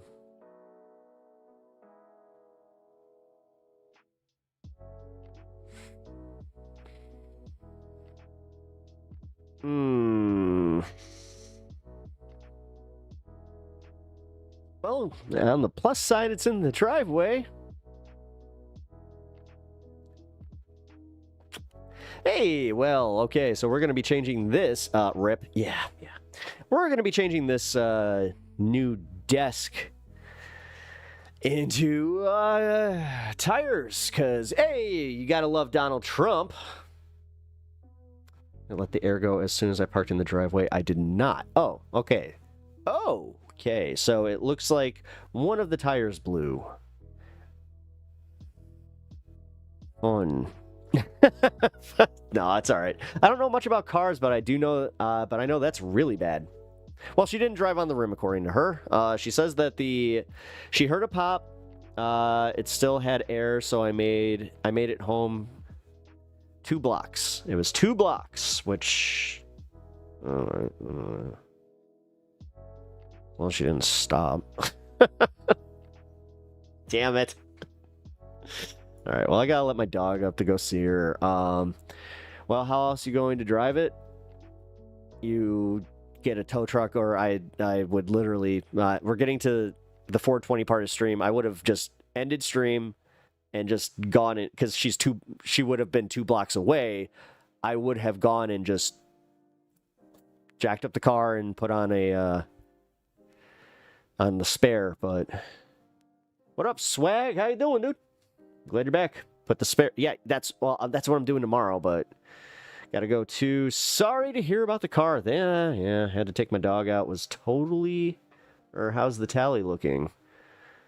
Here,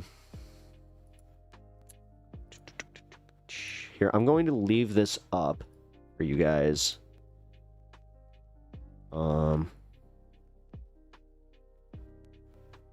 I will be right back. You want a spare? I have a spare. No, this is just what sucks. I mean, I just got to get it to the shop. I'll be right back. I gotta go. I have to go check it out. I'll be right back.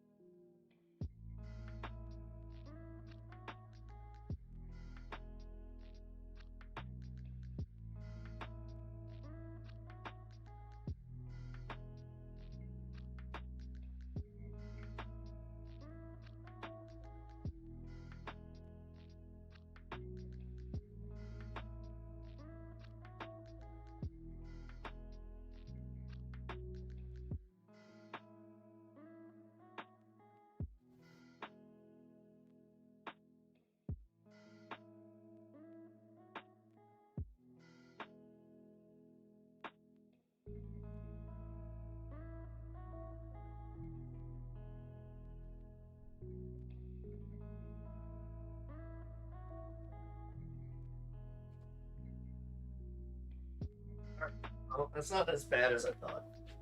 Alright, guys, not as bad as I thought. Still sucks. There.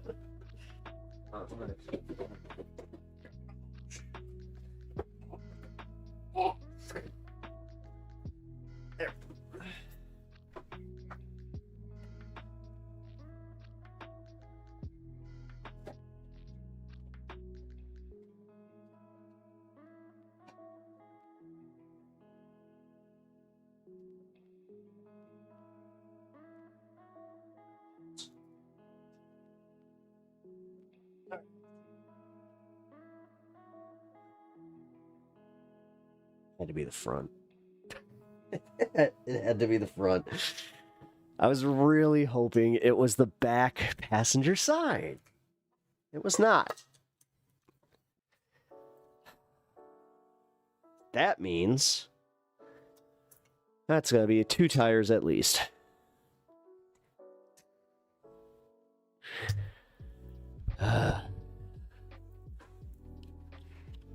Okay.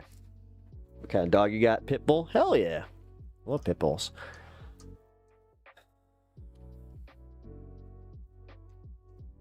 Fuck.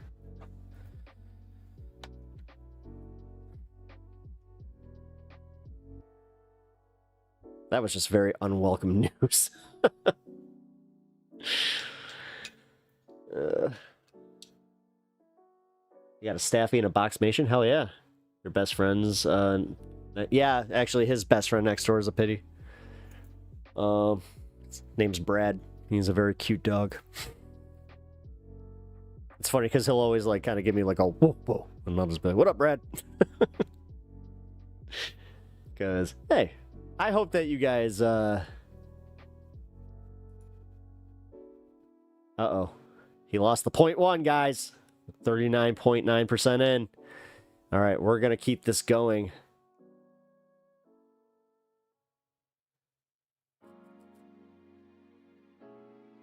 That's going to be way more expensive than a desk. Thank you. I know.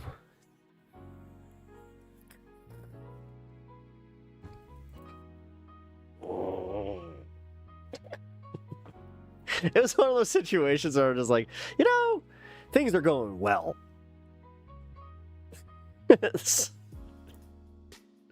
Well, You know what they say about Americans and our expenses. Actually, you know what they say about tires and the fact that the tariffs have pretty much doubled the prices of them.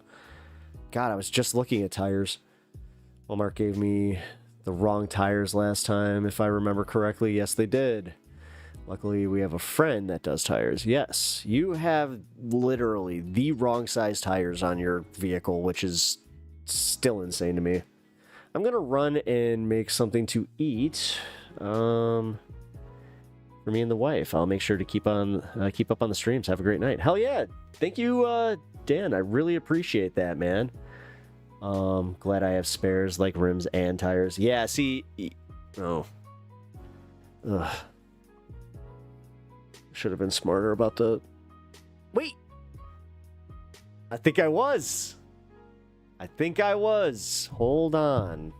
Oh, no, I wasn't. Wait, did I get a full-size spare?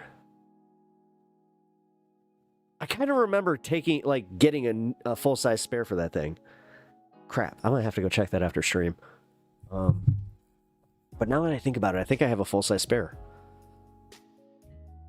Which, that would literally make this gravy. Like, that would be all things coming up pet.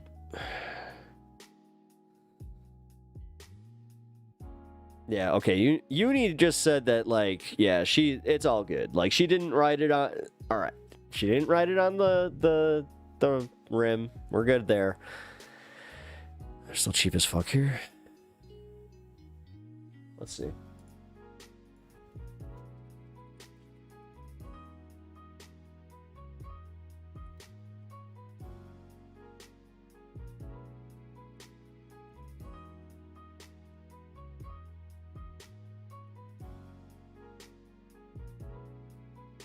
That's actually not as bad as I thought.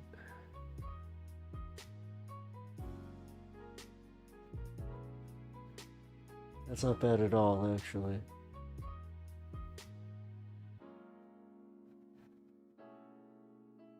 Huh.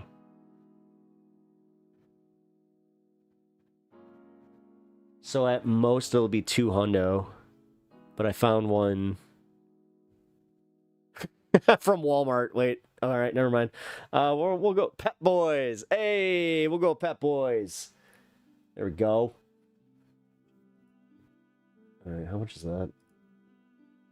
$89.99. I can put it on. Or, well, I mean, no, I can't. What am I talking about? No. So how much is installation? I was about to say no. They'll have to take it off the room. Let's see.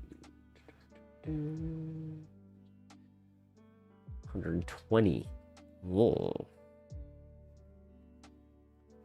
That's a bit much for labor. That seems way overpriced. Hold on.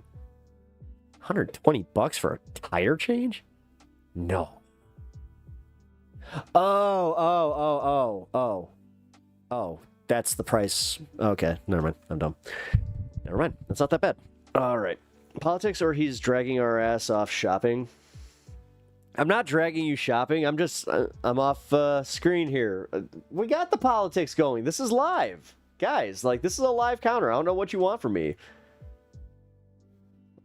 Sorry, guys. I forgot I'm on an audio format as well. So I'll make sure to keep the updates coming up here. All right, so Zora Mandani is at 43%. We have officially got 40% of the vote in. So once we break that 50%, we will have a very, very good idea of where we stand. But right now is still a little bit too early for me to be very comfortable. But, guys, this is good news. So, Costco also repairs tires. Oh, do they now? Oh, do they now? I didn't know. The fuck was that voice? That wasn't even if that was an impression, that was an impression of someone you guys do not know. It's like 2 hours. Oh, actually, it kind of reminds me of the teacher from Jimmy Neutron. Jimmy! Where's that neutron boy? 50 minutes if they are on top. Really? Also, Pep always repairs tires. This ain't repairable. This one's gone, guys. I just saw it. It's gone. It's gone. We can lament about it later, but hey, you know what else we can lament on? Some smokage. We're going to everybody get high tonight. Not like that, but float like a bee or something like that. I don't know. Joe Smooth, thank you for the follow. I appreciate that, man. Welcome to the community. Hope you guys are having fun here. As I said, we do have fun here. My follow kept getting rejected. Really? Why would your follow get rejected? God, are they trying to bury my channel? Don't get me started on that. God, I got shadow banned by YouTube. That was fun. I can go into that a little bit, but not too much because my audience is probably sick of hearing about it because they're just like, listen to Pep bitch about him losing some of his monetization. Who needs money when they stream? Just kidding, guys. All right, 4-2-0. Celebrate.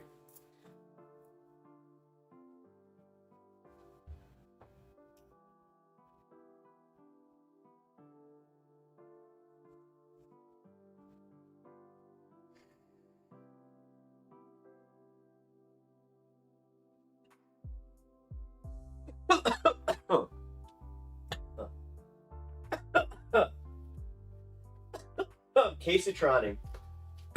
Oh God, I'm KACEYTRONing. Oh no! Oh no! I was creeping earlier when Dad raided. Not sure why that would keep me from following though. Oh, hey. Well, welcome, Joe. I appreciate that. Here's another random thing that we do on this channel. I'm not sure if you guys are into it or not, but when I find some Pokemon cards out at the grocery store when I am doing my errands, I'm a very happy camper. Found some Pokemon cards, so let's open some packs. Let's see what we get. And then a girl cough. Hey, watch it, mister. All right. Lucky tap. Let's see what we get.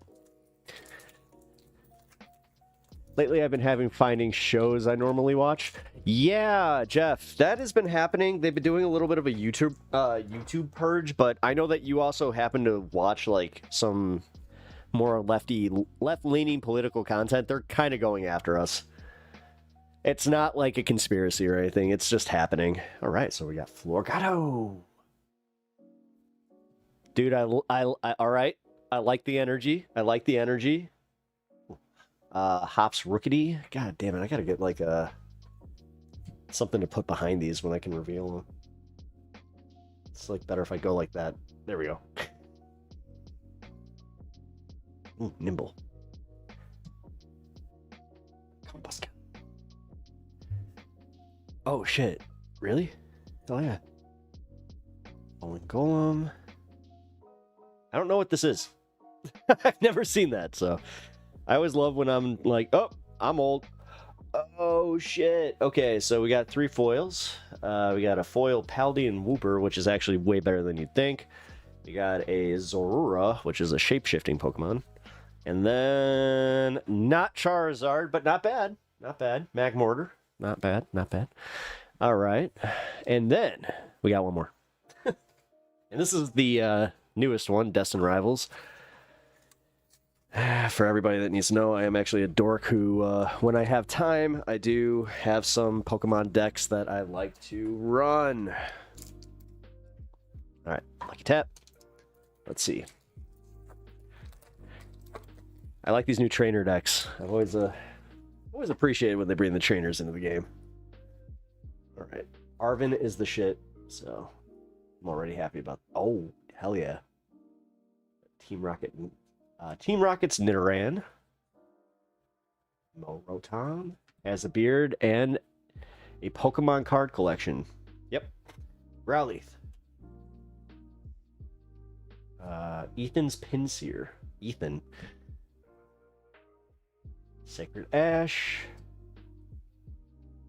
Hypno. Oh my god, I see something good.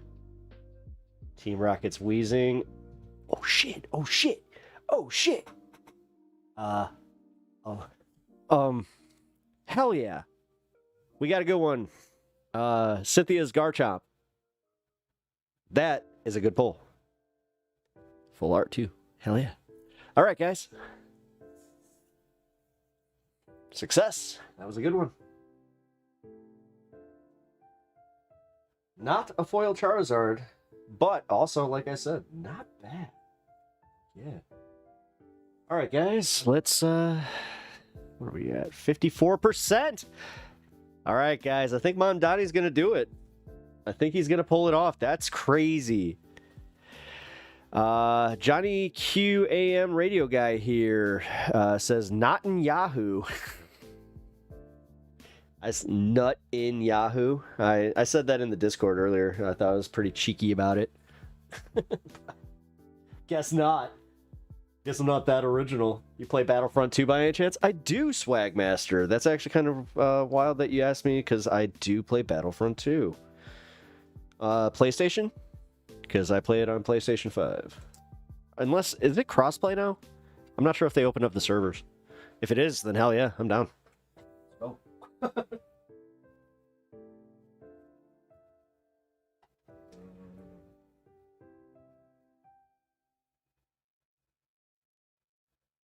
Okay, very cool. Dude, I just got enough to actually play her in a deck. Okay. All right. Guys, this is... So, Mondani pulled ahead of Cuomo at 50% right as I pulled that card. The Pokemon helped. Let's just say the Pokemon helped. I tried to play with a few buddies of mine earlier, and there doesn't seem to be. Oh, I play Xbox. Oh. You know, I might be able to just play that on my PC and do that. BB bottom bitch. And that's Yahoo.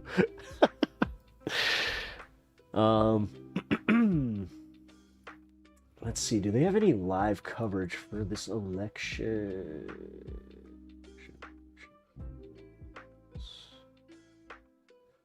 I'm surprised that Agenda Free TV wouldn't want to cover the New York election. Odd.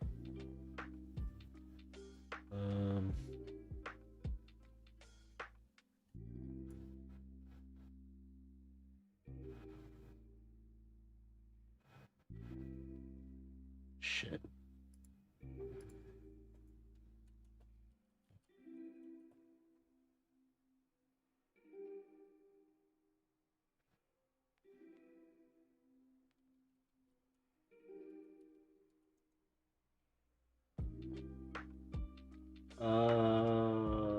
Shit. Talk to 5 of them, Kayla. Are not ready to put the city in the hands of a 33-year-old, less than half the age of Andrew Cuomo, as he had said, as Mamdani had said in the last debate. Right there. There's a lot of bad stuff we associate with Cuomo that he's not guilty of, but he's very clearly not run anything large, and you don't get. I am so sick of this. 33 years old. 33 years old. They talk about. They talk about us like we're fucking children. I'm 38 years old.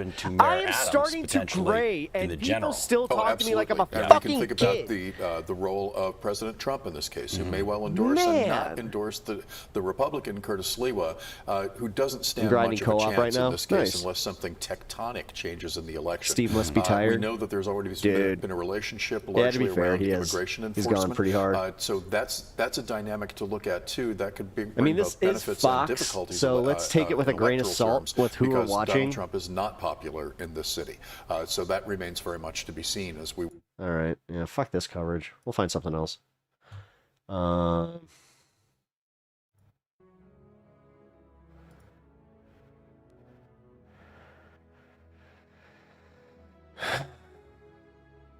Somebody's cranky. I'm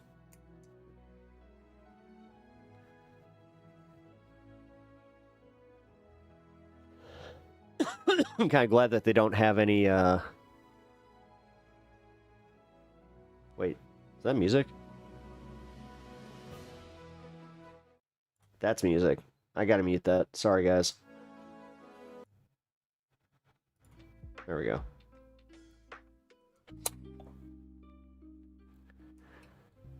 "68% of votes in Mondani, 43%.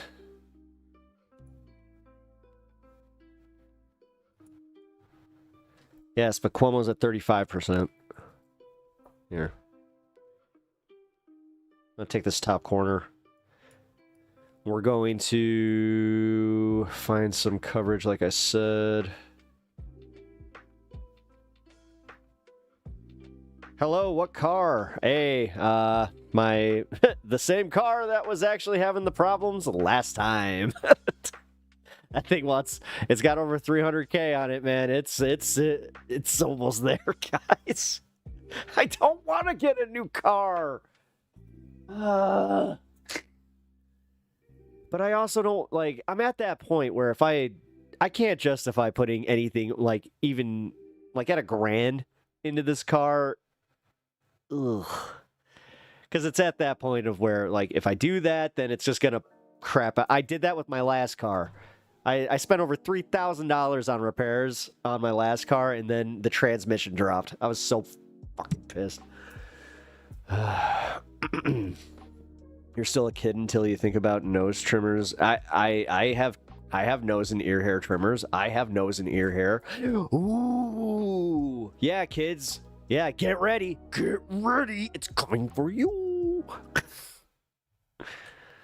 It is. I don't know why I did that so creepily. But it is coming for you. It's Jeff's right. It is something that when it does happen, you're just like, what the fuck? Just like, no. How? Why are they so spidery? Ew.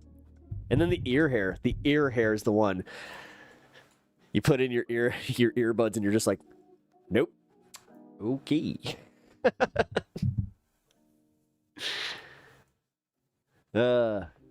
Just me. Just me.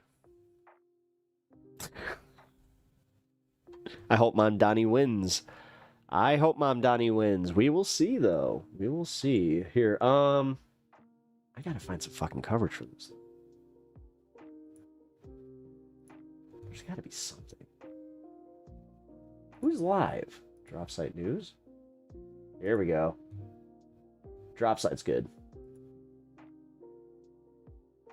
Drop site will let me use their coverage.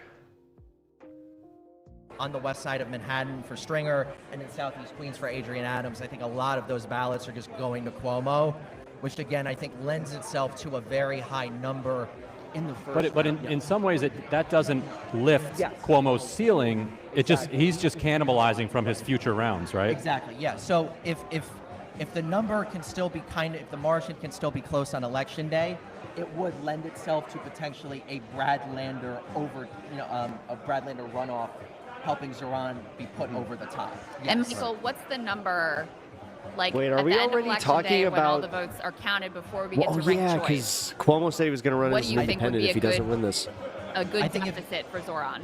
That's an excellent question. I think if you're Mamdani, you want to be 3 and under. I think you feel very good. If you're ahead, I would say it's over. Yeah. I think 5% is kind of around that toss-up, maybe 4%-ish. Also, a lot of it depends on what the Cuomo just top-line number is. The closer he is to 50%, you kind of have to adjust that. I don't like when other people hold mics for me. It kind of, you have like your 3 or 4% baseline, and then the closer to 0 or the farther away you get, it kind of exponentially increases those odds. Gotcha. And could you tell us more about the timeline that we should expect to see tonight? Are there places that take longer for votes to be counted? And with the system here, 70% of votes in. Mamdani still up 43%. I know that's an annoying question, but no, I think it's an excellent question. No, I mean, I think the way New York State does elections is not very good, and I think if it was a swing state, it would get a lot more scrutiny, and kind of the nation is going to find this out in real time. I think by 11 p.m., maybe worst case midnight, we should have some very good clarity on kind of what the first round looks like. And I just joined. My dad just called me giggling about Trump saying fucking oppressor. Yeah. What's your number on total votes, you think? Hilarious. I mean, in my forecast, He said naughty had words. it around 980,000. I'm glad that your dad like, has. I haven't checked the 9 Hey, you know o'clock what? dump. It seems Whatever. like we're well over a Let him million. have his joy. So I probably undershot It's it there. funny. It might be like 1.1 million. I would guess. I haven't checked. It is All right, objectively Michael, let funny. me ask you what you make of this. These are the poly market odds as of now, which have Zoran at 96%. Yo, they got music in the background. No. I'm turning into Steve. You have copyrighted music. What are you doing? Why would you do this to me? God damn it. Actually, for real. What the hell? That's a great Crystal, question. I don't. Guys. Guys. I would still be. Yeah, I actually wanted to ask you about that exact thing because I You're gonna think get somewhere all else of it said our stuff 70% taken down. or 66%. On So- the New York Times website. Yeah, what does that mean? What should people who are watching because it's a very confusing stat. It is a confusing stat, and I wish I could inject more clarity into that. But sometimes when the Board of Elections, This is why I hate when people hold what mics. percent has been reporting, it's They're actually not good at it's it. not entirely in line. I mean, with like, actually what people is that left. aren't on the mic hold the mic for you. So It poly market sucks. may not understand Why that. can't he hold the I think laptop for you? There's definitely room for a gambling inefficiency here because, I mean, but then again, another drop just came in and we're over 760,000 votes, Which and is that close lead to is held. 70%. Yeah. That lead is held, so I mean, Yes. that feels pretty good to me. Because when I We're started all, this, it was like guys, we're all 9 lived point out early right voting now. margin, We're all but then just we like, had an additional no. 300,000 We're so ballots. traumatized from And the the last margin's election held, which night. is We don't want surprising. to. We So do those not would- want those to would be be like, E-Day woohoo, he's got And this. early Like, ballots no. breaking in line with early voting is, I think, something that almost nobody really expected. The thought and was it's an that- excellent sign for Mamdani. And so the thought was that Cuomo Hey, would that was just almost on the certainly page. win There we election go. day, but he would come in with the deficit that he'd have to make up. Yes. So if the Is that maybe the Ryan poly Grimm? market Yeah, it's people are Ryan looking Grimm, going, Crystal, well, he's and holding on Emily. as election day ballots come in. Now I'm not sure. I need to drill down more to see where those election day ballots are coming in from, because Breaking obviously that Points matters crew. a lot. Do you have a sense of that, Michael? What Or the places X have- Rising crew, whichever way you want, whichever way you want to break that. Totally get it. All right, let's let him go do some I will work. say, Yeah. good thing for another good thing for Mamdani is that We got a full-size every spare? other candidate collapsed except for Brad Lander, and I expect that Brad Lander's votes will at worst by This like a 2-to-1 is margin 'cause transfer to I Zoran. was smart. So I mean, right now that's looking good. I'm actually really stunned that all the other candidates have collapsed and Cuomo's still at 36%. I saw it junked, with 770,000 ballots. Same model, Right, and you I would was just think he'd like, be in the 40s hey. with all that I collapse. think everyone expected him. How No much? one would have expected that 750,000 ballots would be in, and Mamdani would be up 8. Yeah, this is kind of. I mean, I thought Zoran would win narrowly, and that was kind of going against the polling grain. But Yeah. right now, it looks like Maybe a could romp. be a watershed moment, but perhaps. All right. Yeah. Michael, tell people again where to find. Oh, we just got one more dump, just up to 71%. Big of dumps, votes in, it huge said, dumps. And, basically They're taking holding huge dumps on Andrew Cuomo. In any case, tell people where they can follow you and support your Substack, Michael. Who knows? He my might be a Twitter's weirdo. Michael He Lang, seems like the type who's kind of into it. And it's just if you type my name into Google, paste NYC, it'll be there. Thank you, folks, for being on. I hope maybe when there's more clarity, I can hop Oh, back yeah. on. We'll be here for a while. Please Thank come you. back. Long time Yeah. watcher. Thank you very Oh, much. thank you. That's That's love very and nice. honor. Thank you. Appreciate Thank you. that. Wait, real quick, I remember getting my book signed from you and Sagar. Oh, my God. 1 week before COVID hit in McNally Jackson.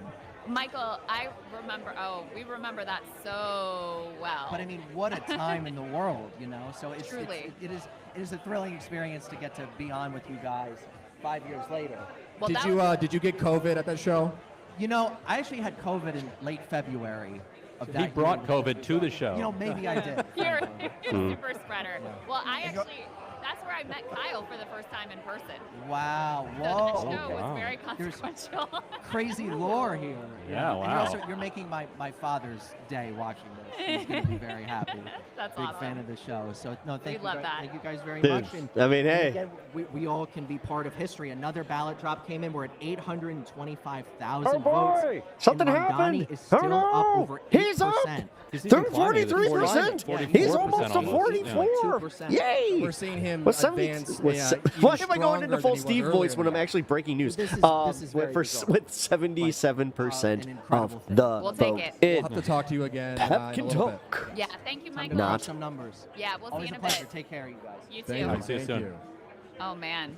All right, here we go. Another, Oh, we're boy. up at 77%. So 826,000 ballots Let's in. go, Zora. And yeah, I mean, his lead just notched up even a little bit more. So I don't know. It's pretty wild. I'm going to check back in with Polymarket. What are you guys thinking? The Polymarket Studio. Yeah, I mean, it reminds me of. I'm checking in with the Polymarket 2018 Studio. when a much smaller crowd was at Of course. AOC's All right. Sorry, election I had to. night By the watch way, party, we got these expecting her to lose, cool and then the emotes. first I votes have, come out, of and course, she's one of my up personal significantly. favorites. Like, oh, that's so interesting, whenever we but- drop a Were you there, jank, we right, go. by the way? I was, and we were like, we were live streaming with the Chapo guys. It was Brianna and the Chapo guys. And I we mean, were I all guess doing a live stream on TYT. I did the same. Where it's just plunk. It was a slice of time. Yeah, Chank is I showing up in a call it little dropping bit. a He'll be jank. swinging by. Will he be? Why? Oh, no, he's in LA. Why do I do these things? But no, and then the numbers just held and even widened, and so it's like, wow, what's going on here? This is very strange. Now that was an election where you had about 40,000 people vote total. Something happened. Yeah, Oh, we're talking. no. Not to take anything away, but That's what I said, 40,000 guys, people. let's go. Sure. Like there are more volunteers than So voters. Let's go. take a look at this, guys. Adam Carlson says, wow, Mamdani holding an 8.1 point lead with 70% of votes, outperforming expectations big time, not callable yet, but close to callable. Joe Weisenthal Wow. says Mamdani could win the first round by over 9%. That was seen as Do you think if Cuomo impossible loses, 2 his days supporters ago. will storm Let me be the clear, nursing if homes? Mamdani wins the first round vote, it's a I wrap. forgot It's what I over. was doing. Yes, they'll do the ranked choice vote, blah, blah, blah. I'm but hungry. If he is actually up I at the need a end of nap. the first round, none of the polls Who am ever I? showed that, actually. None Who of are them. you? Right. So if that's what we're on track for, I mean, we will actually Sorry, that was be actually able kinda to mean. exclusively reveal. Not That's exclusively. right. Yes. And what's so important about him winning tonight, if he does win, This is and like winning a by reverse decent gender margin, stereotype broadcast. is- Guys in the is field and that women in the studio. Democratic Party Hey, apparatus based. tonight Actually, you is know what? deciding You're right. I kinda like how it. much muscle they're going to put behind an Andrew Cuomo independent point. bid. If he were to, let's say, worst case scenario for Zoran in a world where he does run in the general, but he loses by 5,000 votes tonight and still decides to run, you could have the entire party consolidating around Cuomo and even bringing enormous pressure to bear on Eric Adams to like not run as an independent so that Cuomo has the inside track. But if Mamdani has a mandate from the Democratic primary electorate, it puts Cuomo's machine in a very difficult position because now they have to choose between an actual mandate from Democratic primary voters and Andrew Cuomo, who was just rejected by Democratic primary voters and is insisting on He really running was. and will have he would have endless money. And so it's question, can money in mean, one guy If he's being rejected by the so then it's primary what voters pieces in of the this machine, broad of what- us, like, what local unions, dude. like what elements Oh, he just go went up with plus him one. in the face of Brad a Lander. mandate for Mamdani. So that's why him actually winning by something significant, like if that 8-point lead If you holds, need a it Sander, makes it very, call very Brad hard for Lander. Andrew Cuomo to say, you know what, F the Democrats. Right, yeah. I'm running anyway, and it makes it very hard for his machine to go with him. And I guess I have a question for Crystal. And oh yeah, what do we got here? I was just going to say, on Polymarket, he's at 99% now. Okay, well, keep placing bets. I'm almost folks. 100% certain that if 2016. Mamdani Feels wins, like then there's going to be socialist fear-mongering. Then we need, again, I guess to a question for rebrand Crystal and Emily then socialism. is like, we played on the show earlier Nah, today. One we of need to- Cuomo's, I don't know. We if he know worked for the this. campaign in If the we know past or this, then what, we need but a to very, prepare for it and be depressing, effective. almost We can't just do existential, the one thing I'm thing going to where they were talking say about how that Cuomo I just, hate like, it was is when we called- do this thing where we preemptively start doomering about like the way that they're going to attack us instead of like formulating an effective argument against it. And then we bitch about how it's just like, the media is being unfair. No, it means putting together the same amount of ads with the counter messaging. Like, Jesus, it's not that hard. So embarrassing, like so deeply embarrassing to Andrew Cuomo. I'm not saying But it's we get this problem where you occasionally get the socialist candidates that come out and they're just like, well, I can't take PAC money, so I can't do that. So I'm all right. Like, you have to grassroots feed this campaign. Like, and Andrew Cuomo, on a bad or with no shame is just going to take all the money he can and just run all the ads, just like you were saying. Self-fulfilling prophecy. Andrew Cuomo, you already have the pod bros talking about this being a mistake. That's a slice of the Democratic Party establishment that is already saying, hey, this looks like a blunder. This looks like Ryan looks miserable. Oh, he just froze. I was about to say, okay. Man, freeze framing sucks. Some momentum and nobody stopped it, because nobody had any other answer. Speaking of stopping it. What were you people thinking? Yeah. Doesn't it feel like, Crystal, doesn't it feel like a clarifying moment? I mean, maybe because of the contrast, but the contrast is so bad that it's clarifying. Yeah, it's one of those things where in retrospect, everyone will go wait. I just can't do anything about it, or I would be there to help formulate. I mean, that's why I'm here. I mean, I'm doing as much as I can, as much as I'm just a silly goose, talking politics from his basement. But go ahead, yeah. Not just we actually have Ross Barkin here. Oh, awesome. What triggered you to go on a tangent? Just in general, this is the Sylvie was kind of legendary just New a York little. reporter Ross Barkin. I'm not. Who has not his bad. own Substack, the Metropolitan Report, the Metropolitan Review, also a columnist for New York Magazine, longtime reporter here in D.C. In New York. What do you? Oh, sorry, D.C. We're not in D.C. We're in New York. New York City. What are you seeing? Huge showing for Zoran tonight.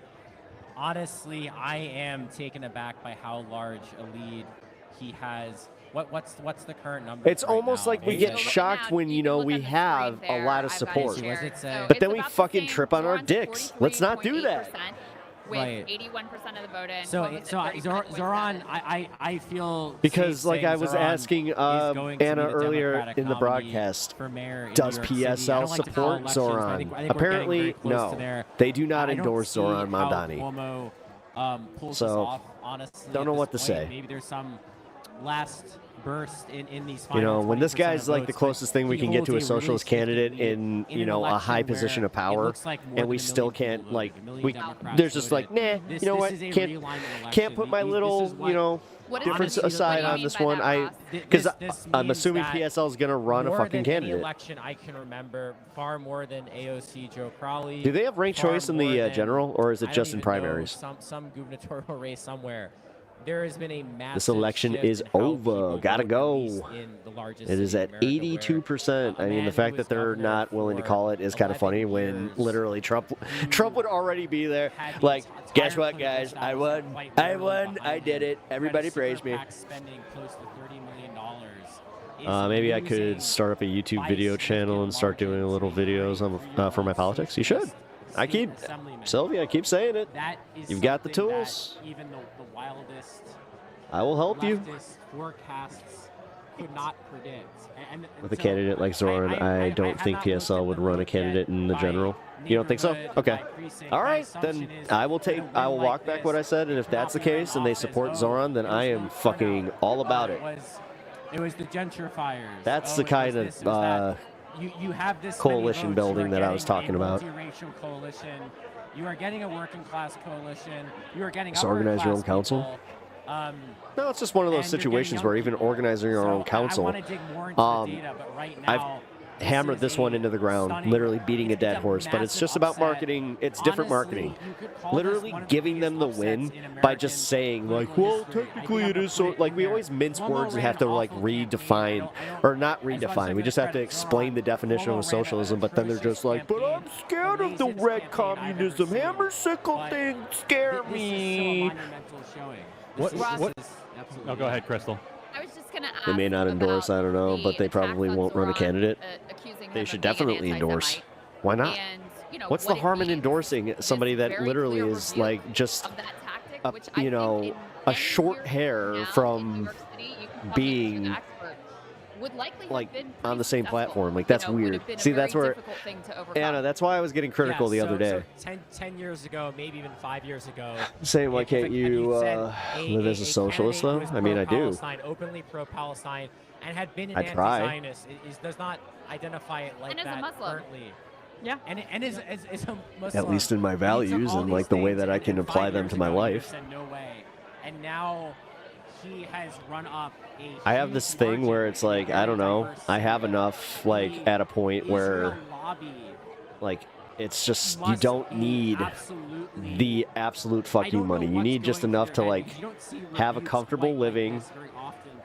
Do you remember the Jessica Ramos You know, story from 2014? and I'm not saying like having like fun money is not like that's not what I'm talking about. I'm talking about the people that want ruin the world she money. endorsed Andrew Cuomo and this, and running, and she got 0.4%, People like I think, in the first who round. buy multiple She houses says, New to York rent Post them headline is out one of the funniest and things I've ever seen. exploit Maybe the the lower New York class Daily News. money. It says That kind of stuff.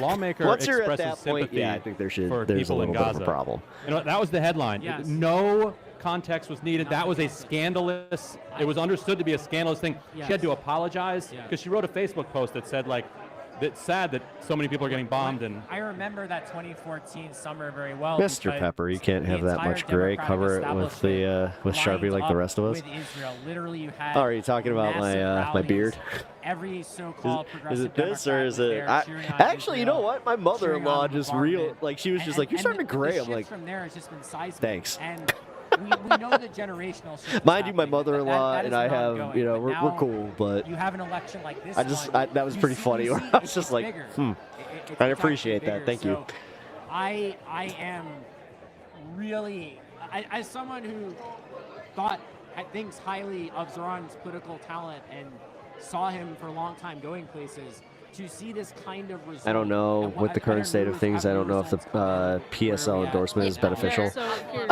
It's not about the endorsement necessarily, but it's about like actually like pushing their voter base to vote for Mamdani. Although they probably would anyway. It's just about actually advertising it, and also just advertising that you're willing to work with the broader coalition. This whole idea, like, this is what I don't like about the PSL group so far, is the fact that they seem like they're very isolationist, and if you do not apply by their ideas, then just get the fuck out of their way. So, they will apply Ross, it themselves. like, Which is this similar to an AOC moment where someone like this wins and then the squad comes afterwards and it spreads across the country to other races? Or do you view this more as a very unique race in a vacuum? What's funny is this race is far more impressive than I mean, you're her AOC's race, BFF. but I don't know Like, if it's going to be she as likes you more than influential. I me. don't know yet. I can see Zoran I'm being your dad's turned into favorite a child. boogeyman Oh, yeah. because he's Oh, Muslim. you got to remind. because Yeah, he's thank you. openly socialist, even the way AOC My is audience, not. who already I can knows see the pep lore here, Democrats are around probably not America, surprised by that.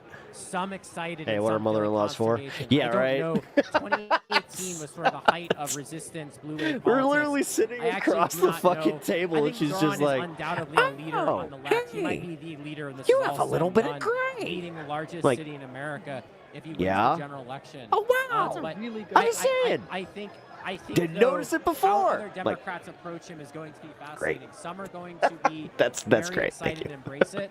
Some are going to want to run the other way.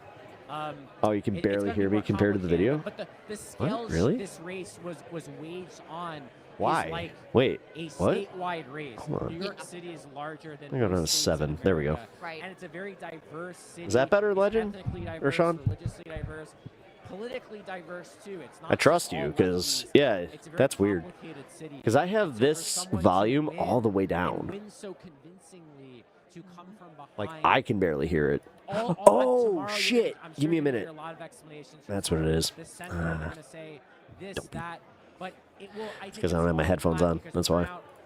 Was big. What is this? Oh, yeah. I was just going to say, if there's Unless Sean, are you trying to do the thing? Are you trying to? there's never been a socialist. Some people have. You want a trigger pep? LaGuardia. You know, can you spell out Audio some things that there are issue. parallels? 'Cause LaGuardia is considered, one of the best mayors of New York City of all Mm-mm. time. Yeah, I mean, Uh-oh. there's certainly LaGuardia. I mean, sort of the progressive comfortable lead, ideal but not of comfortable enough with 86% of the lead. Now, LaGuardia 86%. come from behind. 86%. Was a liberal Republican running against the Democratic machine, but he'd been a popular congressman. he'd been kind of building a political operation for years. I mean, Zoran Mamdani was mostly unknown. Anna, do you like Zoran? As recently as 5 to 6 months ago, and is now poised to become the mayor of America's largest city. This is not no offense to Chicago. Why aren't there socialist companies being crowdfunded though? There are. But this city. Yeah, he's all right. A massive place. What do you wish was better? And so I think LaGuardia. It leveled out after you were done with your daily PSA about. The mayors of Milwaukee were socialist. I think Zoran is coming from that good government reform model, delivering public services, delivering public goods. He's not running on ending capitalism, mostly because mayors cannot end capitalism. It's a very economics first. Sean, you suck. I mean, he was on Wall Street. That would strike a blow at capitalism. I love my They audience. don't pay their parking tickets. Y'all bust my balls, and it's funny. I wanted to ask, which is, you often see from the primaries to the general election. I can barely hear her now. The pivot to the center. Asshole. How do you expect Zoran? You followed his campaign so closely. You've talked to him. How do you expect him to handle now actually going? Now you're making me check my audio levels. Yeah, you did this. Not just in a primary. And let me piggyback onto that. yes. What You do you sit think with this what does you've to Cuomo done. running in the general? So I was very sure before. Oh, what are you talking about? I have fucking priority audio. What are you talking? Curses! I've been. I have been hoodwinked by a chatter. This is a convincing victory for Zoran. This is a large victory. I love how I just said that. This is very big. Like So I was writing for He-Man. Cuomo, Curses, He-Man! I've been fooled by a chatter! I'll get you next time, He-Man! A lot of different interest groups, communities that he did less of in the primary because he's going to be mayor, even though he ran against the power elite. The power elite sought to destroy him. You're mayor of New York City. Hey, you didn't know I did Skeletor, did you? With financiers, with developers, it will happen. So the pivot might not mean any new policy or kind of any rhetorical shift necessarily, but I think he's somebody who's very charismatic. He likes to deal with people. I bet it was their hand mic was too close. He will talk to anyone. So I expect there to be significant outreach to a lot of the groups. Raviniard. Hey, thank you for the follow. I appreciate that. As big attempt Raviniard? There are forces I don't in know. the city that are going to want to destroy him and I can destroy read. his mayoralty. That is a fact. And Thank we you tried for the with de Blasio, follow. And this is much bigger than de Blasio was a center. I'm just doing voices now. It's a thing. Whatever. Establishment. This is something very different. So these If this guy could nod any more intently, like ways to destroy him. I liked holding the mic because at least I felt like I was doing something. Partly, He really wants to. He wants to touch that microphone. He's like, my mic. Yeah. it was partly My Cuomo who was mic! trying to I destroy wanna touch my de Blasio. mic. I mean, I remember the battles they were Let having. me touch Yeah, my so microphone. Cuomo, absolutely. I think they're going to appeal to Kathy Hochul. Hochul is a centrist Democrat. Hey, you guys are the ones making this weird. Kind of be a check on Zoran if he's mayor. Look, I think the super PAC failed miserably, but they can always spend more money. And when you're mayor, perhaps those attacks land differently. There's a media apparatus that is depending on what outlet, very hostile to Zoran. The New York Times and New York Post editorial boards were very anti-Zoran. So there is a sort of media establishment that is against him. Now, younger journalists and media types like him. So I think there's a generational divide where older media is And they're still holding at 86. Younger media in favor. He will have a lot of challenges if he becomes mayor. And I do expect. Oh my God, I actually might not have to go to midnight tonight. Oh, that'd be wonderful. How he deals with that, how he works. Oh man. Well, and Ryan and Ross, either one of you guys can reflect on this. It's very fraught for the left because Look at you, anytime socialists. have a These leftist socialists. who does a poor job of You don't governing, understand. it's an You indictment don't of the understand entire left. If you what's have about to a happen to our failed country, government, guys. that You was just don't one understand. guy. Like Eric Adams. We're about to deal with so much socialism. If you guys let this happen, Also, if you have a leftist who is good at governing, like Michelle Wu in Boston, you never hear about it again. You know, no, yeah. And that's the interesting thing. With Zoran, everyone was like Brandon Johnson. And I tweeted this, Sam, and wait a second. There's a progressive Elizabeth Warren acolyte governing Boston with a 61% approval rating. why can't Zoran be Michelle Wu? Laughing my ass off socialist companies. I mean, we have like worker co-ops. Zoran is a competent person. Like we have a grocery store called Woodman's that is in our area. I think he's going to attempt where to sort of reform they're employee owned. Type administration. And yeah, man, Look, I gotta say, it's important to do the everyone I've ever known that worked there loved it. Policies, the things he ran on. But good government and anti-corruption is very important here because Eric Adams was so corrupt. It's going to be very important for Zoran to not be embroiled in any scandals. That's Ryan Grimm. He will go down fast if that happens. If he can stay clear and have a very clean administration, it's going to go a long way. I think he will. Are you sad to see you going to jump? Well, we're going to let Ross go. Okay. Oh, you have one more question because we're going to Andrew Epstein, communications director for Okay, great. is going to join us in a second. But do you have a wrap-up question for Ross? I do have a wrap-up for Ross, which is, aren't you going to miss Eric Adams' content creation? He's a great content creator, and he's running in the general election, so he's going to be content creating through November. Something to look forward to. This is very interesting right now because Cuomo is down so much. Eric Adams, who is left for dead, he's going to try to be the power elite candidate. He's going to go to these financiers, the Bill Ackmans of the world, the Michael Bloomberg, saying, you know what? Cuomo, this guy blew it. Come back to me. Support me. So look out for that too. Interesting. Excellent. Ross, thank you. It's Ryan Mike's. It's Ryan's Mike. It's Ryan Mike's. What? Ross Barkin, political currents. Look on the What is wrong with my brain today? Lots of mayoral race writing to come. Yeah, Ross, thanks so much. Really appreciate it. Thanks, Ross. Awesome to have Ross Barkin on the stream. Tremendous New York City reporter. No. You don't pull out a fucking wipe and you put that in your ear. A long time ago, and I thought he was like 75 years old. No. 10 years ago.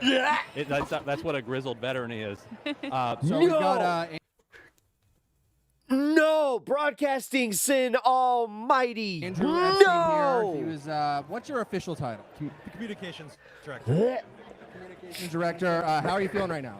No. Very confident, very excited. I mean, we found the You hand me that with his ear cheese in it. I am gonna fucking throw that on the ground. New Yorkers had already voted for Zoran. What is wrong with boroughs in early voting, and not just the kind of caricature of a left-wing insurgent campaign. We are leading in the hearts of immigrant New York and South Richmond Hill and Corona. We're winning districts in the South Shore of Staten Island. You go wash that earbud right now. I can't believe he passed that to him just like, here, this guy just took this out of his ear. You want to put this in yours? That this campaign had always set at its North Star, and that's starting to show up in the data tonight. So what do you think you did differently to overcome the problem that the left has had, which is you can do well in what I think Michael Lang was calling the commie That's a corner. level of guerrilla journalism I'm not willing to do. Corner of Brooklyn. The commie corner. You don't have to lean into your mic. You're so but breaking bad out at your beyond job. It's My what dude crippled in the New York Bernie Yankees Sanders said. campaign. What did you do differently? Can't be a broke through? fucking effective mic stand with the porn stash. He challenge looks some of the creepy as caricature, hell. Even of those voters that often get ascribed as the heart of insurgent, progressive, democratic socialist campaigns. Yes, many people who vote for democratic socialists He handed have him college degrees. Many of them an have earbud parents who have had middle that class had or ear white cheese, collar guys. jobs. But they are also tenants in the most expensive city in the country. We're at 87% reporting in right now. To actually realize any of that sort of educational attainment or cultural capital. You can't pay your rent with cultural capital, right? You pay your rent with money, and people aren't making enough. So even among the kind of like caricature of our base voters, there's a different story to be told than I think there has been. But we've also found out long beyond that, and we did it with a relentless focus on an economic agenda, rejecting all of the narratives about what this race should have or would have been about. I think a lot of candidates and pundits and consultants overcorrected from 2021. Zoran looked straight at... In what way? What do you mean? They thought this would be a campaign about the corruption in City Hall, about the kind of law and order messaging. This dude's edible must be strong as fuck. Even that, I think, was quite different. I mean, bro, I'm uncomfortable watching him. Said he was running to deliver both justice and safety as a police reformer. we said from the beginning, this is about the cost of living crisis. This is about 1 in 4 New Yorkers living in poverty. This is about the inability to pay rent, to pay your mortgage, to raise kids in the city, to retire in the city. And we developed, and Zoran went out with a program that was memorable and relevant and deliverable. And even as early as December, January, Zoran would move around the city and they wouldn't just recognize him as like, oh, I liked your video, or you're really dynamic. They'd look at him and they go, freeze the rent. Bus is fast and free. Universal childcare, right? Fast and free. Fast and free bus. Fast and free. And also how we intend to win a mandate for delivering those things. We don't want people to just elect Zoran because he's a dynamic figure. We want them to elect him to actually then hold him accountable to the exact policies he has laid out from the beginning of this campaign. No, wait a minute. And the second piece is that we would not have been able to deliver that message Because I'm just thinking to based on voters neighborhood. without the largest grassroots And not campaign like the crime. city I'm has thinking ever based seen. on actual We knocked on traffic. 50,000 doors Whether today it's like alone. more expedient to walk or not. Temperatures that felt over 100. We've knocked on more than 1.6 million doors. No, because actually I think I'd probably be better off walking if they like added another bus route. Focus on an economic. Because unfortunately, like the traffic in this area is just so fucking. It sucks. And the fact that that was being delivered. It's either incredible grassroots movement. It's either drive or walk. The thing like I've been kind of writing shit. about my entire career and has never really materialized is the idea that if you excite people, they will come out and vote for you. Yeah. And it never quite, but it never. You can't find much evidence for and it if you tell until them what today. You're going to do for them. Not just who Right. you are, or Right. what your character is. So freeze the rent, Yeah, fast what as you're fuss gonna free, do. like that. Right? And Yeah. now, if we win this nomination, if we defeat the other I'm candidates, going to have to in the eat soon. general, we want to be held to account for delivering those exact things that we promised. It's different It's similar theory of maybe to politics. Georgia, if you remember the Georgia Senate elections. Democrats were like, if you vote for us, we'll give you $2,000. Right. And give us the that's Senate. Another version of that, and that worked out pretty well. And people were right? like, I vote for you and you'll give me $2,000. Okay, There's a that's weird a good deal. thing in some corners of the Democratic establishment, the consultant class, that promising people things is like this Crass. is cheating. Yeah. It's crass. It's kind of low. Politics shouldn't be about. Politics should be about like your character. How good you sound. No, people like stuff. No, people like stuff. You shouldn't just. This is what? No. shouldn't just do it. This is elementary school fucking like class politics where it's like the kid that always promised more recess always won. Obama voice. You should give him something. You should give them something. Yeah. People deserve a lot more than that. I just think that we need to go around and plant some seeds around the schoolyards for recess. They have Yeah. right now in this country and in this city. And politics is about organizing those people to deliver those things and make life better and easier. I had a question for you about sort of the hinge points of this. Actually, one of my buddies who's on a, he's got that, what is it? Not free housing. It's the rent locked housing. But they just actually, they raised his rent, and the justification was that they were doing updates, and they gave him the choice. They're like, you can leave or you can pay more rent because we're about to do a bunch of updates. This campaign, what were like the key markers that this campaign was Which is so growing? messed up. Were there moments that Like, he literally is, sort of yeah, made like this he's campaign one to step get you to away this from moment being here? homeless. I'm thinking about the AOC endorsement. Was there a I might have him viral on the show. video? He's a what good were those dude. hinge points for this campaign? There's a couple. I mean, it's. He's it was just the a Breaking Points little. bump, It was obviously. the Breaking He's- Points yeah, interview. It was Emily and he's a good Ryan. You know, can I just say I'm actually a very big fan of Breaking Points. Thank And you, so, Andrew. You know, this is a little surreal. That's how we got. Hey, that's how we got here. We would not be let in if you weren't a fan. So thank you. I have been yelled at today by press from around the world how they are not being allowed into this. Yo, Cat's Deli's gonna fucking do a pop-up in Chicago. What now? Drop site, Breaking Points. You're in. What? That's it. When? Just what it's going to be. Yeah, some of the Where? I'm going. Some of those hinge points. Like, what were those moments? I mean, I think one of them is one that I think Zoran went on to talk about, which was City. after Donald Trump was elected and Fuck is everybody Buck was in a City? state of shell shock. What was this Fuck. about? What happened? What did we alright. do? We said, let's just go ask people. Like, let's go to the heart of immigrant New York. Let's go to South Richmond Hill. Let's go to Fordham Road. Let's go to working class, immigrant, and black and brown neighborhoods that swung big for Trump, and just ask people, why'd you do it? And we really made a sign that said, let's talk politics. This was 5 days after the presidential election. Stood on the corner and said, let's talk. And we heard again and again and again. I used to have 89%. Things used to We got 10% to report in. Once we're at that hundo, we are. Government is not delivering for me, but there are endless Good to go. wars around the world. You know. How'd you like that little And slap? obviously, Trump cynically and disingenuously spoke to those things, in addition to also promising to punish his enemy and you know, playing on a kind of cruelty. Welcome as well. everybody He also over said on cheaper Twitch, prices by in the the way.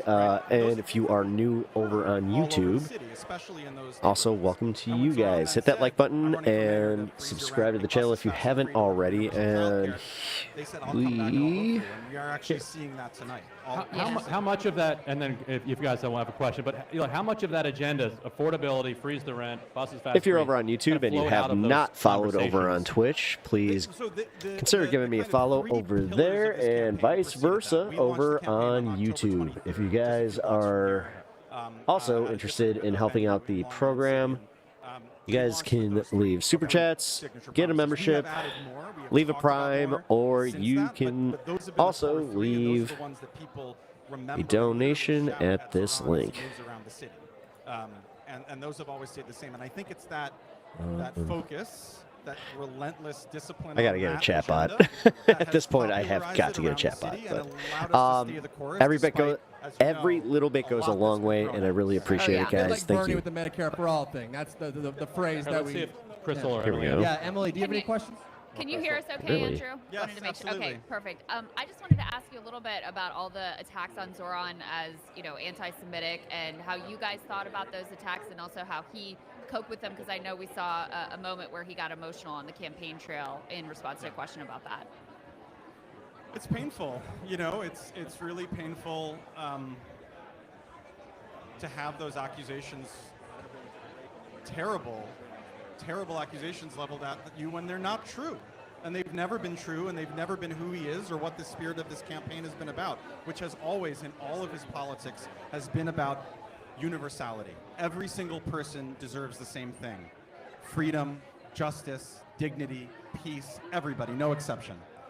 That's been what's motivated his politics, and to have that twisted into bigotry or hate against any group of people, to have that, and then to be relentlessly hounded about a very narrow set of questions, when he has spent the whole campaign focused on lowering costs, delivering affordability, making the city work better for working people, is difficult. And he has had moments of vulnerability where he's also said, I haven't been more vulnerable because of what happens, especially to people of color, to Muslims, when they express emotion. It can be twisted in a different way. He had that authentic moment, the genuine moment of profound sadness about that.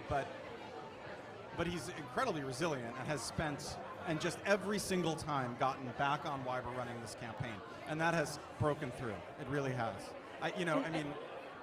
So please.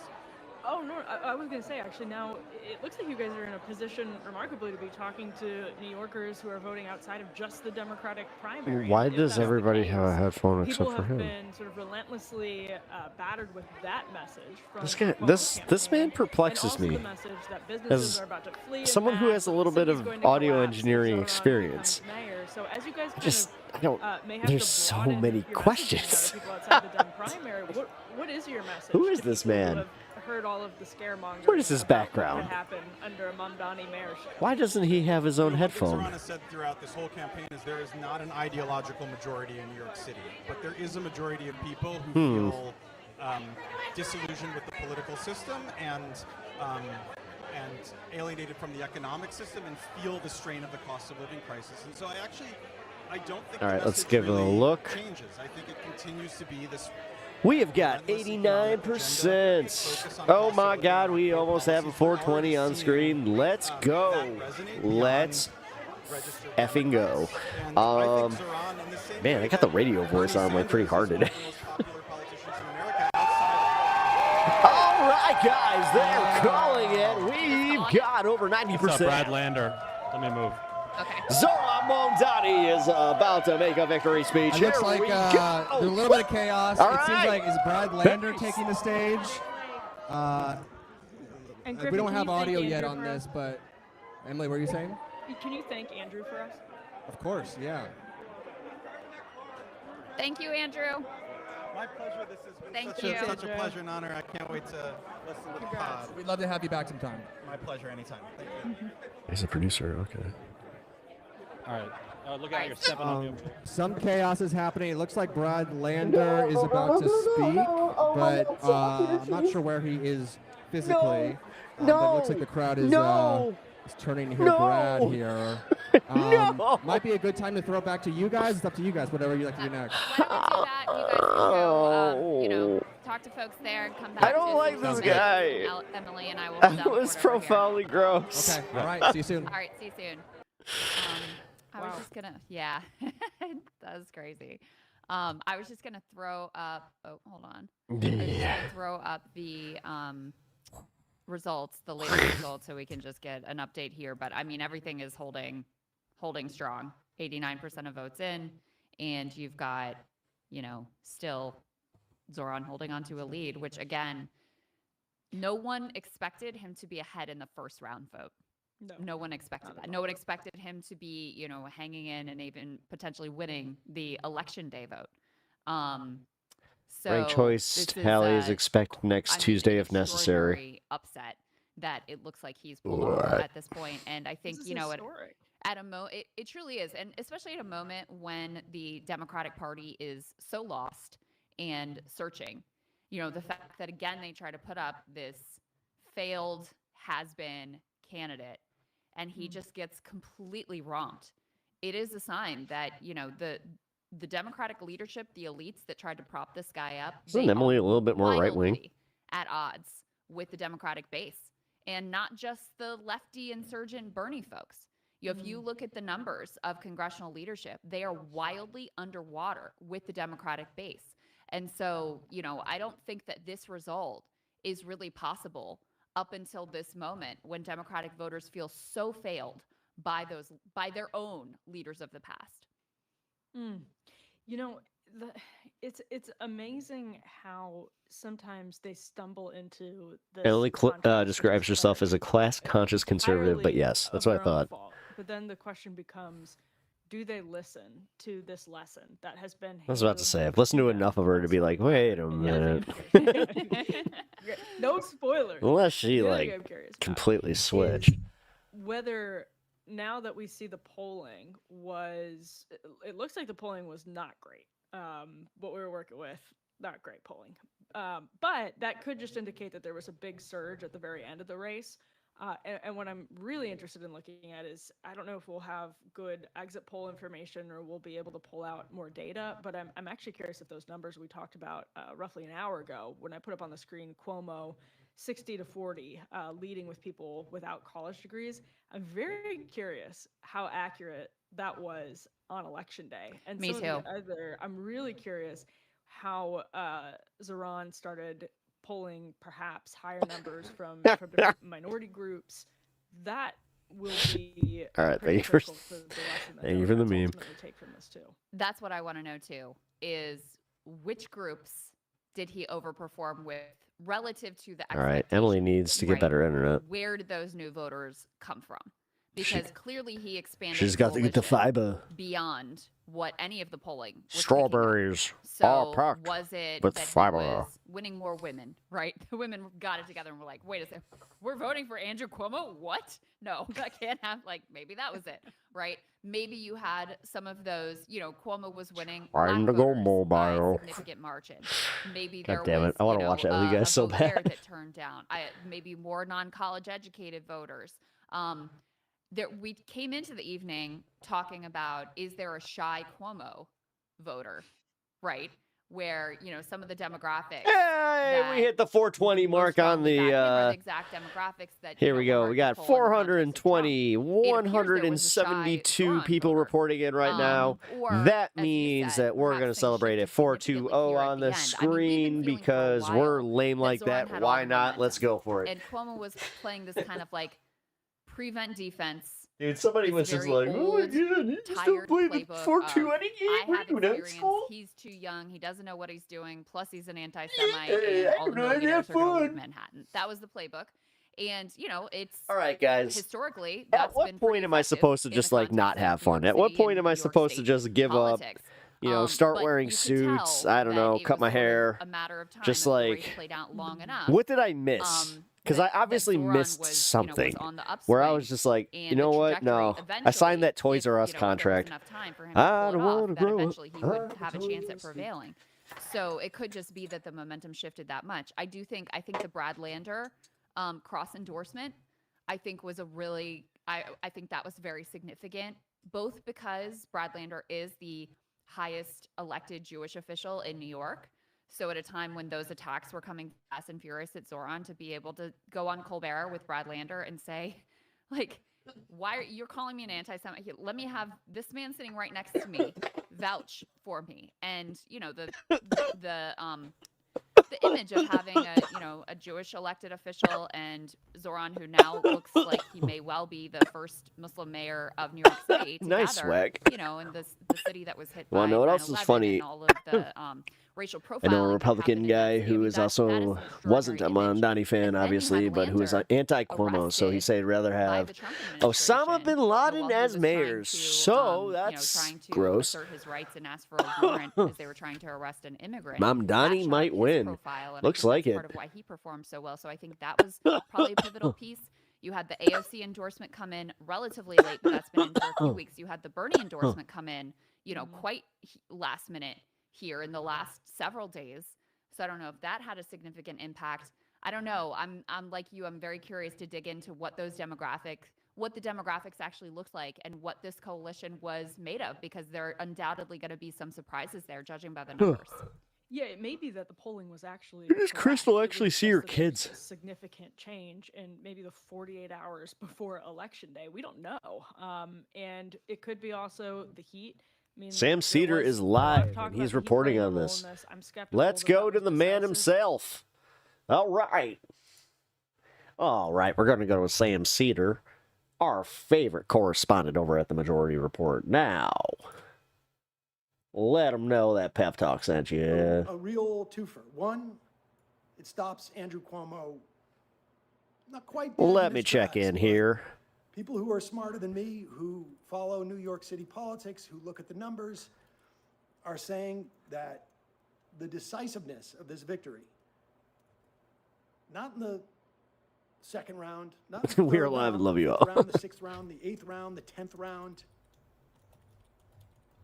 but in the first round, Mamdani is handily beating Cuomo.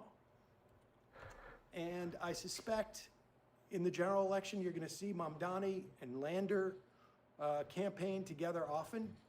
Lander spam some of them hearts. Don't know if that actually works. And yeah. There's a real roadmap here. Cedar Raw live. Should be excited I mean, about this moment. He's doing a phone stream. Excited for what the message is to the Democratic Party. Interesting. What do you guys think? You guys want more phone streams from Pep Talks? I didn't realize how risque this was. It'll pretty much just be from my backyard, my garage. I mean, it really is incredibly exciting. I just left my Mamdani mailer at my friend's house. This is a big victory. This is, I think, the biggest victory for progressives since AOC. And look, the way... Let's turn this up. My observation has been the way things grow in society, whether they are... Wait, I could be watching TMR right now? Hey. Videos or... I mean, yeah. The way our show grows. I guess. You could open a new tab, dick. And anything spreads. I see how it is. A spike. My supporters. Return you to guys, new normal. Dad, no, I love you. That is I love you. Go join the fun. Say hello to Autumn and everybody over in chat. I'm keeping it up just because I appreciate the MR chat. So this win by Mamdani The boots behind him are tiny. They are. next spike Those are tiny boots. What's with the tiny boots? ascending. And it's really been a function of young people. And for folks who watched the show for a long time, 90%. We're at 90%. you know, my feeling prior to the I don't recognize 2024 anybody in election chat. was if we can get through Like, I literally don't recognize anybody in chat. there'll be a new generation that is going That's crazy. to dictate and determine the politics of the country. And I think this is, I don't know that we've arrived at that point, but it's a big, big step in that direction.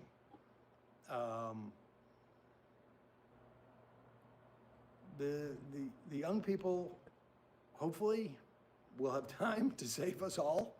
But this is really, it's exciting. I wish I could take phone calls right now. That's what he goes to. I wish I could take phone calls right now. I love you, Sam. You are a radio host The only thing I can until say the is that, until the bitter end. Like, he is going. This is why I love this guy. Like, he is a classic radio dude. you know, she's on her honeymoon. I'm pretty sure it's He rules. several hours ahead where she is, so I don't know if she's awake, but she's going to be very excited. Very, very excited about this. Still at 90% according to the New York Times. The last update was just moments ago. 90% of the votes in. And, you know, it's not over until it's really, really over, but it's over. I'm just looking at some Probably from one of his kids from when they were little. I mean, I have my mom saved some little shoes of mine. I found them. I have them. A general campaign, Old radio guy through and through. We need more people doing Sam's format. Andrew Cuomo, Why I joke about him doing a Skillshare. Not sure what his official party is going to be. Gropers for New York. Well, I mean, part of Gigard, corrupt Gigadra. How you doing? What's going on? How you doing?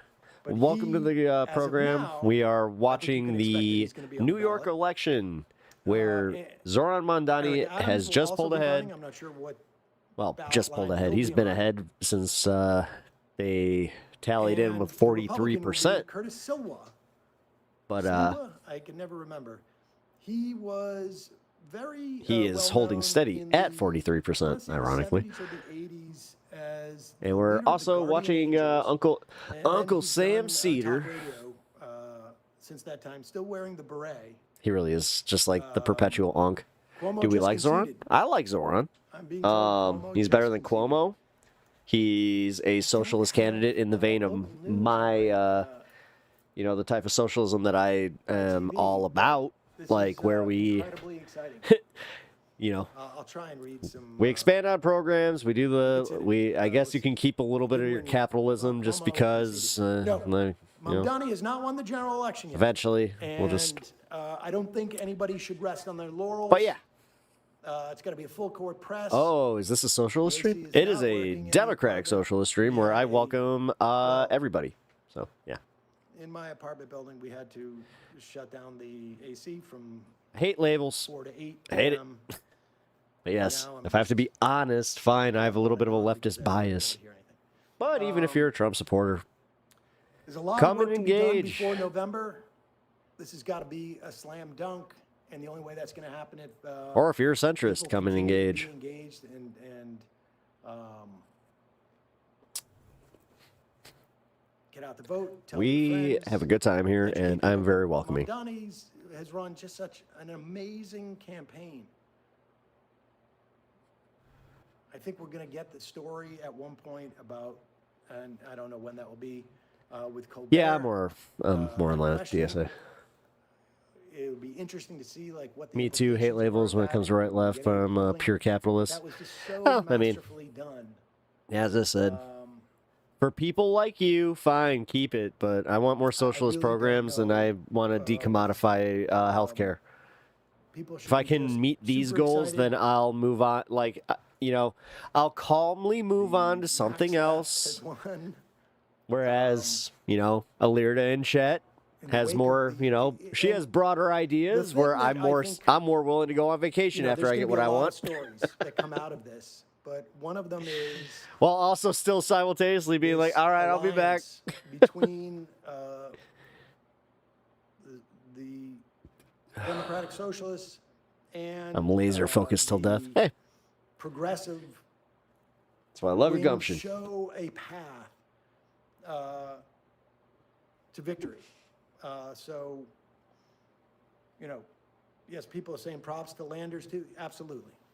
When you say pure capitalist, are you like venture capitalists? Are you like, I don't know, are you like a Bitcoin trader?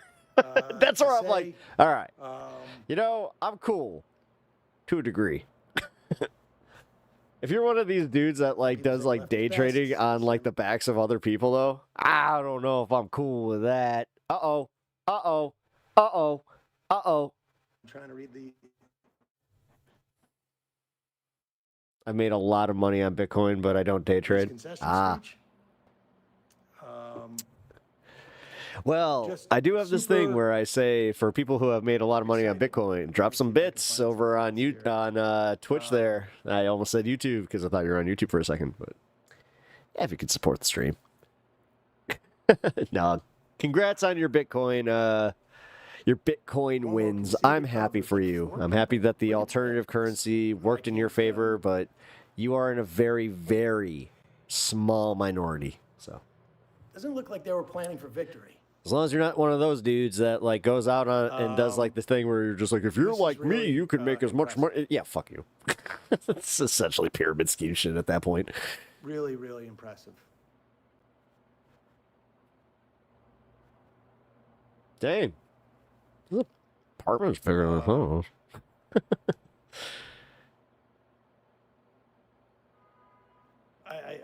I really don't know what to say. Good night. Good night, Robin. Cuomo says tonight was not our night. Tonight was our on. Uh-oh. Uh-oh. Night. I like Pep called it immediately. What did I call? Yep. I think we might have to dip out of Sam's stream here. He says, as a woman yells, How is it, dude? He's on a home network. How the hell is he losing connection? They spent more than $20 million. How bad is his internet? Just so exciting. Oh, you like how I called him on being a Bitcoin guy? Someone reminds us that Zephyr Teachout and Cynthia Nixon, who both ran against Cuomo as governor, both of them took big chunks out of Cuomo. In fact, the reason why Cuomo, I think, was you just buy real Bitcoin. Yeah, good for you. When he wanted to, was because of Cynthia Nixon. Just so excited tonight. I can't even tell you. I can't even tell you. The only place in Manhattan that Cuomo won. Regulations and immediately I'm just like Bitcoin, and then you think it's socialism or the result of regulations and corporatism or corporations which aren't capitalists. Of Manhattan. Short of East Harlem. It sounds like you border libertarianism dangerously close, but I also don't hold that against you. Whereas others in my chat might. I think people are. Be nice. You know, there was a lot of people who thought this would go in deep into. Wait, you don't do crypto, do you? Voting multiple rounds, but no, the bad things about society that draw people to socialism aren't the result of capitalism. Eastern I disagree. Is just fantastic. I disagree. If billionaires actually paid their fair share, and not just their fair share, I'm talking about the one that they actually owe. Like you realize that if they just paid what they actually owe and not even like try to play that offshoring game, that we'd be fine. You would get a lot less pissed off people, but They want to do this thing where they want to just bury the lower class because they realistically are in this like weird thing where they're just like, we are so much better than you. We are gods. Like they think they're fucking gods. That's what it is. Clyburn endorsement soured negatively. You bet this guy's an ANCAP. Negatively polarized against capitalist. even more. This was a huge rebuke. Yeah, it is. It's super capitalist. What are you talking about? Oh, you're talking like, yeah, no, you're definitely libertarian. Which, again, don't hold it against you. Come on, Sam, get a better fucking internet connection. Actually, you should call into this dude's show when he has a better internet connection.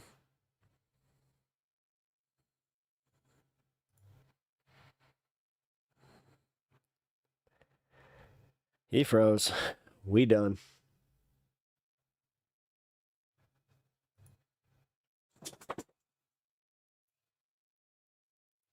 All right. Still 90% reporting in anarcho-capitalist is what an ANCAP is. You would. I'm not trying to be like condescending. Just Google like. Google does have like a pretty good breakdown of it. So when you look up anarcho-capitalist, you might find that you might agree with some of it. If you don't let other people label you just because they think that's what you are. I'm seeing these colors and immediately I went to Phineas and Ferb and I'm just like, okay, that's funny. Anyway, do we got him back? Let's see. That's the spinny circle of death. We all know that one here on Pep Talks. You know what that means? He didn't set his bitrate correctly. Day one shit, Sam. Damn it. He's actually gone. All right. Well. Oh, and he quit. And he's gone. And he's out. We lost Sam Cedar, ladies and gentlemen. Here, well. While I cover the back end of stream here, I'm going hardcore into radio voice tonight. I'm sorry, guys. I know I could Google, but it's always good to know what the person said. Honestly, like, I'm not that educated on this kind of stuff. When I say anarcho-capitalist, I think it's somebody that wants less regulations, literally, but they have like, you know, similar social like goals as like what I want, like where we would agree on healthcare, no wars, but all of a sudden we would find different like differences on, you know, taxation. But we'd love to know what you mean by recurring crisis. Oh yeah, I think regulations cause corporations to get too much power and create monopolies and cause healthcare costs to skyrocket. I think your conclusions are questionable, at least from my perspective. But then again, I am pretty high right now, so it's all right. I mean, I high in the clouds because Zoran Mondani looks like he's gonna pull it off. You know what I mean? That kind of stuff. ANCAPs want no regulations, Second Amendment, no. Yeah. I have the same hatreds as May socialists. I just think solution is backwards. Well, I mean, what do you think my solution is? My solution is literally, I think if I didn't explain it, my solution is different than Anna's. Don't let her speak for me, please. Not in this case. As I said, like I with the current system that we have right now, since everybody like in America seems to have this like nostalgic love for this bullshit, we can improve on it. We have socialist stuff that we already do as far as the cops, you know, firefighters. I've made this point, and too many people have made this point to the point where it is almost like a talking point. So many points. But realistically, I just want more socialized medicine and more socialized programs, and also, like, I don't know, maybe not defund the police, but take away some of their toys and make them a little less authoritarian. Hire a lot more social workers, a lot more social workers. God damn. I mean, since everybody's so scared of autism, it's like, well, you know, I don't know. You guys double down on cops and doing this thing where you're just going to, like, shoot them for having fucking outbursts. Like, that's scary seriously, as a parent, like, that's got to be scary as fuck. As a parent. I'm not a parent. I meant, like, if you guys have kids. I think corporations and powers that want to be socialist society, because it allows government to have more power and make regulations more appealing, which gives them more power. Is this what got you into Bitcoin? Just asking. De-invest the police. Still not great marketing. No. Take the police. Limit their toys. Or just say limit police power. Like, god damn. Maybe this was my calling. Like, everybody keeps saying, why don't you run for something? I don't want to run for something. I want to be like I want to be a campaign consultant where I can just be like, no, that's stupid. Don't do that. Like an editor. Just let me read things and just like run some stuff by me, and I'll be like, nah, I don't think that's a good idea, but go ahead. And if they come back and they're like, all right, that wasn't a good idea, it's like, or they go, it was a good idea, you're fired. It's like, oh, actually, it's more like,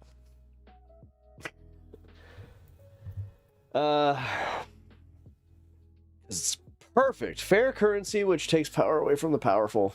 Not really. I mean, when you say it takes power away from the powerful, do you understand how much energy that, like, again, the fact that like there's an energy thing with it has always bothered me. Where it's just like, you do understand that we are, you kind of contribute to this whole crisis we're living in, right?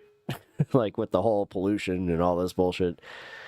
And not just in a small way. It's because, like, it's not you personally, but it's the idea of Bitcoin, where all these Bitcoin farms popped up, and because of that, it, like, pollution just significantly skyrocketed, so. That's bullshit. What? Come on. Come on. Come on. Stop. Stop. I've heard that one before. Stop. Just because, no, you have to face this one. You have to be okay. Listen, you have to be okay with getting your like, you're going to drain something, like, regardless. Like, it sounds like you want the best of both worlds, where you, like, don't want to be responsible for, like, graping the planet, but you also want to reap your benefits, which is fine. You know, they call that eating your cake, or having your cake and eating it too, which I've never understood. Are you ordering a cake for yourself and then ordering a separate piece, which, okay. Again, never understood that saying, but just an aside. It's an insignificant amount of energy compared to the energy required to print paste. That's a news bite that powerful wants you to think, come on, stop. No, I just know how energy works. Dude, I know how energy and methane, like, production work. Like, it's just how it's what happens. Like, eventually these places need generators, and like you're just taking, like, those are not you. Again, these places are just taking so much energy. It's insane. So, and no, man, like, come on, stop. Speaking as a socialist, we need to nationalize the top 500 performing companies in the U.S. That it's not going to happen. Not in our lifetime. And if it does, honestly, it's going to happen because we have people who have either died off and left it to their kids who are a little bit more open to socialist thinking, or it's just going to, like, it's going to be a necessity at that point. Which, again, this isn't going to happen. Like, this is the part that I think sucks, and I don't think you're going to enjoy here, as far as my opinion. I don't think that your final, like, goal is going to happen without a lot of bad shit first. So, and it's not necessarily caused by your ideas. It's not, Pep. Can you read the whole post before responding? I can. Speaking as a socialist, we should nationalize the top 500 performing companies in the U.S. There's no way they would like that. Oh. My bad. No,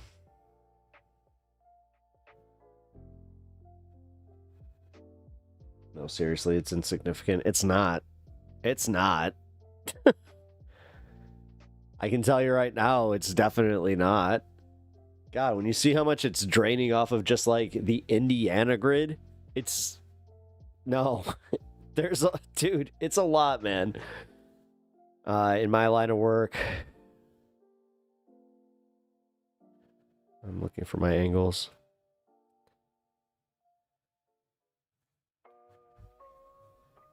I'm saying has evolved from the originator Marie Antoinette from the French Revolution. I could be entirely left of center though. Or left field, though.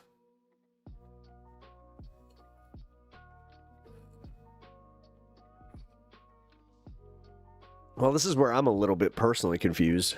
How can you be such like a capitalist, but not like corporations? Like, that's what I don't understand. You just don't like having... You don't like you not having all the money. That seems to be the thing. Like, and that's... I don't know, man. You might want to check your greed. So something I don't know, man. It's one of those situations like what is your happy, like, do you have an end cap like for when you're happy and where you can just go, yeah, that's it? Or are you always going to be the dog chasing the car like until the day you die? Cuz that's part of the part, like that's the part about capitalism that I don't understand. Well, are you though? Because if you're still chasing money, that tells me that you're not. That tells me that you have a hole in you that you need to fill. I mean, yes, I'm going to be a little philosophical about this one.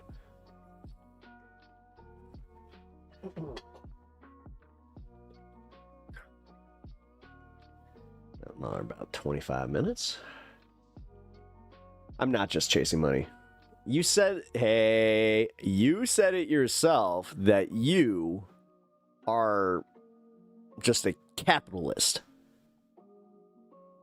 I'm not like I'm not mischaracterizing you. You did that. You're like, I'm just saying, like, I'm not even trying to be a dick here. Like, you did say like, dude, you went out of your way. Just saying. Yes, meaning free trade. How do you define free trade? Also, Gagadra. I just realized your name sounds like a kaiju. I appreciate it. Shit, my fucking shoulder's doing the thing. Still at 91%.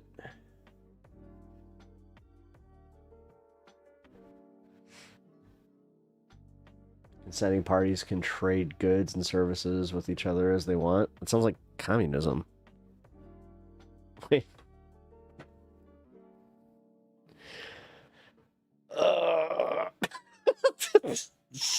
Oh my god. No. That's capitalism.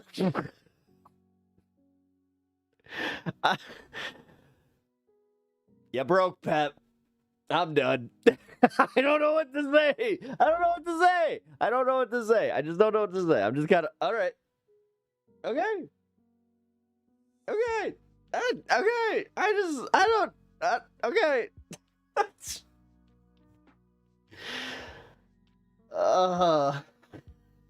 Every once in a while, I get to this point in stream where I'm just like, sure. I'll entertain it, and I'm not even trying to be a dick. Again, I'm entertaining it. All right.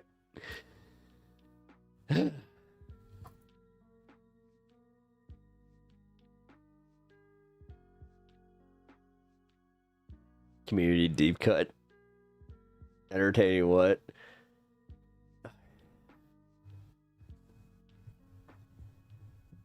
Yo, all right. I'll say this right now. I'm being fair. Drop that follow, and I will answer. Because honestly, no, I appreciate you, brother. Like, sorry. Call everybody brother. Thank you for that. All right, I will continue everything. All right. No, I just hope that you're not like you're fucking with me here, because like capitalism isn't just free trade. Capitalism is a mode of economic production where. Yeah, thank you. You I'm gonna.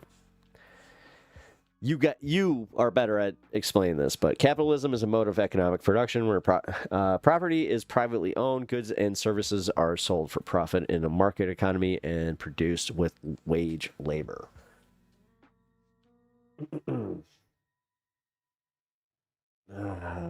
You really see? Is it just because you argue like a libertarian that like I'm getting the libertarian vibe? But I don't know, like. Hey, yo, we got Anna, the expert in chat. We do. That's why I'm just like, I defer to you. Also, all right, so we got Zoran. We got 20 minutes. Oh, dude, no. I got 91% is still only reporting in. All right, guys. I'm gonna go pee real quick. Here. Stanza, take the stream over. Feel free to leave a dono for Mr. Stan. He works very hard during stream. Oh.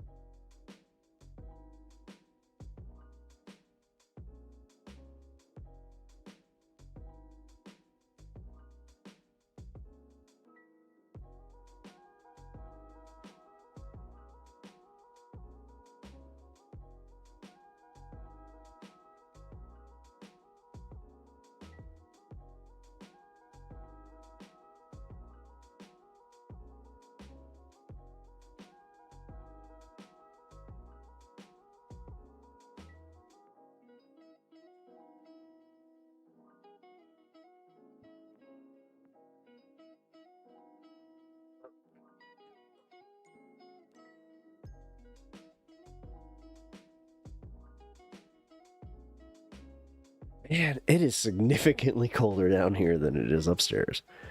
Whew. Pep, really need like a translucent box on screen for chat so that the white text can show up properly.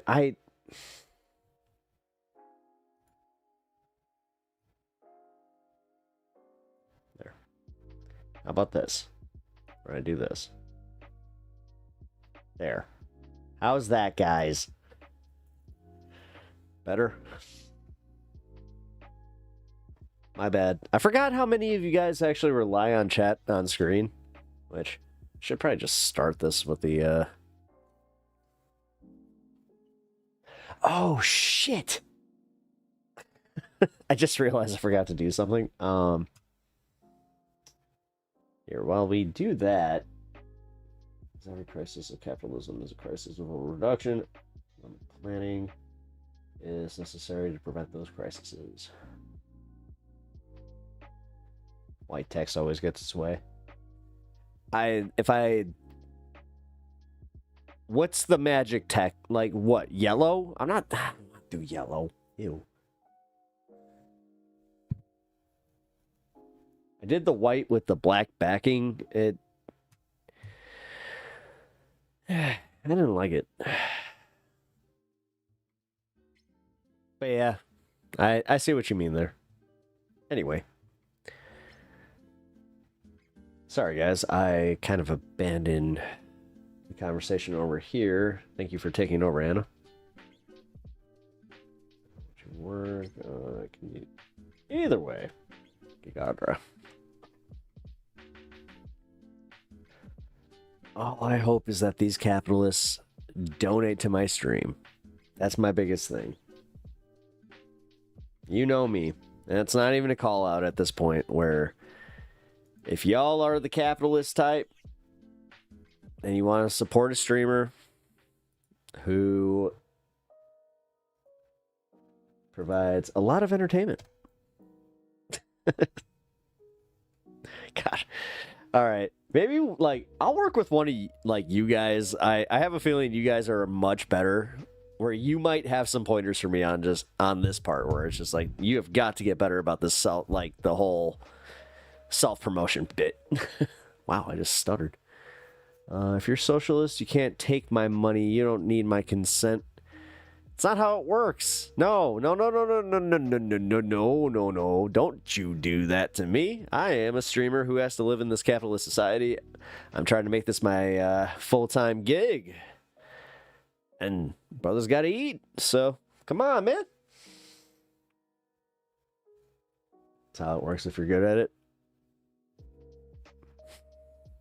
Can't mix the black and white.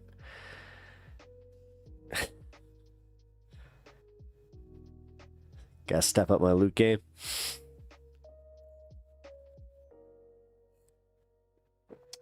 Still only 91%. Come on, guys. Call this.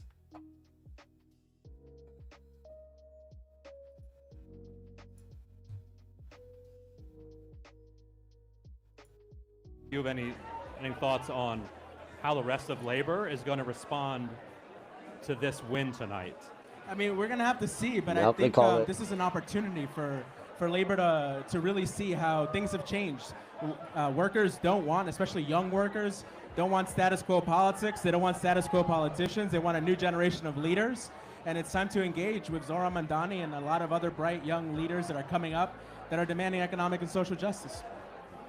Help us understand the mentality of the labor unions that would back a Cuomo over a Zoran, when ideologically Zoran is, much more closely aligned and would be much more reliable.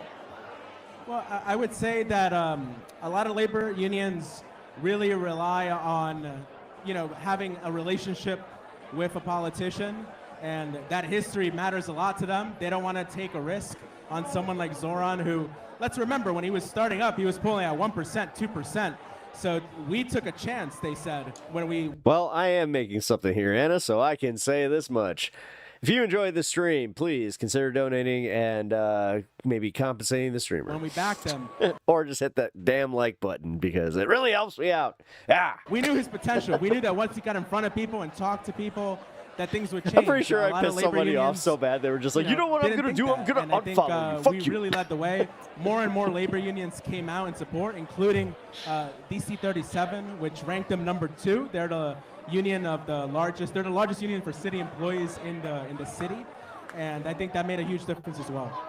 And to bring more threads together, Jamal Bowman's former LD, I guess, Raj Sakura. This guy looks like a wrestler. Top Jamal Bowman staffer, and was he involved with Justice Democrats at any point? Anyway, he's now at the UAW, so he's bringing some of that kind of insurgent element, but he wouldn't get hired at a non-Sean Fain style union. At the UAW, we're trying to do things differently, and that includes endorsing someone like Zoran Mamdani, and now here we are. Yeah, and look who it paid off for. Yeah. That's right. Yeah. Were there concerns that you had to overcome among your members, like rank and file members?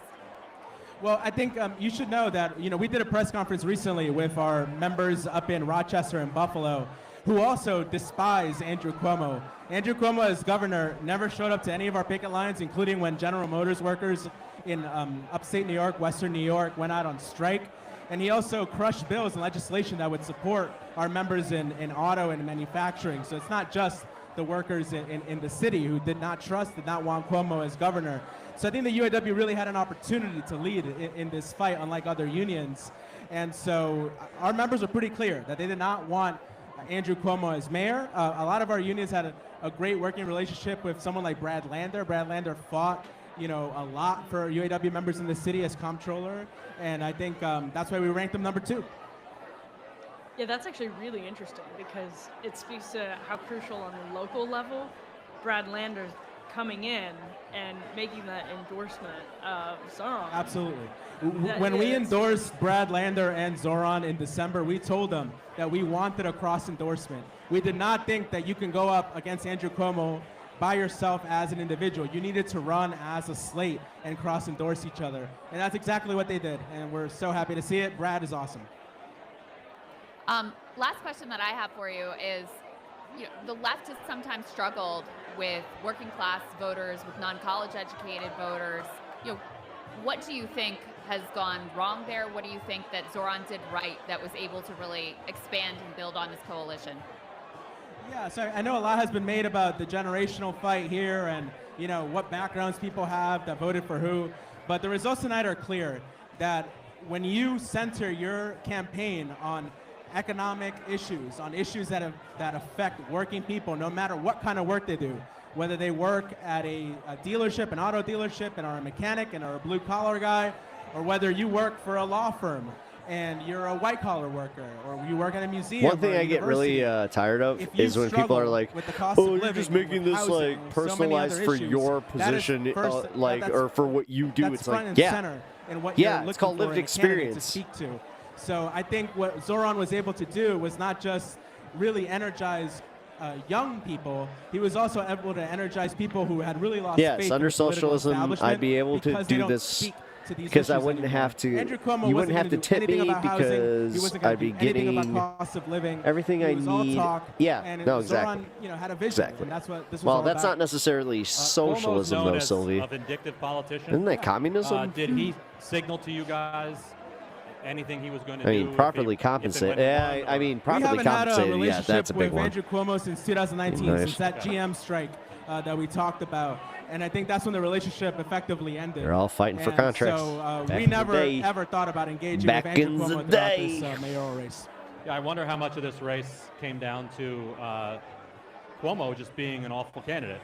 Like, I think Zoran gets a lot of credit, but listen, UAW Region 9A is a union that organizes more than any other union in the city, organizing new workers and contract fights in the city. And so we know that when you want to win a campaign, you actually have to fight. You actually have to campaign. You have to put yourself out there. And Andrew Cuomo ran a campaign in which he didn't campaign. He wasn't out there. He wasn't going to events. He wasn't meeting with workers, wasn't meeting with voters. He wanted to play it safe. That works if you're up 10, if you're up 20, if you're up 30, as he was at the beginning. It doesn't work when you have a candidate like Zoran and a movement behind him of young people, of workers who want to see a change. Yeah. Apparently, we're going to have David Hogg on soon. This is actually a real vindication. Oh boy, do I have some awesome news for you guys. For David Hogg's fight that he had with the DNC. Zoran Mamdani, running for mayor of New York City in the Democratic primary, Muslim immigrant Democratic Socialist, just won in the first round. So let me break this down for you and explain to you why it's super important. First of all, literally nobody expected him to win in the first round. The hope was, Cuomo will come out on top, but Zoran and another progressive candidate named Brad Lander, they each endorsed each other because it's a ranked choice voting system. So Zoran says, put me 1 and Brad 2. Brad says, put me 1 and Zoran 2, right? And everybody expected, okay, Zoran has a shot at this thing, but Cuomo will win the first round. Then when they do the ranked choice voting calculations, in the second round, Zoran might be able to win. Wrong. Zoran just won in the first round. To show you just how much nobody expected this, only 1 of 32 polls had him up in the first round. Oh my God, it was a public policy really poll is bad, man. Everybody else, dude, they tried to bury him. They tried to bury him, and it didn't work. Even deeper, y'all. All right, that's pretty funny. What did this guy run on? Zoran ran on freezing the rent, building affordable housing, cracking down on bad landlords. Crap, I forgot to do this. City-owned grocery stores. Just a flat-out, socialist policy. Free buses, free childcare. And I need to reiterate this. Not only did he win, he won in the first round, and pretty convincingly, too, with 90% reported from the New York Times. Zoran's at 43%, Cuomo's at 36%, and Brad Lander, that's the person Mamdani endorsed, is at 11%. So very likely in the second round, his numbers will go up even more. But he ended up with a pretty convincing victory in the first round. So that's a huge deal, guys. Here's why you need to understand. Here's what you need to understand about this moment. This is a message to the Democratic establishment. The message is he's not wrong about any of this. MAGA, no more Republican light, no more same old, no more force feeding us. He's been talking about this for a while. Politicians with He's dead on. Scandals who take Trump billionaire money, as Cuomo does, and this really is a moment of celebration, because they smeared this guy to the high heavens, y'all. They smeared him. Why? Because he's pro-Palestine. There was a whole bunch of Israel lobby money that went to Andrew Cuomo, along with Republican billionaire money that went to Andrew Cuomo. And when he got smeared, did he wilt? No. He doubled down and he tripled down and he reiterated, no, I'm for Palestinian human rights and liberation and freedom. You're not going to scare me off of talking about the genocide that's happening in Gaza. And so, as I said, this is a shot across the bow to the establishment here. And, you know, look, this is something, I didn't say anything publicly. I didn't make any predictions publicly, but I was hoping so hard that Zoran would win. You're still going to take this as a W, Kyle? Regime, Hell yeah. This moment feels different, y'all. You take that W. It really feels like good for you, bud. Your run-of-the-mill normie resistance liberals, they have been radicalized. They've been radicalized. They look around and they go, I'm sorry, but the old guard of the Democratic Party is failing us repeatedly, time after time. How do you keep losing to Trump? How do you do that? We need a new kind of Democrat, a new brand, a new breed, ones that fight, ones that actually have principles and are willing to stand 10 toes down on those principles. And that's exactly what we got here with Zoran. So to reiterate, a Muslim immigrant Democratic socialist just won the Democratic primary for mayor of New York City. He won in the first round in ranked choice voting when nobody expected him to win the first round.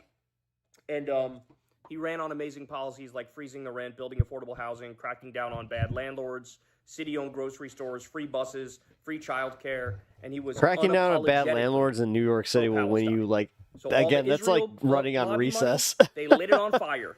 They lit it on fire. The base of the Democratic Party is ready for the future. There is such a gap between what the old guard Democratic establishment believes and what they vote for and what they fight for versus what the grassroots want, what the actual voters want. I mean, you can see now, we're going to talk about this on the show tomorrow. Definitely tune in to watch it and subscribe below. But with Iran, for example, Democratic politicians are totally out of touch with the Democratic base. On impeachment, Democratic politicians are totally out of touch with the Democratic base. As you all know, Chuck Schumer, Hakeem Jeffries, they are refusing to fight. They have spines made of jello. This moment makes me feel like if somebody primaries Chuck Schumer, if somebody primaries Hakeem Jeffries, they could be taken down. They could absolutely be taken down. You just need somebody who actually believes in something and is willing to fight for it. Fight for impeachment of Trump. Fight for the people of Palestine, right? Fight for actual policies that will improve lives like free childcare and freeze the rent. So amazing, amazing stuff here, man. It truly is. Now, I will conclude on a bit of a sour note here, though, because it is very possible that Cuomo could run as an independent and try to rat fuck Zoran. That is very, very possible. So, you know, the old guard could be right back to their trickery and deceit any minute from now. That's how they function. They can't win straight up, so they have to twist arms and they have to do all sorts of horrible things behind the scenes to try to get in there using old school dirty politics. But the base here has spoken. By the way, one more fact that shows you just how much of a dominant victory this is here. My bad. The numbers were rolling in from Staten Island. Now, for those of you who don't know, Staten Island is very white. It's very middle class. It's also very Republican. And so Cuomo was expected to, like, blow Zoran out skis in Staten Island. And he just didn't. Like, when the votes were rolling in, at one point, Cuomo had, like, 10,000 votes. And Zoran was nipping at his heels with 8,000 votes in Staten Island, which again gets to the point that even like your run-of-the-mill resistance liberal wine bombs are like, yo, viva la revolution. Let's get some real politicians in here who are actually willing to fight and actually willing to deliver. So just in an absolutely amazing moment here. I'm super happy for Zoran. I'm super happy for New York City. And it actually gives you a moment of hope for the future of American politics, that the same old neoliberal Democrats who are not willing to fight, their time is coming to an end. They are fucking coasting on fumes, y'all, on fumes. Mm-hmm.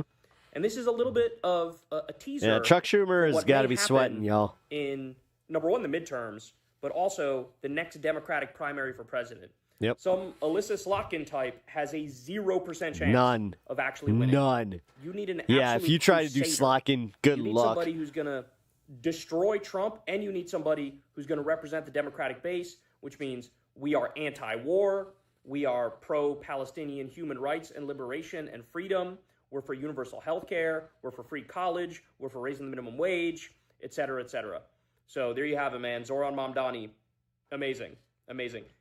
I got so used to the feeling of losing, and to be fair, that's kind of what being a leftist is, right? Like the whole system is biased against you. Nice, you Kyle. actually challenge the system. Way to have some hope. I got so used to the feeling of losing that it felt like you just sort of give up a little bit inside, and you're like, oh, I guess bad things just keep happening. But, we were reading the tea leaves properly in that it felt like something really changed. It felt like a bunch of people snapped. It felt like everybody got radicalized with this second Trump regime, and now the same old isn't going to do it. And now we might actually see the kind of backlash that we've been yearning for. Yeah. I like how that's all I have to offer right now, where I'm like, yeah. Is that PJ O'Rourke? I was going to say, please don't be PJ O'Rourke. That guy sucks. He did it. Mamdani wins. Mamdani wins. Mamdani on top. It's Zoran time. We did it.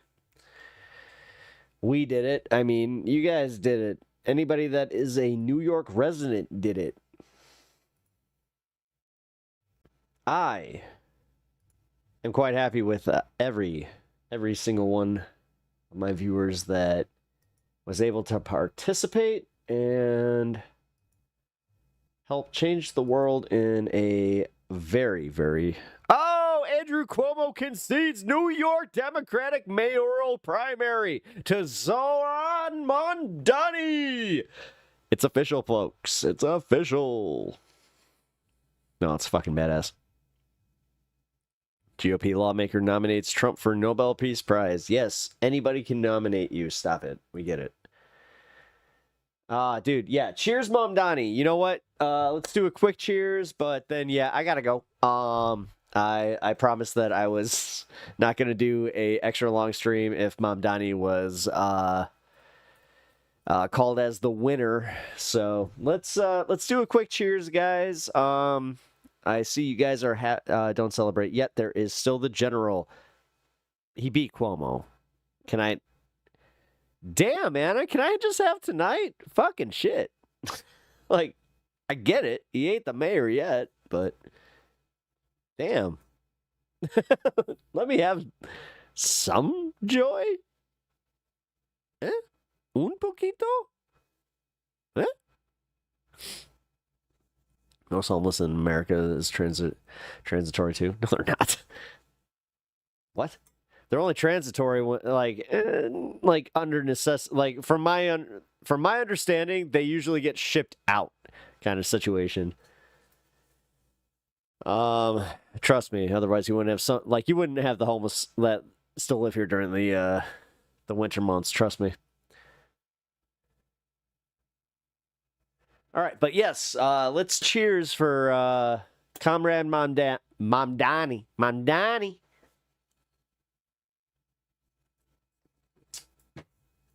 And then I gotta go eat. Chill with the wife.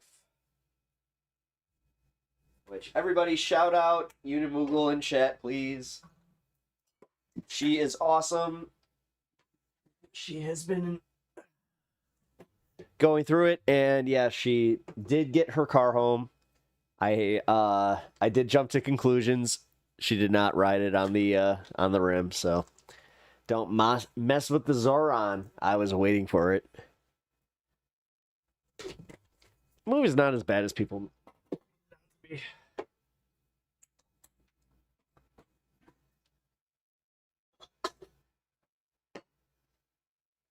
Oh, sorry. Gigadra. Unimoogle in chat is the wife pet, so not sure if you saw her here. I know that she's been a little busy, so yeah, if you are not in the Discord here, you know what? I will drop the Discord. Trust me, it's actually been beneficial that I keep this the way that I have.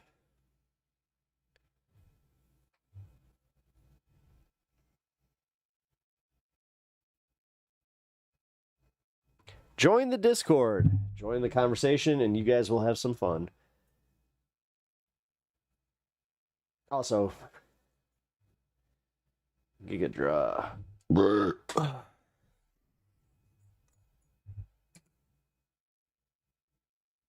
don't know. Just felt like saying your name and then burping. All right. Let's put some music on. There we go.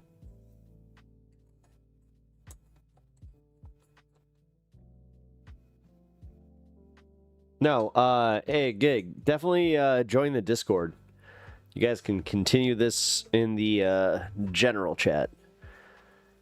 I'm fine with that.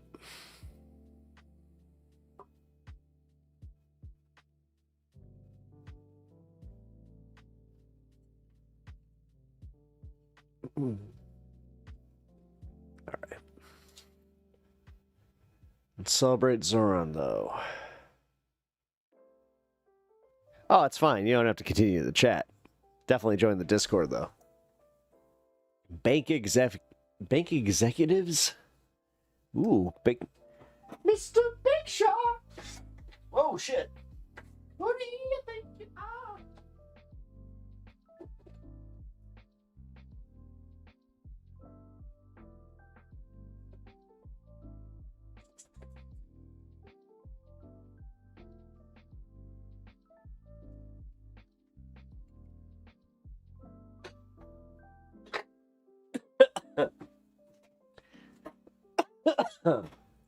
Working to make sure the banks have more power.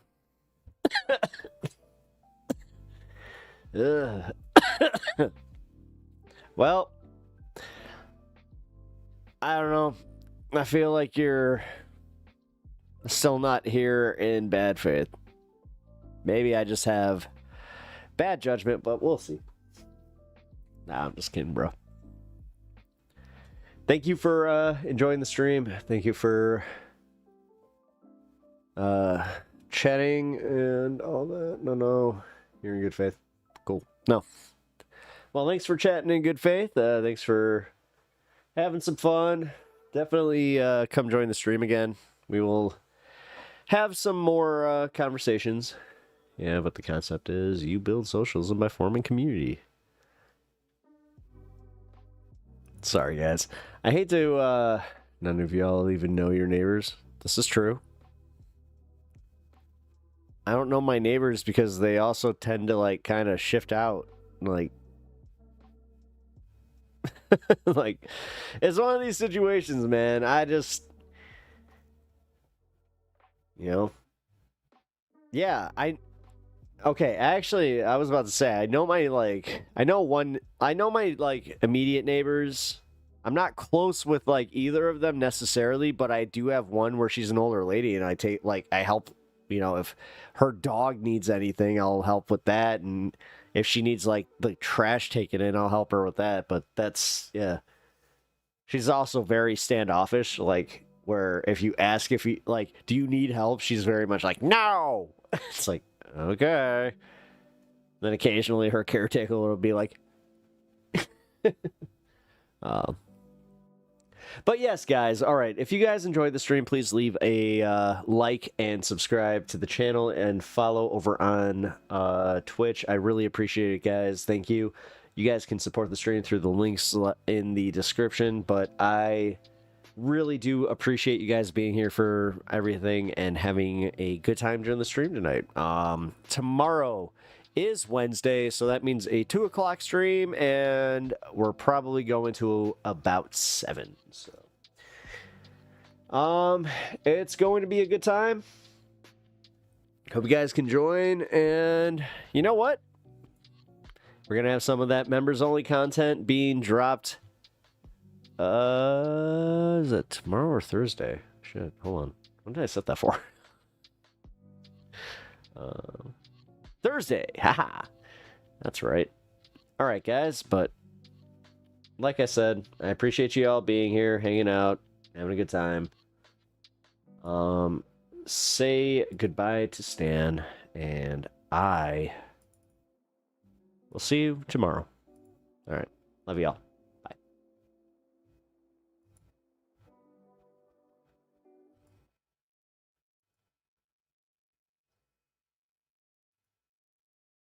Who the heck is Pep Talks?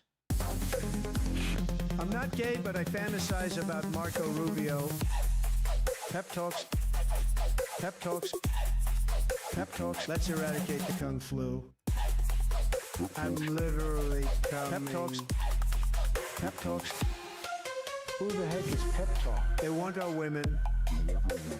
They want our children. Pep Talk. Sometimes no means yes. Grab them by the pep talk. Grab them by the Marco Rubio. Obama is a racist. Pep Talks. I'm literally coming. I'm Pep literally coming. Pep Talks. We found weapons of mass destruction. My fellow Americans, it has been confirmed today from Pep Talks that we are indeed all high on politics.